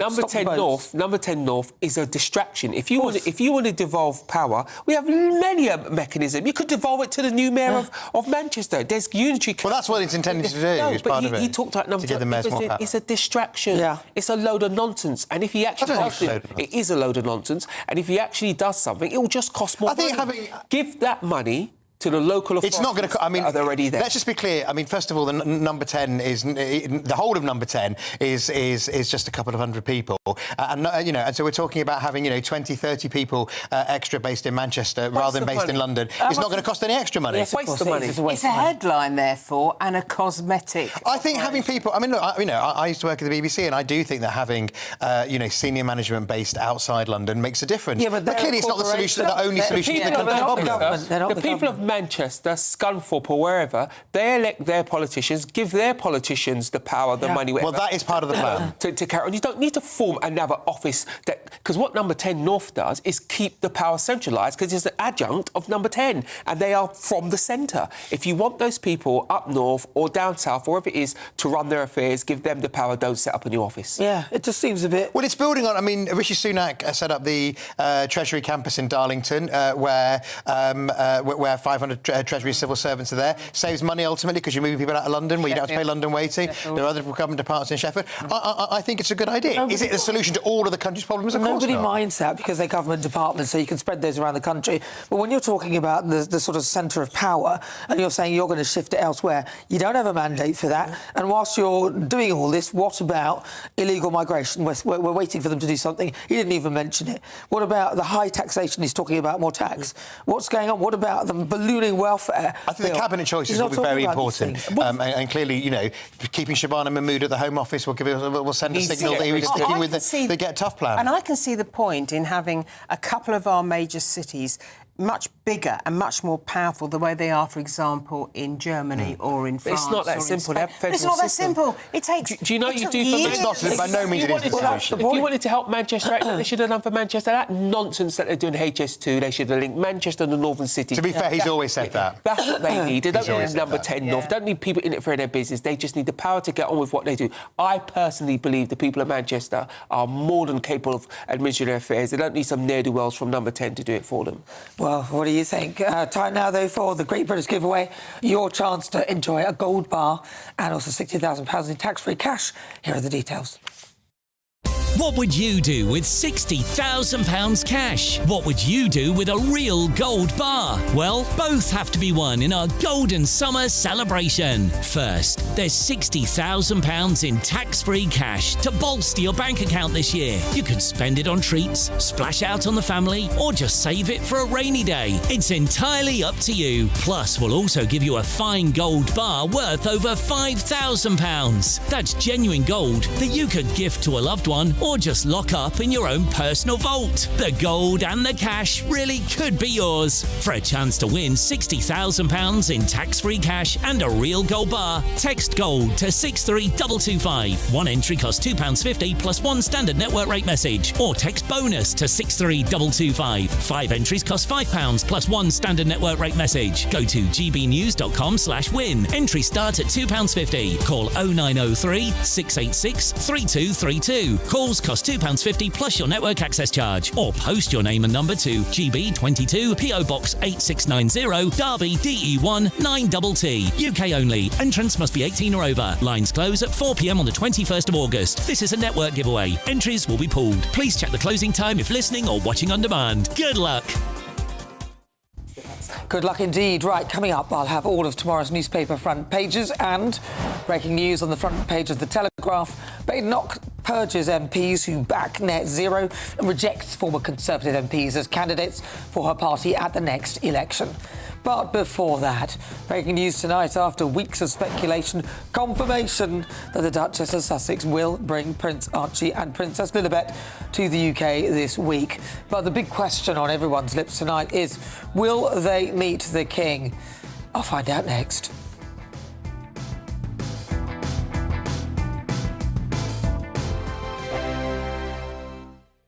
From court mornings to warm family brunches, from football to tennis in the car, in the kitchen. GB News Breakfast is there with the stories you need and the conversations that matter. Anyway, let's talk business. Well, it has been a historic night in British politics. It's astonishing, isn't it? We're here again to start your day just right. GB News Breakfast. Every morning from 6 a.m. Only on GB News. Britain's news channel. Breaking news, live updates, stories that matter. From the heart of the GB newsroom to every corner of Britain, with our team of dedicated journalists across the UK. GB News bulletins are there to deliver the latest news that matters to you. Bulletins on GB News, the People's Channel, Britain's news channel. You want to know what's really going on in the corridors of power? Labour don't know what to do with you half the time, and that makes you quite lethal in the chamber. Get behind the headlines with Chopper's Political Podcast. Join me, Christopher Hope, as I sit down with the great and the good of British politics. We'll see where this ruling takes us. These are the stories shaping our nation. Chopper's Political Podcast, available now on all platforms. Listen in and stay ahead. From the school run to the home run, watch a new show for all of Britain. So he can say whatever he wants. A straight talking show where all voices are heard. And, you know, when are we going to stop talking about smashing the gangs and actually do it? With the stories that matter from every part of our country. There's a bit of a crash landing there for your Chancellor. Bold, fearless and standing up for you. That's me, Martin Daubney, 3 p.m. till 6 p.m, weekdays, here only on GB News. The People's Channel, Britain's news channel. At GB News, we love to hear from you, our loyal community. So drop us a line at gbnews.com/your say. There you can talk to each other and also to the presenters live on air. gbnews.com/your say, because GB News is your channel, Britain's news channel. Join me, Nana Akwe, for an informative, interactive news programme with a difference. It's fun. No, you didn't say that, Dave. I'm so surprised. I think there's an element of truth to that. Join me from 3 p.m. every weekend, only on GB News, Britain's news channel.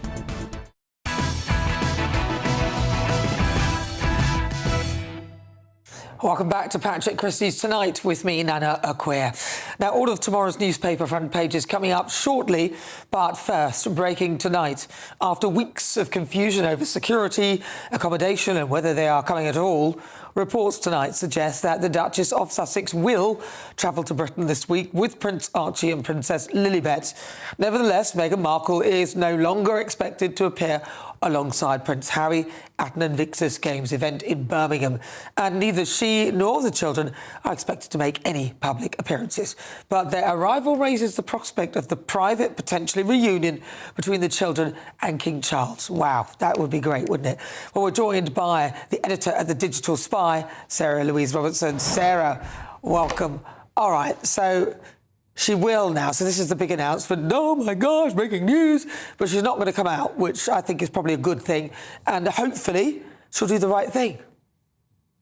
And take her children to meet their grandfather, the king, well, at least one of their grandfathers. They still haven't met Meghan's father, have they? But anyway, we won't touch on that, Nana. So it's a case of, again, the Sussexes doing their classic case of will they, won't they?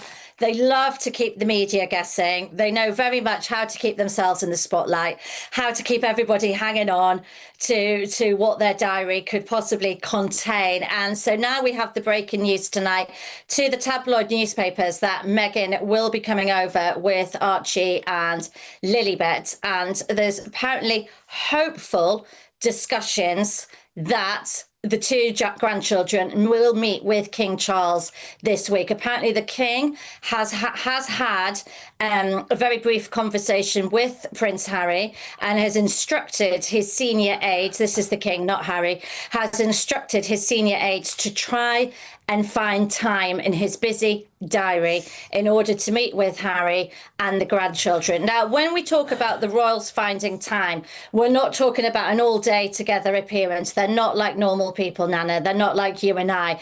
When they get together with their families, it's all to a strict schedule, that the King's strict schedule, a strict timetable, and you're granted a short audience. But still, I think this is a positive step for possibly relations.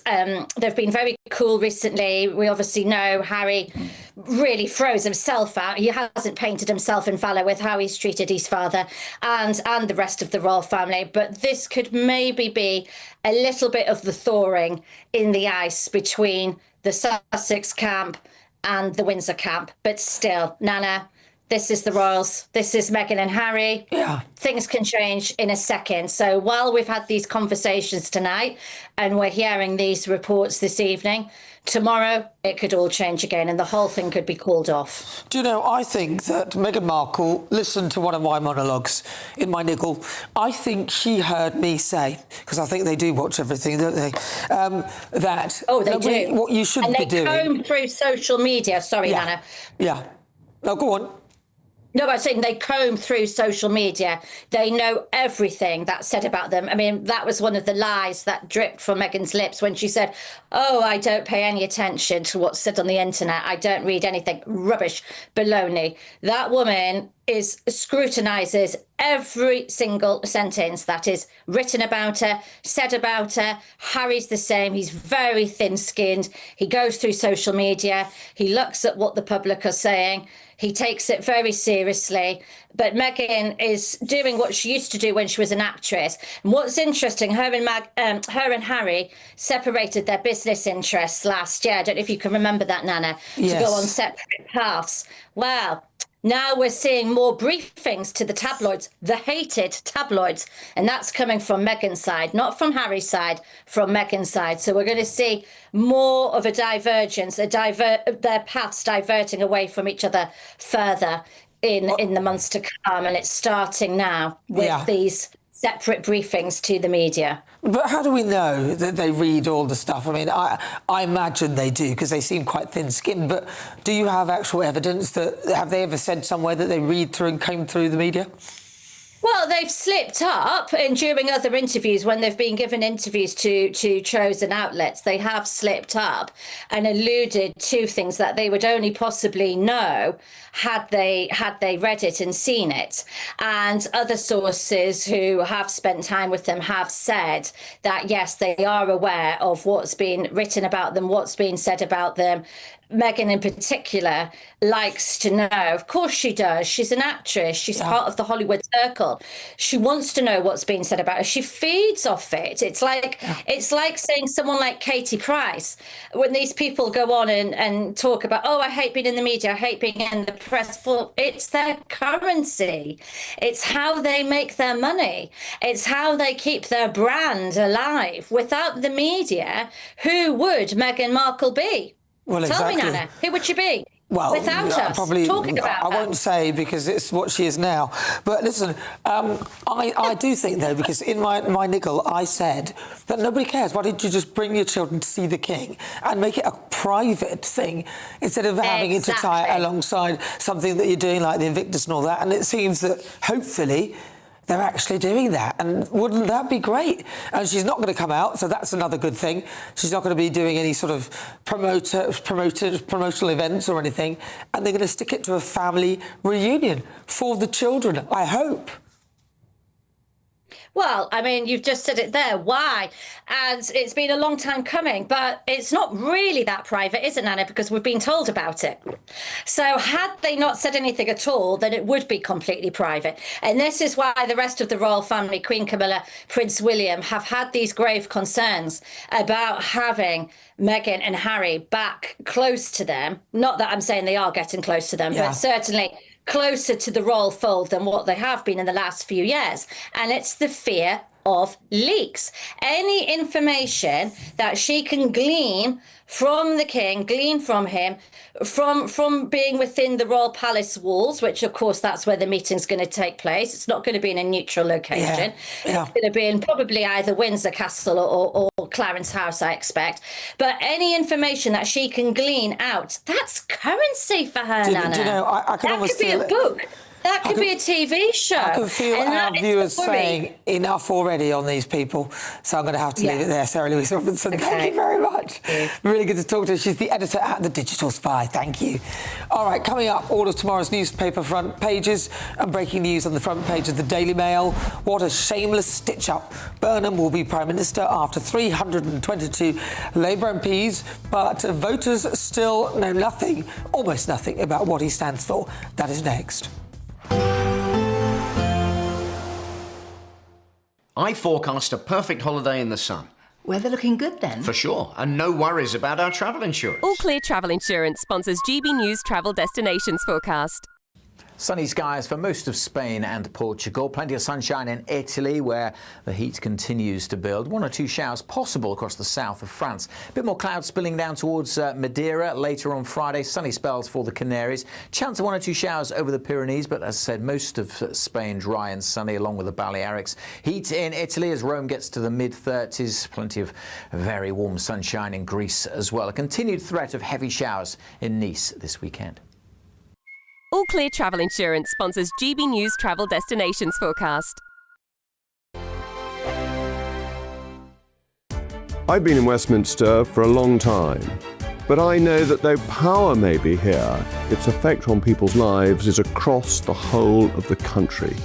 We may be where rules are made, but it's where they're implemented that matters. Join me, Jacob Rees-Mogg, for forthright and frank discussion on where Britain has come from, where it's going, and where it will end up. That's State of the Nation, Monday to Thursday, 8 to 9 o'clock. Vox Populi, Vox Dei.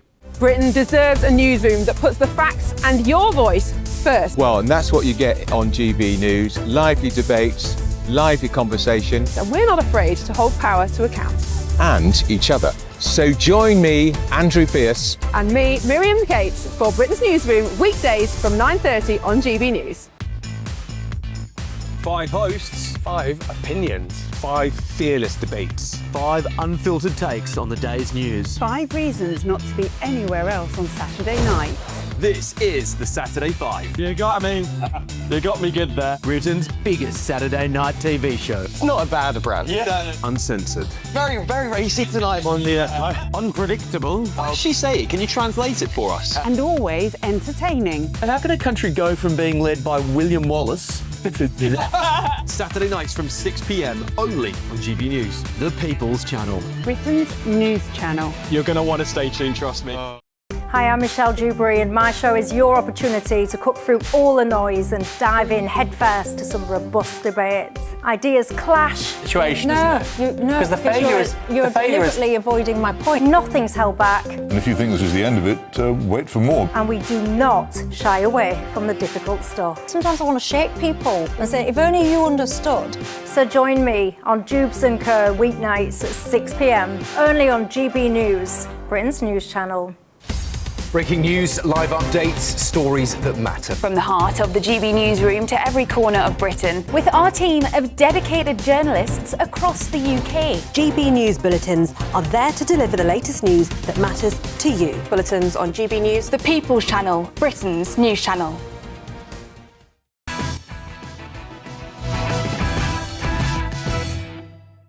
Good evening. This is Patrick Christys tonight, only on GB News. All right, let's take a look at tomorrow's front pages.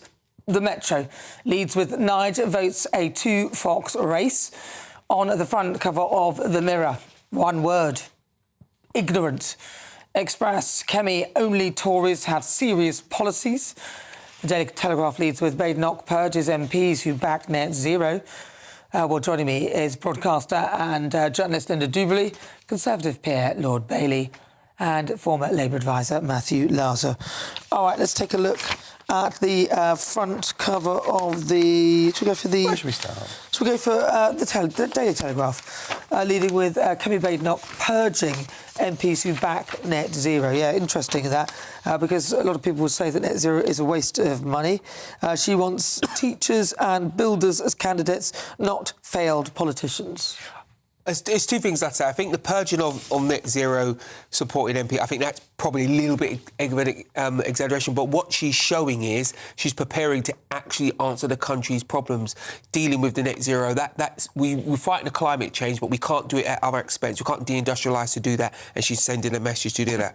And we've sat on this sofa a lot and talked about the Tories failed and all the rest of that, and I agree, and the election shows that. But what she's showing is we're a different party. We're not going back to the same old people. She's getting new people in, real people who'll get on with it. Well, Sean, I've had a WhatsApp since that story broke from a former MP who has been approved to go back on the panel today and who was firm in his belief in net zero in the interview. So I think this is a lot of spin. Let's see how. Let's see if he ends up as a new MP, and let's see how many people do it. But you know, from a star point of view, I think it's good that she's showing us strength. She looks strong, right? But the problem is, you know, I don't know how this is going to go down with the younger members of the population because, let's face it, Green could wipe the floor, I think, with a substantial number of MPs because of the younger vote. And I think that this might be a problem for her because we know that the average age of the Tory voter, I think, in the last election was 63. They will be 68, I think, for the next election. Absolutely. And they've got to get the Tory party, and actually I'm a member of the Tory party, so, you know, I'm one of these people. But I know what we need because I hear it all the time. We discuss it all the time. We need younger people to come in, both as candidates and as members of the party, and that's not happening. And I'm not sure how much it skews that. I disagree, and I tell you why I think she's right. Because what those younger people need more than their net zero credentials is a job, is a future. And the reason they don't have a future is because their money, the money that we'd normally use to build careers for them, is being squandered on nonsense. But you think that, and I agree with you. But what do they think? But it gives Kemi the opportunity to have that conversation. Remember, the majority of people in the country do believe in net zero. Yeah. Now, the issue is about how you get to net zero. Correct. But I think Kemi needs to... She's obviously gained back some ground by, toughening up, taking a more muscular right-wing approach. Yeah.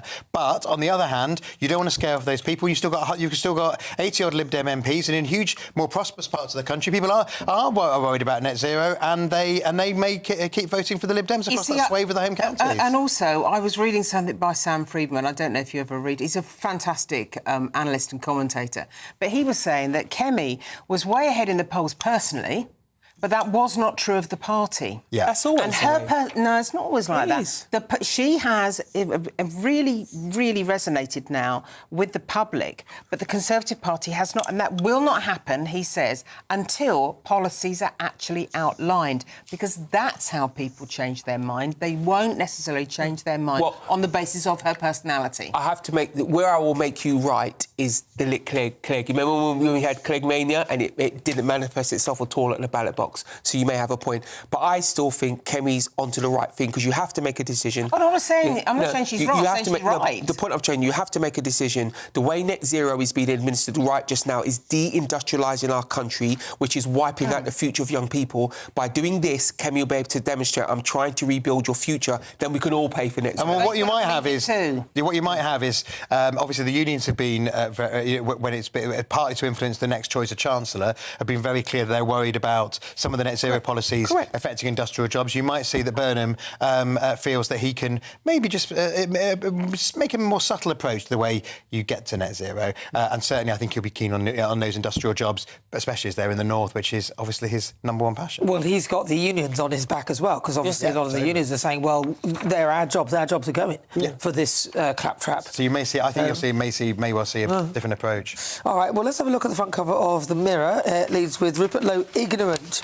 Restore Britain leader Rupert Lowe sparked fury by downplaying the Dunblane massacre as one murder. I mean, of course, he's completely wrong. The right-wing MP brought up the 1996 school shooting in which 16 children and a teacher died whilst complaining about UK gun laws. So it's a massive misstep. Absolutely. Massive misstep. I mean, there are some things that you just don't go near making a mistake over. And the Dunblane massacre, not a murder, massacre is one of them. You cannot call the massacre of 16 5- to 6-year-olds a murder. And he didn't do it once, he did it twice. So he must have known what he was doing. But he's on a show with Joe Rogan and he's talking about gun control. He just was a bit too clever by half. And what it is as well, he got it wrong on two levels. You're completely correct, because anybody who's of the correct vintage and remembers Dunblane, it was a horrific shock. Absolutely. And he is of that vintage. It's not like he wasn't around at the time. It's a horrific shock to the country. And I am one of these people who lament we make too many laws in this country, we name them after people. But we made a big change on the back of this massacre. And everybody agreed. Nobody in this country is really campaigning to loosen our gun laws. He's in the wrong place. And if you listen to the clips, what he's saying is, my father used to shoot pistols for Oxford University, and they took them off him. And it's like they took him off him because I'm sure his father obviously was absolutely it was fine for his father to have them, but the reason was you had to have rules because other people it wasn't fine for them to have them. You've really lost the plot when you go into that kind of narrative. Yeah. And the fact of the matter is, if we look at the Makerfield by-election, Restore was starting to get some sort of significant slice of the vote there. I mean, it harmed reform. And now we've got Nigel Farage going towards a certain conclusion. It could be and Rupert Lowe could have been a problem. It's not going to be so much of a problem now. I think Rupert Lowe and Nigel have both fallen off. A lot of people I know think that they're a certain type of man and they were always going to disintegrate. And there's interesting analysis pieces appearing all over the papers about the Restore / reform women problem. Obviously, their appeal, the reason that they hit a ceiling is because they're not appealing to female voters, and this is certainly not going to help. Absolutely. But does worry Nigel Farage, I think. It should do, but they've both fallen off and they've both made mistakes that you could argue are blind spots as politicians. I thought Rupert Lowe was very good, certainly as a Tory MP, but he's sort of, it's almost like he's drunk his own Kool-Aid. He's gone too far, and I think Nigel as well has stepped into overreach. He was doing things that he thought is all right because he's Nigel. Turns out the public are equally as upset if you do it as well. All right, well, listen, coming up, breaking news on the front page of The Independent. Burnham, we didn't get it right on Gaza, that's what he's saying. This is Patrick Christys tonight on GB News. I've been in Westminster for a long time, but I know that though power may be here, its effect on people's lives is across the whole of the country. We may be where rules are made, but it's where they're implemented that matters. Join me, Jacob Rees-Mogg, for forthright and frank discussion on where Britain has come from, where it's going, and where it will end up. That's State of the Nation, Monday to Thursday, 8 to 9 o'clock. Vox Populi, Vox Dei. You want to know what's really going on in the corridors of power? Labour don't know what to do with you half the time, and that makes you quite lethal in the chamber. Get behind the headlines with Chopper's Political Podcast. Join me, Christopher Hope, as I sit down with the great and the good of British politics. We'll see where this ruling takes us. These are the stories shaping our nation. Chopper's Political Podcast, available now on all platforms. Listen in and stay ahead. Hi, I'm Michelle Dewberry, and my show is your opportunity to cut through all the noise and dive in headfirst to some robust debates. Ideas clash. Situation, isn't it? Because the failure is... You're deliberately avoiding my point. Nothing's held back. And if you think this is the end of it, wait for more. And we do not shy away from the difficult stuff. Sometimes I want to shake people and say, if only you understood. So join me on Jubes & Co. weeknights at 6 p.m, only on GB News, Britain's news channel. From court mornings to warm family brunches, from football to tennis, in the car, in the kitchen. GB News Breakfast is there with the stories you need and the conversations that matter. Anyway, let's talk business. Well, it has been a historic night in British politics. It's astonishing, isn't it? We're here again to start your day just right. GB News Breakfast. Every morning from 6 a.m. Only on GB News. Britain's news channel. Some people enjoy lazy Sunday mornings, but not me. What's the truth of the matter? So that's a very live question. Would you support him if he waters down these plans? Before the spin sets in, I'll be getting to the truth. This is personal. No soft questions, no easy answers. It's one thing if the state has rules in this country. It's another thing whether the police and others actually police them. Setting the agenda and holding those in power to account. You can't really blame her if the system is set up this way. You will not want to miss it, trust me. The Camilla Tominey Show, Sundays from 9:30, only on GB News. At GB News, we love to hear from you, our loyal community. So drop us a line at gbnews.com/yoursay. There you can talk to each other and also to the presenters live on air. gbnews.com/yoursay, because GB News is your channel, Britain's news channel.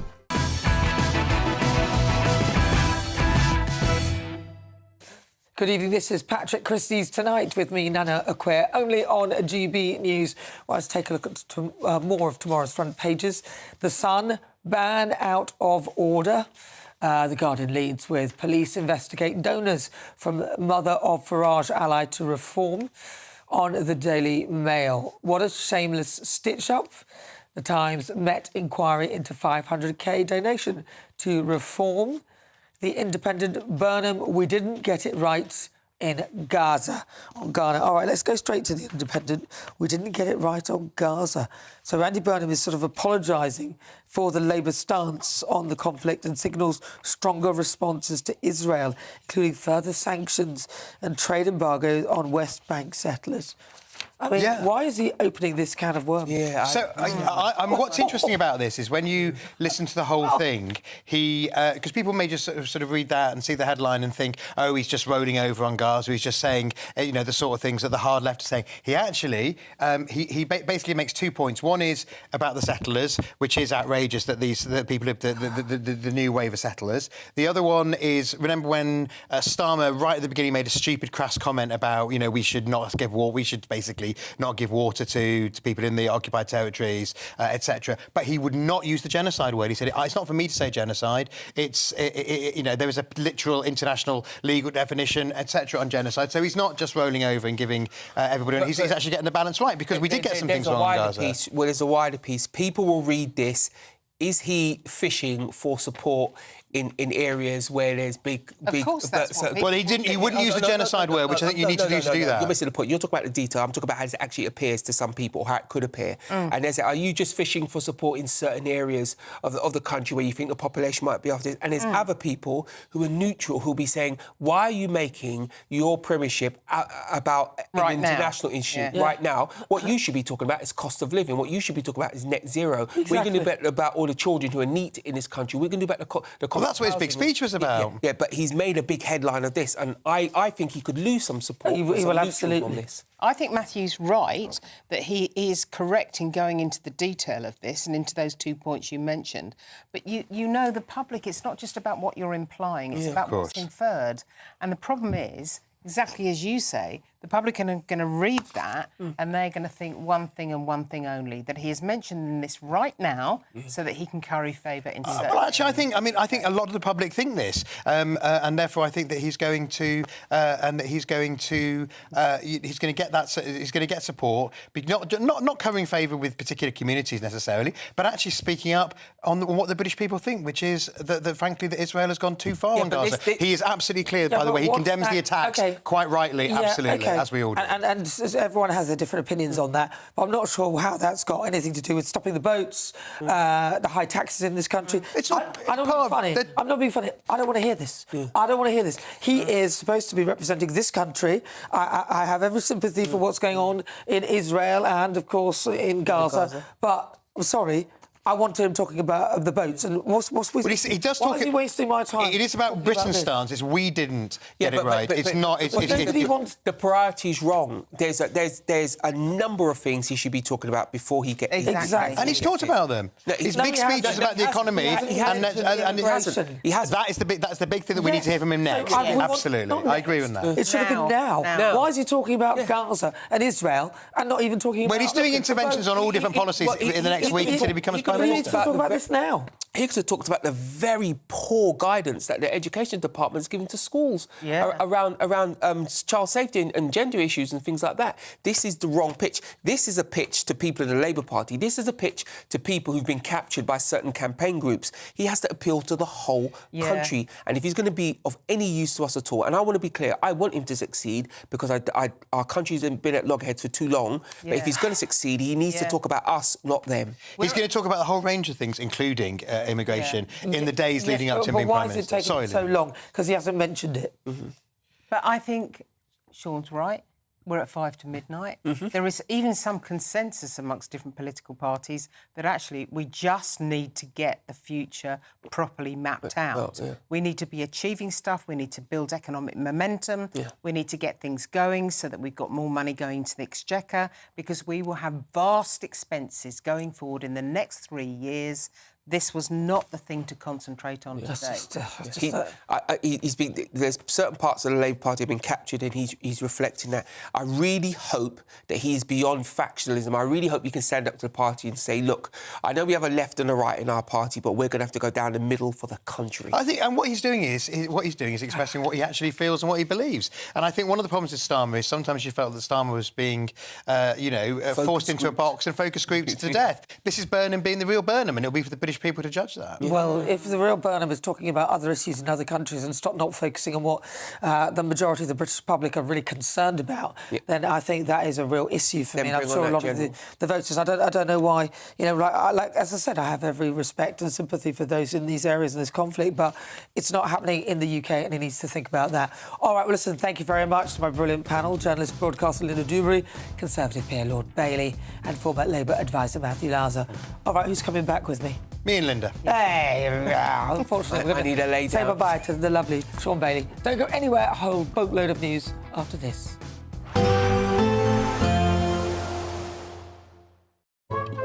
Today's outlook: cool, calm and completely horizontal.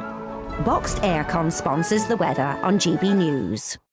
Good evening. It's time for your GB News weather forecast from the Met Office. It's another very warm night to come for many of us before another largely sunny and hot day again tomorrow, albeit towards the far north of the UK there is some rain around. That's because of a weather system that's pushing its way in. It's already brought a bit of rain today, and there will be more rain across northern parts of Scotland as we go overnight. Elsewhere it's largely dry. There will be a lot of clear sky around, though towards the southeast a bit of cloud here.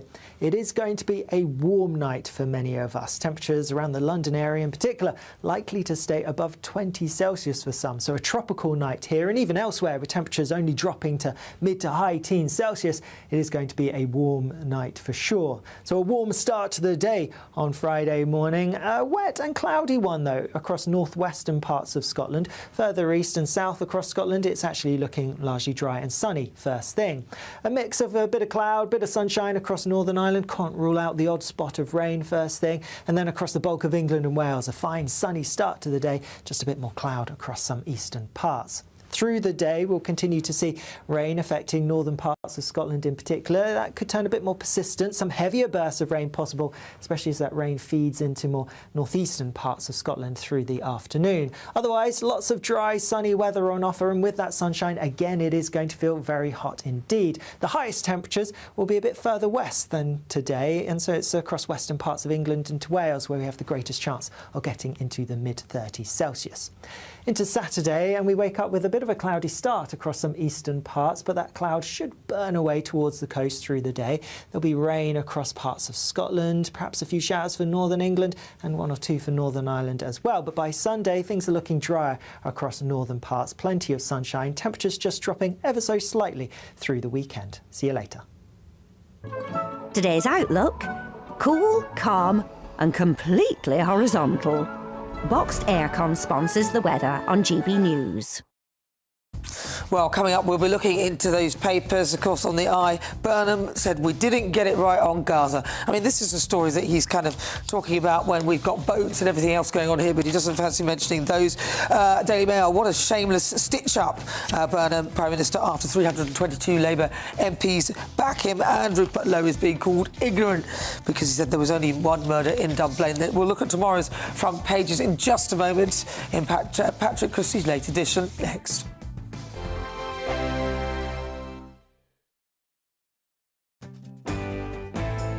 I'm Andrew Pearce. This is GB News, the People's Channel, Britain's news channel.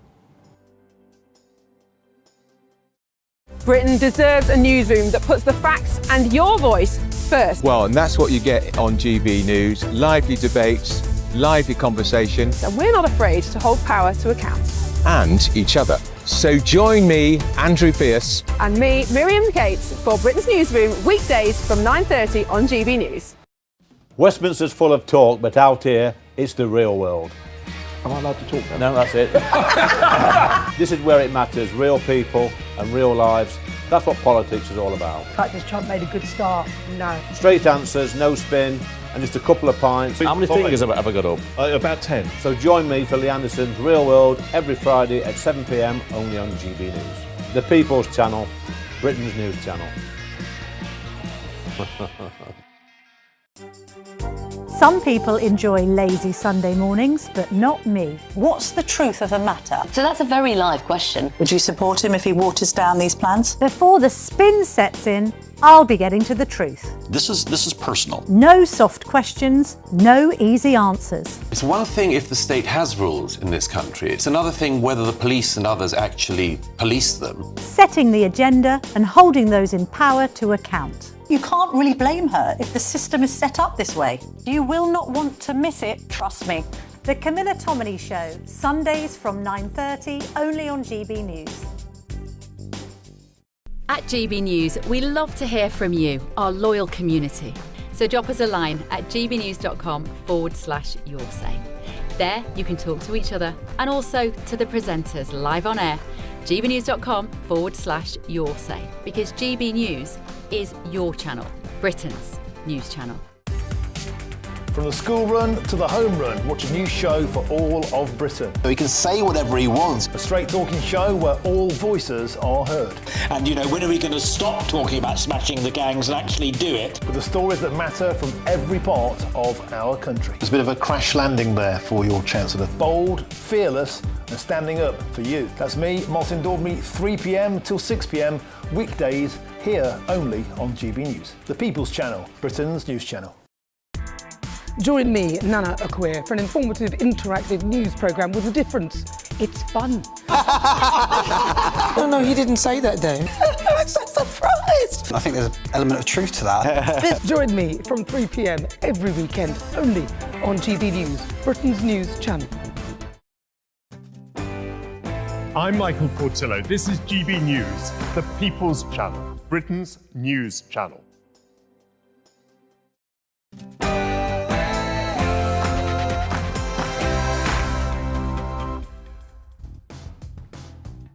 Christys, tonight's late edition with me, Nana Akwe. Now, coming up. We cannot have a party where people do not abide by manifesto commitments. If you do not agree with leaving the ECHR, then you should not and cannot stand as a Conservative candidate at the election.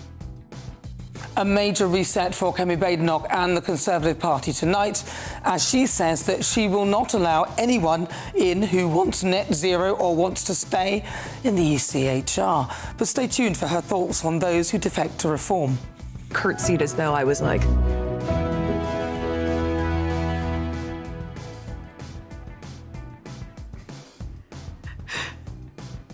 Pleasure to meet you, Your Majesty. The famous curtsy. Well, she won't have to do that, but breaking tonight, Meghan is coming to the UK after all, and she'll be bringing the kids, but she's snubbing a major event. We must also be clear in our criticism of what has happened in Gaza. I know many people feel that at the start of Israel's military action in Gaza, my party didn't get it right, and I am sorry about that. Andy, why? Andy Burnham says sorry for Labour's reaction to the war in the Middle East between Israel and Hamas. He's talking basically about Gaza as well. Is this Labour's reset? Meanwhile, the Daily Mail slams the Labour leadership contest as a shameless stitch-up.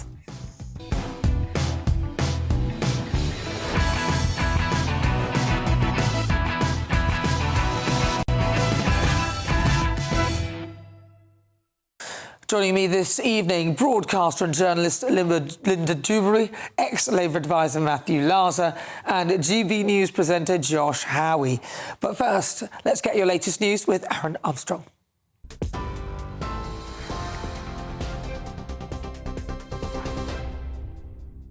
Thanks, Nana. Good evening to you. Just after 11 o'clock, our top stories. Andy Burnham is almost guaranteed to be the next Prime Minister after being supported by the vast majority of Labour MPs.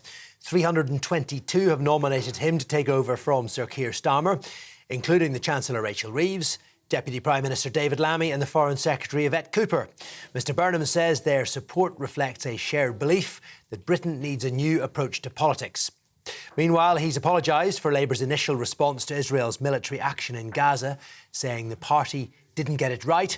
The Prime Minister in waiting says he'll put more pressure on the Israeli government, including further sanctions on those involved in the violence in Gaza and against illegal settlers.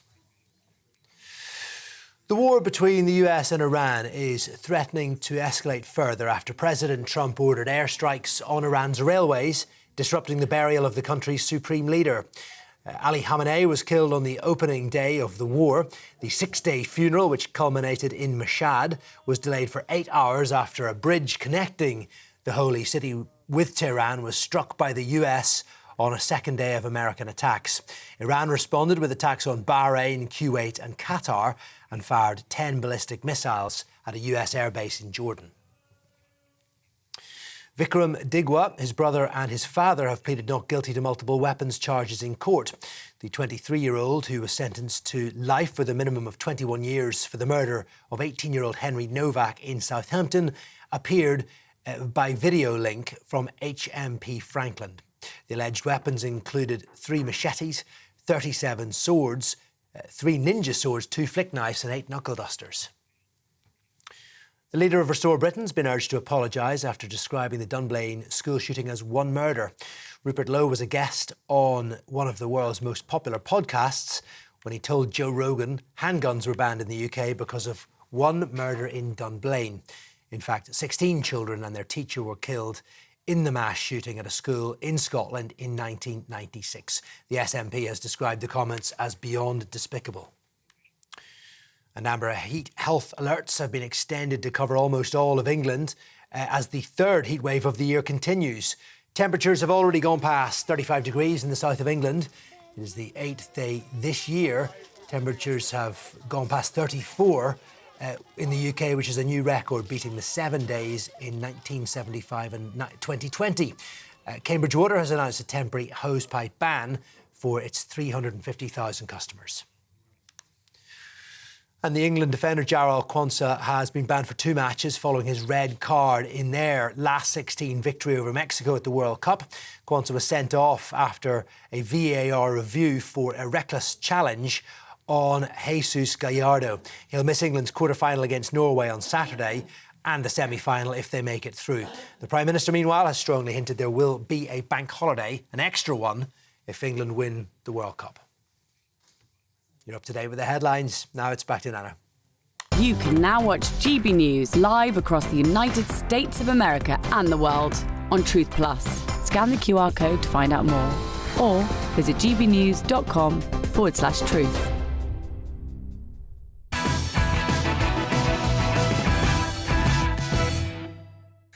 Good evening and welcome to Patrick Christys Tonight, late edition with me, Nana Aquia. Right, let's take a look at tomorrow's front pages. Let's check out the Metro. Nige votes to Fox race. Front cover of the Mirror leads with the words ignorant relating to Rupert Lowe. Express, Kemi, only Tories have serious policies. On the front cover of the Telegraph, Badenoch purges MPs who back net zero. On the front cover of The Sun, it leads with ban out of order. The Guardian, police investigate donations from mother of Farage ally to reform. The Daily Mail, what a shameless stitch-up. On the Times, Met inquiry into 500k donation to reform. The Independent, Burnham, we didn't get it right on Gaza. Right, let's get the thoughts of my panel. Broadcaster and journalist Linda Dubley, ex-Labour advisor Matthew Laza, and also joining us, GB News presenter Josh Howie. All right, I want to go straight to the front cover of The Independent. Andy Burnham says, we didn't get it right on Gaza. I mean, I'm sorry, but I just don't know what to say about this because, really, seriously, Josh. Well, he's not got it right. And this is an absolute sort of own goal out of like straight onto the pitch. This is his first sort of policy, apart from sort of Manchesterism, whatever that is. This is what he's coming out. This is the message that he wants to put out there to this country. Now, you can be involved or care about Israel or not, but the fact is, it was nearly 3 years ago now. It doesn't have a direct impact on most people's lives here. To be coming out and taking an arguably immoral position where after 1,000 innocent people were raped, were murdered, slaughtered, old people, entire families, 250 people were kidnapped. Well, what was Israel meant to do? They go and they have to, Gaza, Hamas started a war. Israel has to retaliate, get its population back. Yeah. If this had happened in the UK, I would hope that our government would do exactly what Israel has done. So the fact that he is now coming up to say, oh, we got it wrong. And also the sort of pomposity. What do you think the UK, like the Labour government, is going to be able to tell Israel that Israel's going to in any way respond to it? It's so maddening because it's just such terrible politics. Yeah, why is he doing this, Matthew Laza? I mean, why is he just opening this can of worms? And he's actually even apologising as well. Well, I mean, let's be absolutely clear. First of all, he's 100% condemnatory of the appalling attacks and the loss of life. He is 100% behind Israel's right to defend itself, and of course, 100% behind Israel's right to exist. Where does it say all that? Well, it says all that, and if you listen to the whole of the online clips, what he has said though is he thinks that the Labour government got the tone wrong particularly when Keir Starmer made a slightly stupid intervention right at the beginning, which actually caused a lot of offence to people about cutting off water supplies, etc. Which actually I don't think it was even sort of. I don't think anybody thought. Can I don't think that Gaza was fully supplied by Israel for water. I thought it was a very small percentage. Exactly, which is something that Keir said. So he's not blaming Israel. It's just Keir made a stupid comment, the sort of ill-phrased comment, got carried away, and that caused a lot of offence. He hasn't called it a genocide because he said because it is grandstanding. Well, because it isn't, is it? Well, it's not though, is it? But he has said that some of the settlement activity which is going on, which is hugely condemned by millions of Israelis as well as all. So what? That's got nothing to do with. He's allowed to have a foreign policy position, Josh. He's going to be Prime Minister of a UN Security Council but he is member. specifically saying is, I know many people feel that at the start of Israel's military action in Gaza, my party didn't get it right, and I am That's sorry. What he's referring to is those comments that Keir made. Well, no, what he's saying is that they didn't come down strong enough as Israel was fighting on multiple war fronts against a bunch of Islamists, a bunch of terrorists who would destroy the UK if they could. No, he is just taking the position that actually, as we're going to see in the Israeli election, the majority of Israelis take, which is that the Netanyahu government has made huge mistakes, which actually have empowered Israel. He's in no way threatening Britain's steadfast support for Israel. See, the thing is, I think what's happening here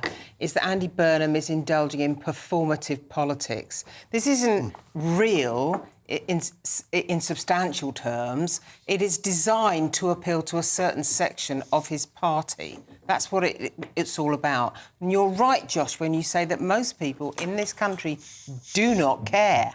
They're losing interest in this. We all agreed at the time, at the October the 7th attacks, these were truly heinous, horrific attacks. I mean, the worst thing that has happened, I've been a foreign correspondent, and I've never, ever seen anything like it.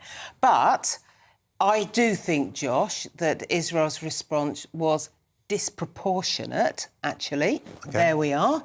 But I would say now that the British public have had enough of this discussion I'm just going to ask you, though, what is proportionate being attacked on how many fronts? It's a term of military No, use. but what I'm saying, this isn't just come off once, is it? Israel they have incredible defence mechanisms to protect them because they've been under fire from all the proxies of Iran for a very, very long time. Yeah. And then finally, they are absolutely disgusted with the final straw. So I actually think you might call it disproportionate, but I'm saying that military chiefs describe this as a technical term. Yeah, so other military chiefs have said it's also essentially the most moral army and the most moral outcome in terms of when the US and the UK went into Mosul and got rid of ISIS, there were 10 civilians killed for every one combatant. In Gaza, it's been about 1.5 civilians. That's still a tragedy. 1.5 civilians to every one terrorist. That is the lowest ever ratio in modern urban warfare. And when you think that the Hamas have deliberately fought behind their civilian population, wanting their population. So to sort of say that it's disproportionate is like, how would we have reacted simply saying if this had happened to us? UK military chiefs describe this in their own rational... No, most of them do. Yeah. Describe this at least half a dozen that I can probably go through with you right now because I was doing a defence presentation last night. So I know that this is regarded technically as a disproportionate response. That doesn't mean to say that I think that what happened wasn't horrific. No, I don't think... No one's accusing that, but it's like... It's nothing compared to sort of Dresden or any other warfare, but, no one accused the UK of committing a genocide and all the rest of it back then. But the main point is that, getting back to the story here, this happened 3 years ago. There is a ceasefire technically in place at the moment. The Hamas government have just dissolved. There hopefully is movement towards some kind of peace in the long term here, if Hamas give up their weapons. It isn't escalating every day. The civilian population have been taken back into Israel. Most of the British public are interested. No, not at all. No, they're absolutely not. No, absolutely not. So why is he talking about it? Because it's a range of issues that people are interested in.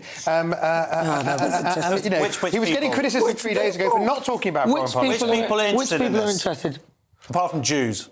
Well, I think a lot of voters are interested. I have just had voters? I'll tell you what. I have just had a message from somebody I work with who is a Conservative Party member in the north of England, who is as far away from a Zach Polanski-like left as you can imagine, and saying thank you for saying what I said earlier in the show, because he thinks that it is right that Britain speaks out against the excesses of the Israeli government. And frankly, Josh, that is what as every opinion poll shows. The majority of Israelis think as well that Netanyahu's made mistakes. You don't think Netanyahu's made mistakes? Of course he's made mistakes. But you don't think we've got the right to say when we think... I think we do, but also I think the fact that this guy is a Tory MP is texting you because they're speaking out...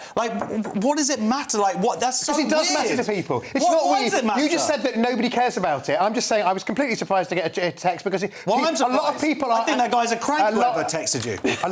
That's a completely different argument. Well, whatever. I think the guy's a crank if the guy's obsessed about it to the point... He's not obsessed about it, but it is a perfectly legitimate thing. It is a serious foreign policy issue, and it's perfectly legitimate for people in this country to speak out. Compared to all the foreign policy issues going on? No, because he's also spoken out about the Iran war, but the Middle East conflict is the #1 foreign policy issue alongside Ukraine at the moment. But this isn't Iran, though. This is what's happening... I said alongside Iran, and it is part of the situation in the Middle East. OK, so what you're saying, Josh, is that he shouldn't... That it's completely wrong for somebody who's going to be Prime Minister in 10 days to have any view on the Gaza-Israel conflict. That's what you're saying. I think the fact that he's put this forward, first of all, I think his opinion is wrong. It's his opinion, but it's wrong. But you think he's not right to do it? But I think it's bad politics to make this his leading Well, let him decide foreign that. policy. Yeah, well, absolutely. Let him. He's done it, and everyone thinks he's an idiot, and rightly so. People want to hear about what's going to happen for our economy, for defence. All this has nothing to do with the UK, apart from the fact that Israel is defending the West, is at the forefront of defending the West. Sorry, Josh, we are a member of the UN Security Council, OK? We're allowed to have a foreign policy, and the vast majority of the British... you say it's bad politics, the vast majority of the British people think that Israel has been disproportionate in aspects of its response. Is this the number one most important issue affecting this country? Where does he say it's the #1 issue affecting the country? It's one is it even number 10? Is it number 20? It's nothing. It's got nothing to do with the UK. Why is he making... It's got nothing to do with the UK. No. Why is he leading on it? Is it even more important to the UK than potholes? Is it more important than the pension scheme? Is it more important than the NHS, than schools, than all the failing captured institutions? It's got nothing to do with us. So let me just be absolutely clear. You're saying that we shouldn't have... the government of this country shouldn't have a view on the Israel-Gaza conflict. Of course have an opinion on it. But do you think it's in the top 100 things that this country should... that we've got to fix? Is it the top 100 things facing the world? Yes. No, facing this country. Yes, I don't even think it is facing the world. No, it isn't. You don't think it's in the top 100 issues facing the world? I think it's the top thing that people are obsessed with because they're obsessed with Jews, but I don't think it's got anything to do with... It's not have any direct relevance to people's lives. Hold on a minute. Wait a minute. Sorry, I'm going to stop you. What do you mean when you're saying they're obsessed with Jews? I think that's sort of... Well, why is Israel, this tiny country, the number 2nd world mentioned story in the world? No, but I think you're going a bit too far with that comment. I think the problem with this is not that he's obsessed with Jews. I don't believe he is. No, I don't think he is, but I'm saying the obsession.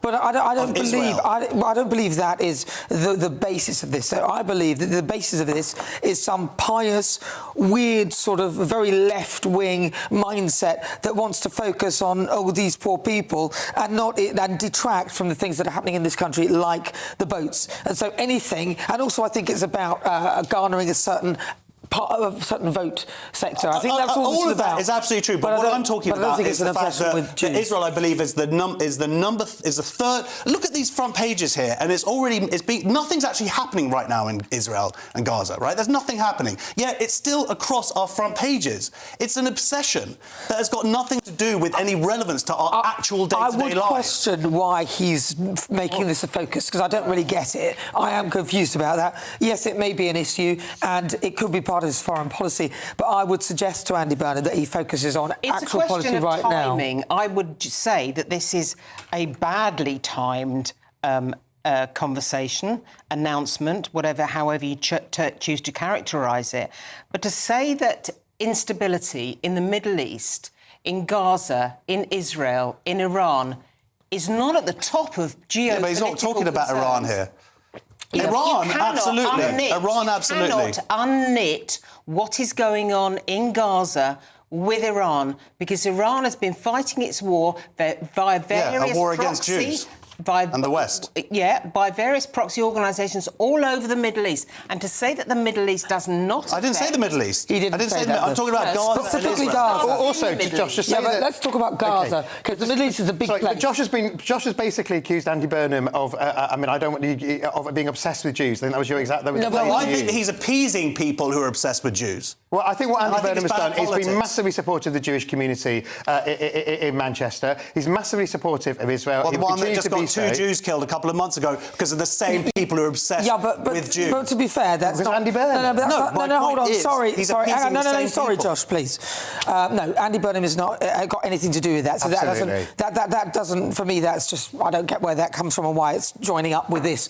What we're talking about is why Andy Burnham is so focused on Gaza when there are so many other issues at home in this country. And if I were him coming in and potentially being the next Prime Minister, which is what we think he will be, this would not be an issue that I'd be talking about right now. And I don't think it's going to garner any support from the wider British public. So I'm not quite sure why he's doing that. All right, well, stay with us. Loads more feisty debate coming up. But first, hold... We cannot have a party where people do not abide by manifesto commitments. If you do not agree with leaving the ECHR, then you should not and cannot stand as a Conservative candidate at the election. A major reset for Kemi Badenoch and the Conservative Party tonight, as she says that she won't allow anyone in who wants net zero or wants to stay in the ECHR. But stay tuned for her thoughts on those who defected to reform. And we'll go live to the French and Moroccan fans in Paris after France beat their opponents 2-0 in the World Cup quarter-final. It's sure to get very lively. This is Patrick Christys Tonight, late edition.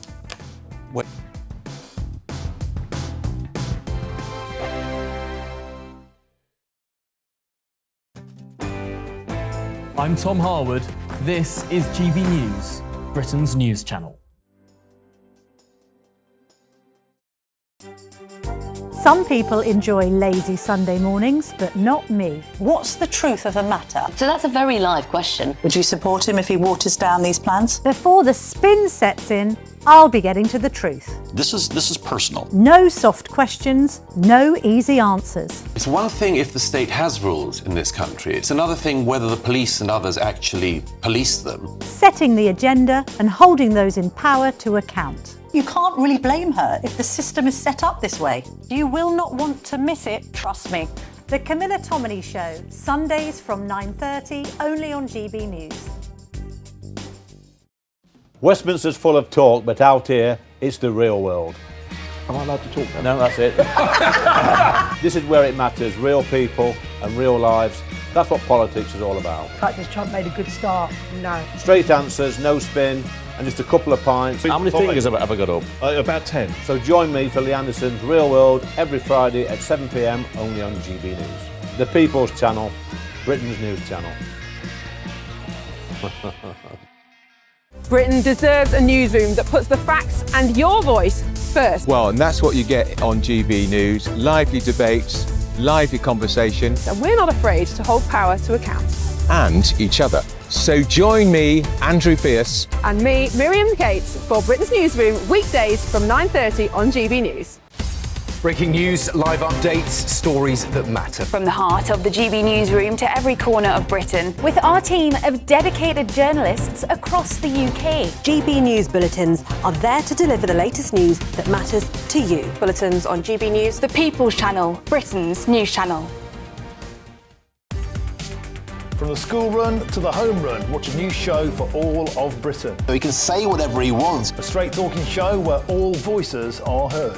And, when are we going to stop talking about smashing the gangs and actually do it? With the stories that matter from every part of our country. There's a bit of a crash landing there for your Chancellor. Bold, fearless and standing up for you. That's me, Martin Daubney, 3 p.m. till 6 p.m, weekdays, here only on GB News. The People's Channel, Britain's news channel. Join me, Nana Akweer, for an informative, interactive news programme with a difference. It's fun. No, he didn't say that, Dave. I'm so surprised. I think there's an element of truth to that. Join me from 3 p.m. every weekend, only on GB News, Britain's news channel. I'm Michelle Dewberry, and this is GB News. The People's Channel, Britain's news channel.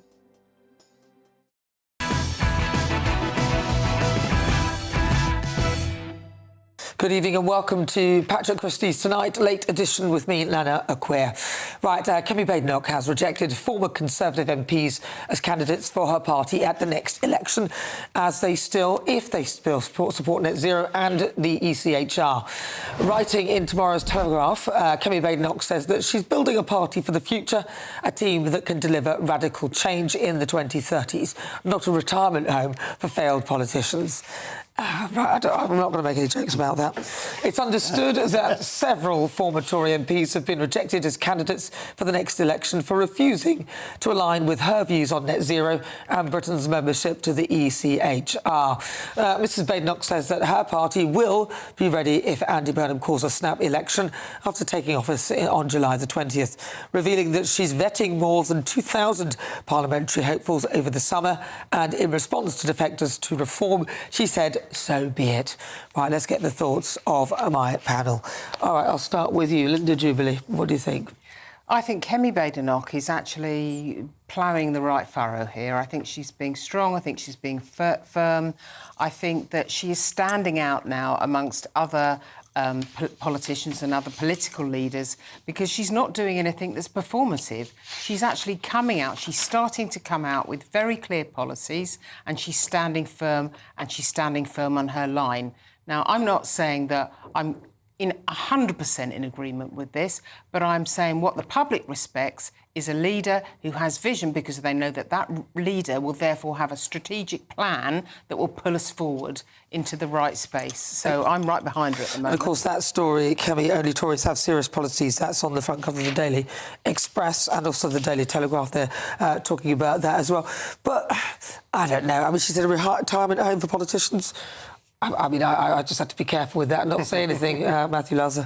Yeah, I mean, look, I mean, Kemi's had a good few weeks. While everybody was looking at Makerfield, the Tories won the by-election in Scotland, basically on oil and gas and net zero, and that was a massive fillip to the sort of Tory morale. And clearly, she's going to keep ploughing this because she regards it as Labour's weak spot. I'm not sure I necessarily agree with her, but she thinks that it is. And obviously, they're getting ready in case Ed Miliband becomes Chancellor to make net zero and oil and gas the big story if he does. So, I mean, it's not bad strategic positioning from her point of view. The only thing is I did say this earlier, that if you want to recruit younger voters and younger members of the party, which the Conservative Party does want to do, I'm not sure that this is the way to go about it 100%, frankly. What, in what way? Because I think that younger voters are much more inclined to think more seriously about the environment than older voters. And I think that if you look at, for example, the results from the Makerfield by-election and the Greens' big win there, you will find that the demographic for that... Sorry, Denton. The demographic for that was that a very big number of younger people voted. That's what turned... But no, sure, but those are young idiots, and they're also young, clever people out there. And this is... I'm not saying all young people are idiots. What I'm saying is that attracted the young idiots who are still voting for these policies. She wants to get the young, clever people, and this is exactly the right kind of policy that she needs to do. That? Because I am very young at heart. But no, because I do, because I hang out with a lot of young people. That sounds very dodgy, but that's not enough. No, I know. You might want to rephrase. But hear me out here, right? The fact is, Kemi Badenoch, I think, is fantastic. And the problem, as has been talked through the evening, is the problem is with the Tory party, not with Kemi Badenoch. There are still too many wet wipes within the Tories. There are still too many people who brought the last 14 years of absolute nightmare to this country. They haven't atoned for their sins. Matthew Syed did a great conference speech where he basically said that there hasn't been a huge mea culpa from the Tory party to say, we really messed up. Well, this is a very clever thing that she's done here because, first of all, she gets to kind of... On one hand, she says, look, we don't want those people back who brought us into the situation, but she's also putting a warning shot to other people in her party who might still be inclined towards net zero madness and might still be inclined towards letting us have open borders. And she's saying to them, you know what, you guys, you do have your positions, but if you don't toe the line, you're going to be out as well. Oh, yeah, I think, look, I said just a minute or so ago that I think she's a strong leader. I agree. But when you tell me that really it's clever youngsters the Tory party want to recruit, and there's plenty of people like that, I just want want to know what your statistical evidence is of that. You know what? I don't have any statistical evidence. You've got me there. All I have is just a bunch of young people. I'll tell you what my statistical evidence is.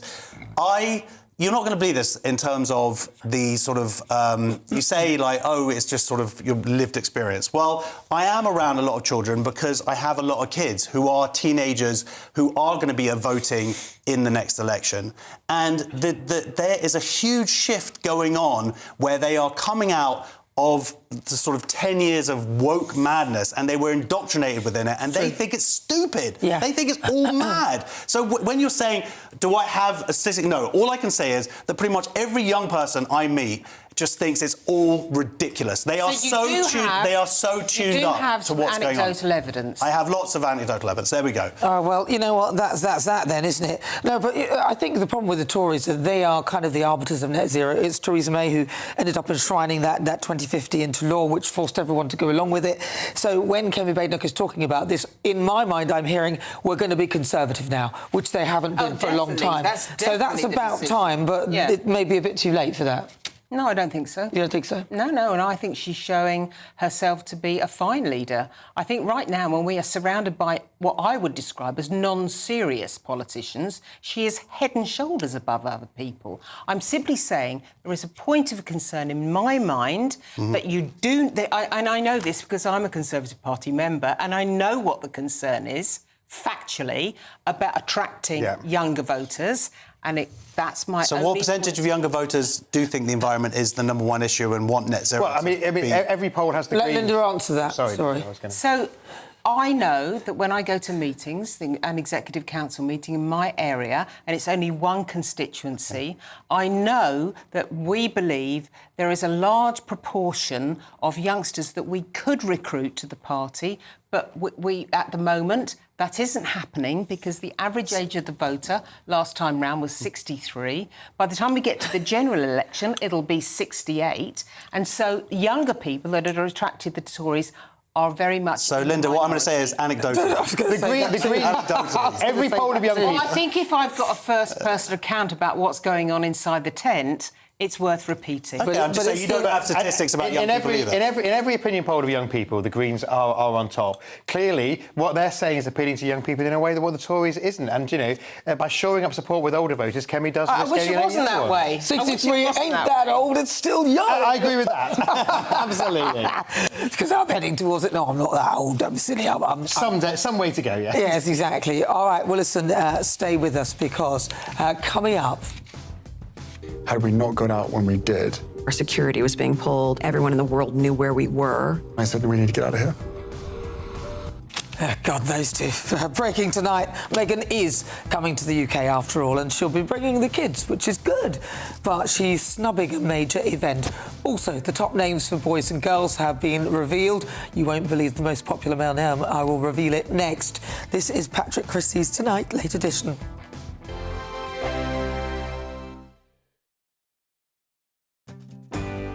I'm Stephen Dixon, and thanks for joining us on GB News, Britain's news channel. At GB News, we love to hear from you, our loyal community. So drop us a line at gbnews.com/yoursay. There you can talk to each other and also to the presenters live on air. gbnews.com/yoursay, because GB News is your channel, Britain's news channel. 5 hosts, 5 opinions, 5 fearless debates, 5 unfiltered takes on the day's news. 5 reasons not to be anywhere else on Saturday night. This is the Saturday 5. You got me. You got me good there. Britain's biggest Saturday night TV show. It's not a bad brand. Yeah. Uncensored. Very, very racy tonight on the unpredictable. What did she say? Can you translate it for us? And always entertaining. And how can a country go from being led by William Wallace Saturday nights from 6 p.m. only on GB News. The People's Channel. Britain's news channel. You're going to want to stay tuned, trust me.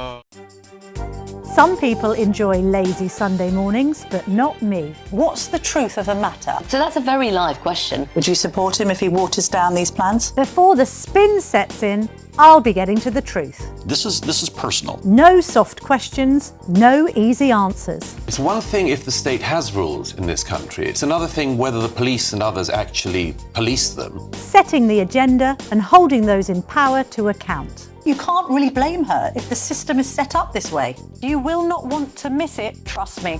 The Camilla Tominey Show, Sundays from 9:30, only on GB News.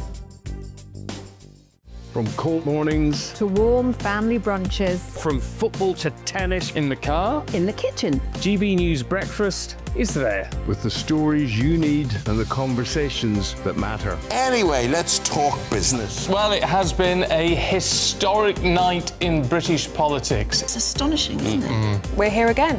To start your day just right. GB News Breakfast. Every morning from 6 a.m. Only on GB News. Britain's news channel. From the school run to the home run, watch a new show for all of Britain. So he can say whatever he wants. A straight talking show where all voices are heard. And, when are we going to stop talking about smashing the gangs and actually do it? With the stories that matter from every part of our country. There's a bit of a crash landing there for your Chancellor. Bold, fearless and standing up for you. That's me, Martin Daubney, 3 p.m. till 6 p.m, weekdays, here only on GB News. The People's Channel, Britain's news channel.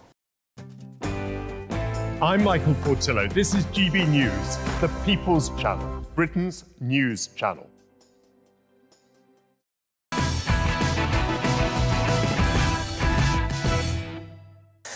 Well, welcome back. Right, so after a couple of weeks of confusion over security, accommodation and whether they were coming at all, who are they? Yes, of course. Reports tonight suggest that the Duchess of Sussex will travel to Britain this week with Prince Archie and Princess Lilibet.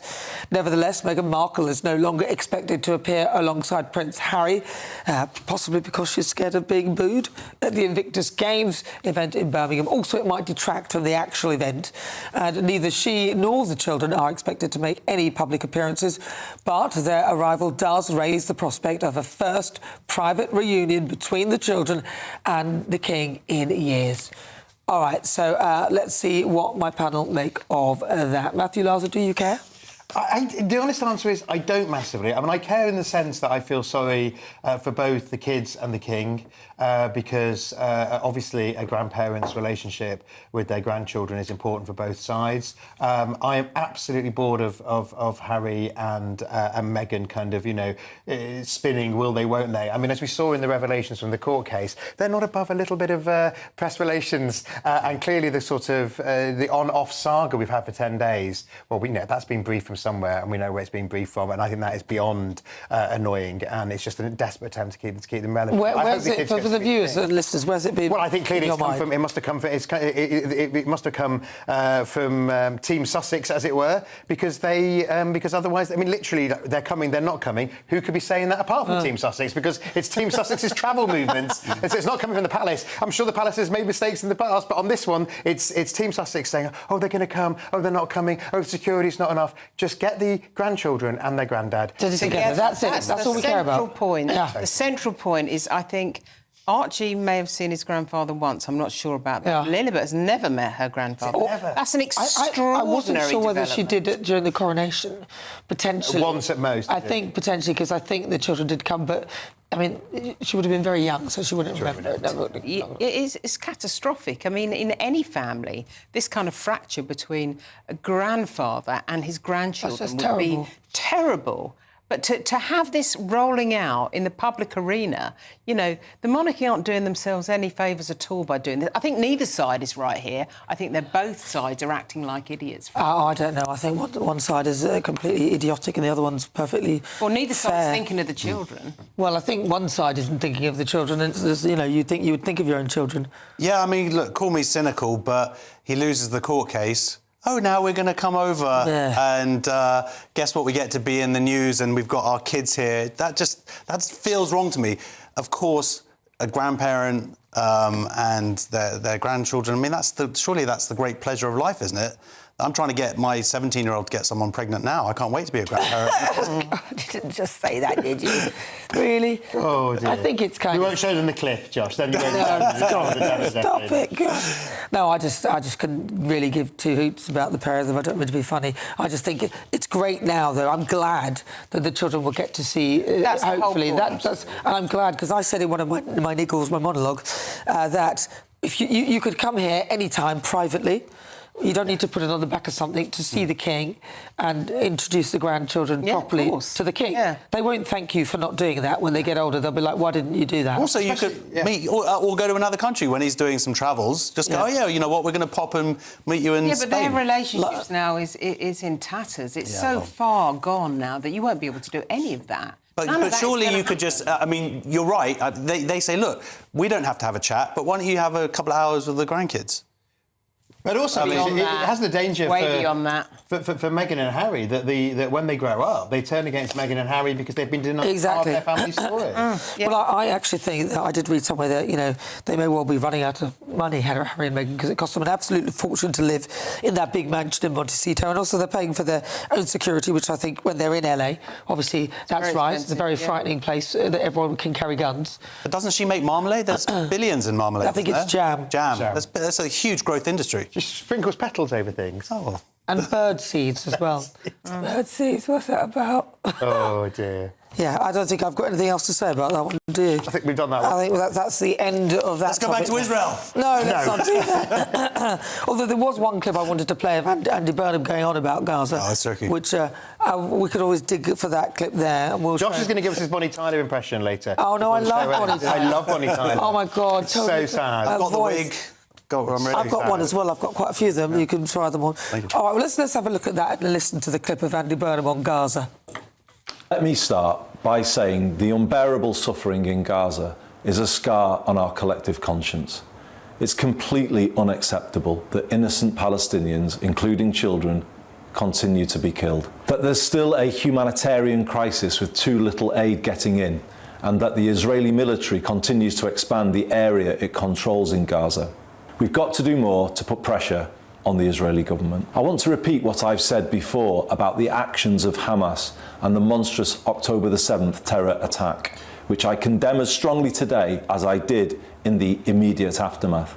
We must also be clear in our criticism of what has happened in Gaza. I know many people feel that at the start of Israel's military action in Gaza, my party didn't get it right, and I am sorry about that.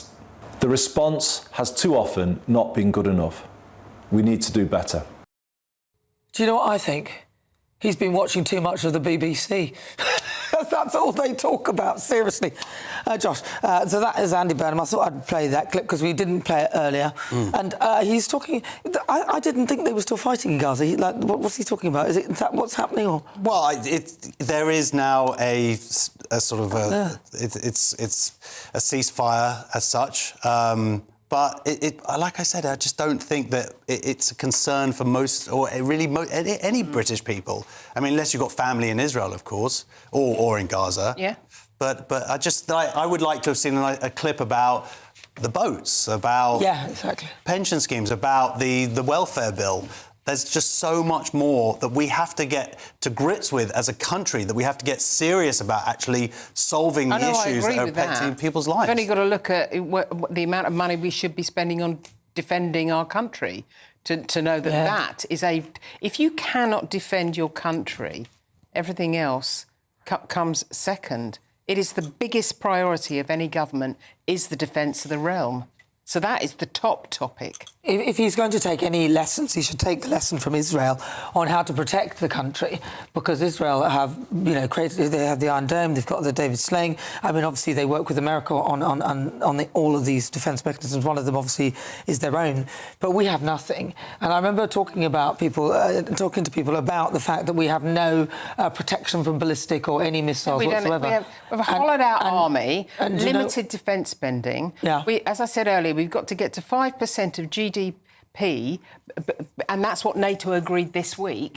And I don't even think we can achieve that by 2035. Meanwhile, The Russians are busy inspecting our undersea cables in the Channel. They're busy launching cyber attacks in this country to destabilise us. All of this is going on, and that is the priority. That level of expenditure means it will affect every single government department, and we are all going to have to bite the bullet, to use a pun, over the next 3 years. Absolutely. End of. Absolutely. And a statement like that risks alienating two great allies of this country. Israel is an ally of this country, provides intelligence, provides know-how in the field. You've got America as well. Like, it's so why would you want to risk sort of kicking that hornet's nest? I think he thinks it's the right thing to morally speak out. 15 people have died in Gaza in the last 48 hours because of Israeli military action. 15 terrorists. But there's meant to be... Well, they include children, so, I mean, I don't think, Josh, they're the children with... 16-year-olds with rifles. Well, no, I mean... It depends. I mean, you Josh, know, you think everybody in Gaza is a Can I just ask? No, I don't. I think that's what you just implied. No, this is the problem with this, though, is that there may be many terrorists in there that have been killed as well, and we don't know who was killed, and you know, so I think that we could just lay off that one, really, frankly. But, yeah, I'm with you, Andy Burnham. We all agree. Do you not agree? Does that not show that he's a bit... Absolutely not. He has the moral right to speak about a major issue. But the question is... I don't think you can dismiss the deaths of children as something we should just not talk about. What about the timing, though? Would he be wiser to have started talking about maybe the boats, which he didn't mention? He's talked about a whole range of issues. He didn't talk about the boats, and that'll be one of the issues he talks about. That's the number one issue. We showed clips from his major policy speech he's given, which was about economic growth across the country, which is it's the number one priority. Why is he running away from the boats, though? Why did he run away from He's not running away from anything. He's given one speech, Nana. Yes. He's going to be Prime Minister. Is he not going to talk? Of course he's going to talk about immigration. Of course he's going to talk about when will that be? a whole range of things. Well, presumably over the next week and the next 10 days. Over the next week and next 10 days, Matthew Laza says that he will talk about the boats. Andy Burnham will do it. Let's see if he actually does. And Ukrainian deaths, maybe? I mean, that's a little bit closer to home. He wrote an article today about Ukraine, Josh. Exactly. Go and buy your copy of the Times. Yeah, he wrote about Ukraine, but didn't mention the boats. All right, coming up, the top names for boys and girls have been revealed. You won't believe the most popular male name. What do you think? I'll reveal it in just a moment. I forecast a perfect holiday in the sun. Weather looking good then? For sure, and no worries about our travel insurance. All Clear Travel Insurance sponsors GB News Travel Destinations Forecast. Sunny skies for most of Spain and Portugal. Plenty of sunshine in Italy, where the heat continues to build. 1 or 2 showers possible across the south of France. A bit more clouds spilling down towards Madeira later on Friday. Sunny spells for the Canaries. Chance of 1 or 2 showers over the Pyrenees, but as I said, most of Spain dry and sunny, along with the Balearics. Heat in Italy as Rome gets to the mid-30s. Plenty of very warm sunshine in Greece as well. A continued threat of heavy showers in Nice this weekend. All Clear Travel Insurance sponsors GB News Travel Destinations Forecast.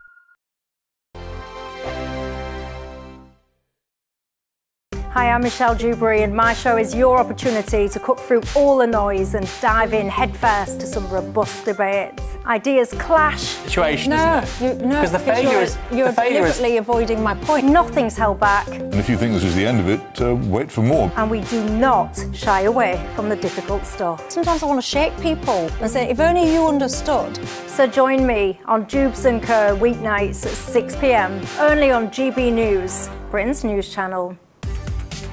From the school run to the home run, watch a new show for all of Britain. So he can say whatever he wants. A straight-talking show where all voices are heard. And, you know, when are we going to stop talking about smashing the gangs and actually do it? With the stories that matter from every part of our country. There's a bit of a crash landing there for your Chancellor. Bold, fearless and standing up for you. That's me, Martin Dawdley, 3 p.m. till 6 p.m, weekdays, here only on GB News. The People's Channel, Britain's news channel. At GB News, we love to hear from you, our loyal community.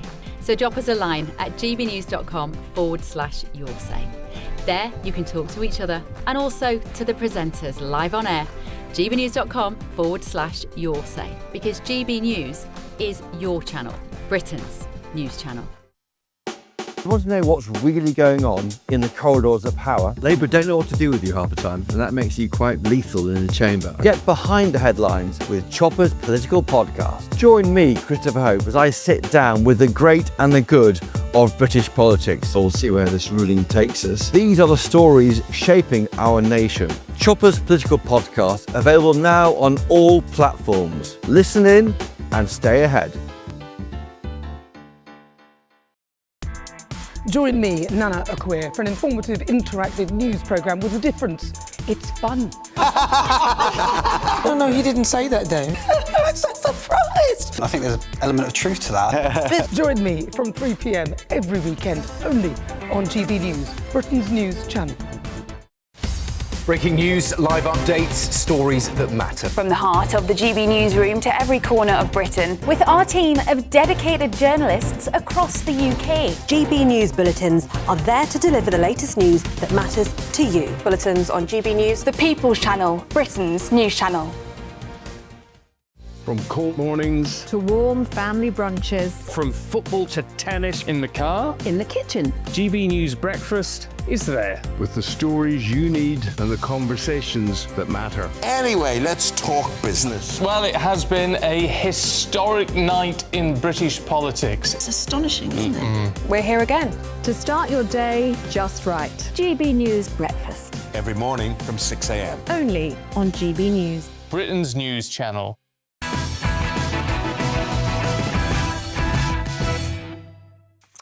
Right, so the most popular baby names in England and Wales have been revealed, and perhaps it comes as no surprise that Mohammed takes the top spot for boys for a third year running, whilst Olivia remains the nation's favourite name for girls. Yes, according to the Office for National Statistics, nearly 6,000 baby boys were named Mohammed in 2025, a 4% increase on the previous year. The name, which means praiseworthy or commendable in Arabic, first entered the UK's top 100 baby names in the mid-1980s and has steadily climbed the rankings ever since. So does Mohammed's continued rise simply reflect Britain's changing demographics? All right, what do you think? Yes, it does. Obviously. That's the end of that, then, isn't it? I mean, also, you've got to, like... Well, I mean, I've got 4 boys, and I named them all Mohammed just to kind of fit in, just to help them out in the future. So I was future-proofing myself. No, what? No, they're all called, like, Mordechai and very Jewy names. Mordechai. But... yeah, it's of course it's look at it, and it's also increased by 4%, so it's going up. It's going to next year be another 4%. This aggregates over time. This is an indication of our future in this country, our present. Yeah, I don't know. I mean, I know that it's happened 3 years in a row, and it is a strange sort of name, I suppose. Do they? But, yeah, but I'll tell you what, isn't the custom in some of those nations to christen the baby Mohammed something, and they use the second name? So it's obviously, it's much more... obviously, we don't have a particular tradition of using certain names amongst the Christian population. We divide it between thousands of names. Obviously, Mohammed is used in a lot higher percentage of the Muslim population. But it's the second name they use, normally. Yeah. The Spanish do Mohammed exactly... Jr. And the Spanish do the same thing, don't they? The Spanish use the second name, not the first name, customarily. It's true, actually. Well, in that case, it's all fine. It could be, I think it's all... Of course it's all fine. I mean, people can call their kids what they want. It could be like in Ghana, where we have 7 names. Monday, Ajuada. Tuesday, Abanada. Wednesday, Akwiada. Thursday, Yawada. Friday, Mimida. So you know what day people are born. Everyone's got the same name. And Saturday and Sunday have also got the same. Well, my name's Nana Akweer, so I'm supposedly born on a Wednesday, but I was actually born on Monday. So we don't necessarily... But I was named after my great-great-grandmother. Who was a Wednesday person. Yeah, but I'm not. I was born on Monday. Love that. Yeah, so that's what... So there's limited child names. works hard for a living. Exactly. But what I love about this list every year is seeing the names that sort of disappear. Well, I was just thinking just the other day, do you ever see Clives anymore? No. You know, there are names Kevin. They're just Really? falling out of fashion. Yeah, you never see Gordons either. Yeah. Andrew's become very unpopular. For understandable reasons. Well, maybe Meghan will be resurfacing, or maybe not. All right, let's take a look at tomorrow's front pages. Let's start with the Metro. Nige votes a 2-Fox race on the front cover of the Mirror. Ignorant, that is related to Rupert Lowe. Express, Kemi, only Tories have serious policies. The Telegraph, Kemi Badenoch purges MPs who back net zero. The Sun leads with ban out of order. On The Guardian, police investigate donations from mother of Farage ally to Reform. The Daily Mail, what a shameless stitch-up. The Times, Met inquiry into 500k donation to Reform. The Independent, Burnham, we didn't get it right on Gaza. Well, all right. Well, listen, I've got to say, I think we all agree that perhaps Gaza wasn't the subject that Andy Burnham should have been talking about in his first week, really, of potential leadership of prime ministerialism. I thought that was quite good. So thank you very much to my brilliant panel. Josh Howie, thank you very much. Linda Dewberry, and also Matthew Lauser. And also thank you to you for your company this evening. I'll be back covering for Patrick Christys tomorrow night on the Audience Live show. Make sure you join me. And also don't forget you can catch up on YouTube, or why not download the GB News app. It is completely free. That's all we've got time for. Up next is The Late Show Live, hosted by the one and only Bev Turner.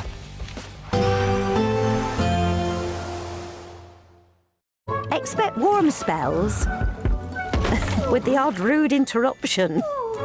Boxed Boilers sponsors the weather on GB News. Good evening. It's time for your GB News weather forecast from the Met Office. It's another very warm night to come for many of us before another largely sunny and hot day again tomorrow, albeit towards the far north of the UK there is some rain around. That's because of a weather system that's pushing its way in. It's already brought a bit of rain today, and there will be more rain across northern parts of Scotland as we go overnight. Elsewhere it's largely dry. There will be a lot of clear sky around, though towards the southeast a bit of cloud here. It is going to be a warm night for many of us. Temperatures around the London area in particular likely to stay above 20 Celsius for some, so a tropical night here, and even elsewhere with temperatures only dropping to mid to high teens Celsius, it is going to be a warm night for sure. So a warm start to the day on Friday morning. A wet and cloudy one though across northwestern parts of Scotland. Further east and south across Scotland it's actually looking largely dry and sunny first thing. A mix of a bit of cloud, bit of sunshine across Northern Ireland. Can't rule out the odd spot of rain first thing. And then across the bulk of England and Wales, a fine sunny start to the day, just a bit more cloud across some eastern parts. Through the day, we'll continue to see rain affecting northern parts of Scotland in particular. That could turn a bit more persistent, some heavier bursts of rain possible, especially as that rain feeds into more northeastern parts of Scotland through the afternoon. Otherwise, lots of dry, sunny weather on offer, and with that sunshine, again, it is going to feel very hot indeed. The highest temperatures will be a bit further west than today, and so it's across western parts of England and to Wales where we have the greatest chance of getting into the mid-30s Celsius. Into Saturday, and we wake up with a bit of a cloudy start across some eastern parts, but that cloud should burn away towards the coast through the day. There'll be rain across parts of Scotland, perhaps a few showers for northern England and one or two for Northern Ireland as well. But by Sunday, things are looking drier across northern parts. Plenty of sunshine, temperatures just dropping ever so slightly through the weekend. See you later. Expect warm spells with the odd rude interruption. Boxed Boilers sponsors the weather on GB News.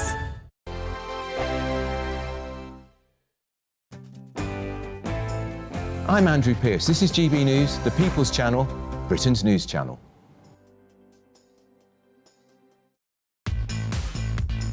Five hosts, 5 opinions, 5 fearless debates, 5 unfiltered takes on the day's news. 5 reasons not to be anywhere else on Saturday night. This is the Saturday 5. You got me. You got me good there. Britain's biggest Saturday night TV show. It's not a bad brand. Yeah. Uncensored. Very, very racy tonight on the unpredictable. What did she say? Can you translate it for us? And always entertaining. And how can a country go from being led by William Wallace Saturday nights from 6 p.m. only on GB News. The People's Channel. Britain's news channel. You're going to want to stay tuned, trust me. Some people enjoy lazy Sunday mornings, but not me. What's the truth of the matter? So that's a very live question. Would you support him if he waters down these plans? Before the spin sets in, I'll be getting to the truth. This is personal. No soft questions, no easy answers. It's one thing if the state has rules in this country. It's another thing whether the police and others actually police them. Setting the agenda and holding those in power to account. You can't really blame her if the system is set up this way. You will not want to miss it, trust me. The Camilla Tominey Show, Sundays from 9:30, only on GB News. Westminster's full of talk, but out here, it's the real world. Am I allowed to talk now? No, that's it. This is where it matters, real people and real lives. That's what politics is all about. In fact, has Trump made a good start? No. Straight answers, no spin, and just a couple of pints. How many fingers have I got up? About 10. So join me for Lee Anderson's Real World every Friday at 7 p.m. only on GB News. The People's Channel, Britain's news channel. From the school run to the home run, watch a new show for all of Britain. So he can say whatever he wants. A straight talking show where all voices are heard. And, you know, when are we going to stop talking about smashing the gangs and actually do it? With the stories that matter from every part of our country. There's a bit of a crash landing there for your Chancellor. Bold, fearless and standing up for you. That's me, Martin Daubney, 3 p.m. till 6 p.m, weekdays, here only on GB News. The People's Channel, Britain's news channel. Breaking news, live updates, stories that matter. From the heart of the GB newsroom to every corner of Britain, with our team of dedicated journalists across the UK. GB News bulletins are there to deliver the latest news that matters to you. Bulletins on GB News, the People's Channel, Britain's news channel. I'm Bev Turner. Thank you for joining us on GB News, the People's Channel, Britain's news channel.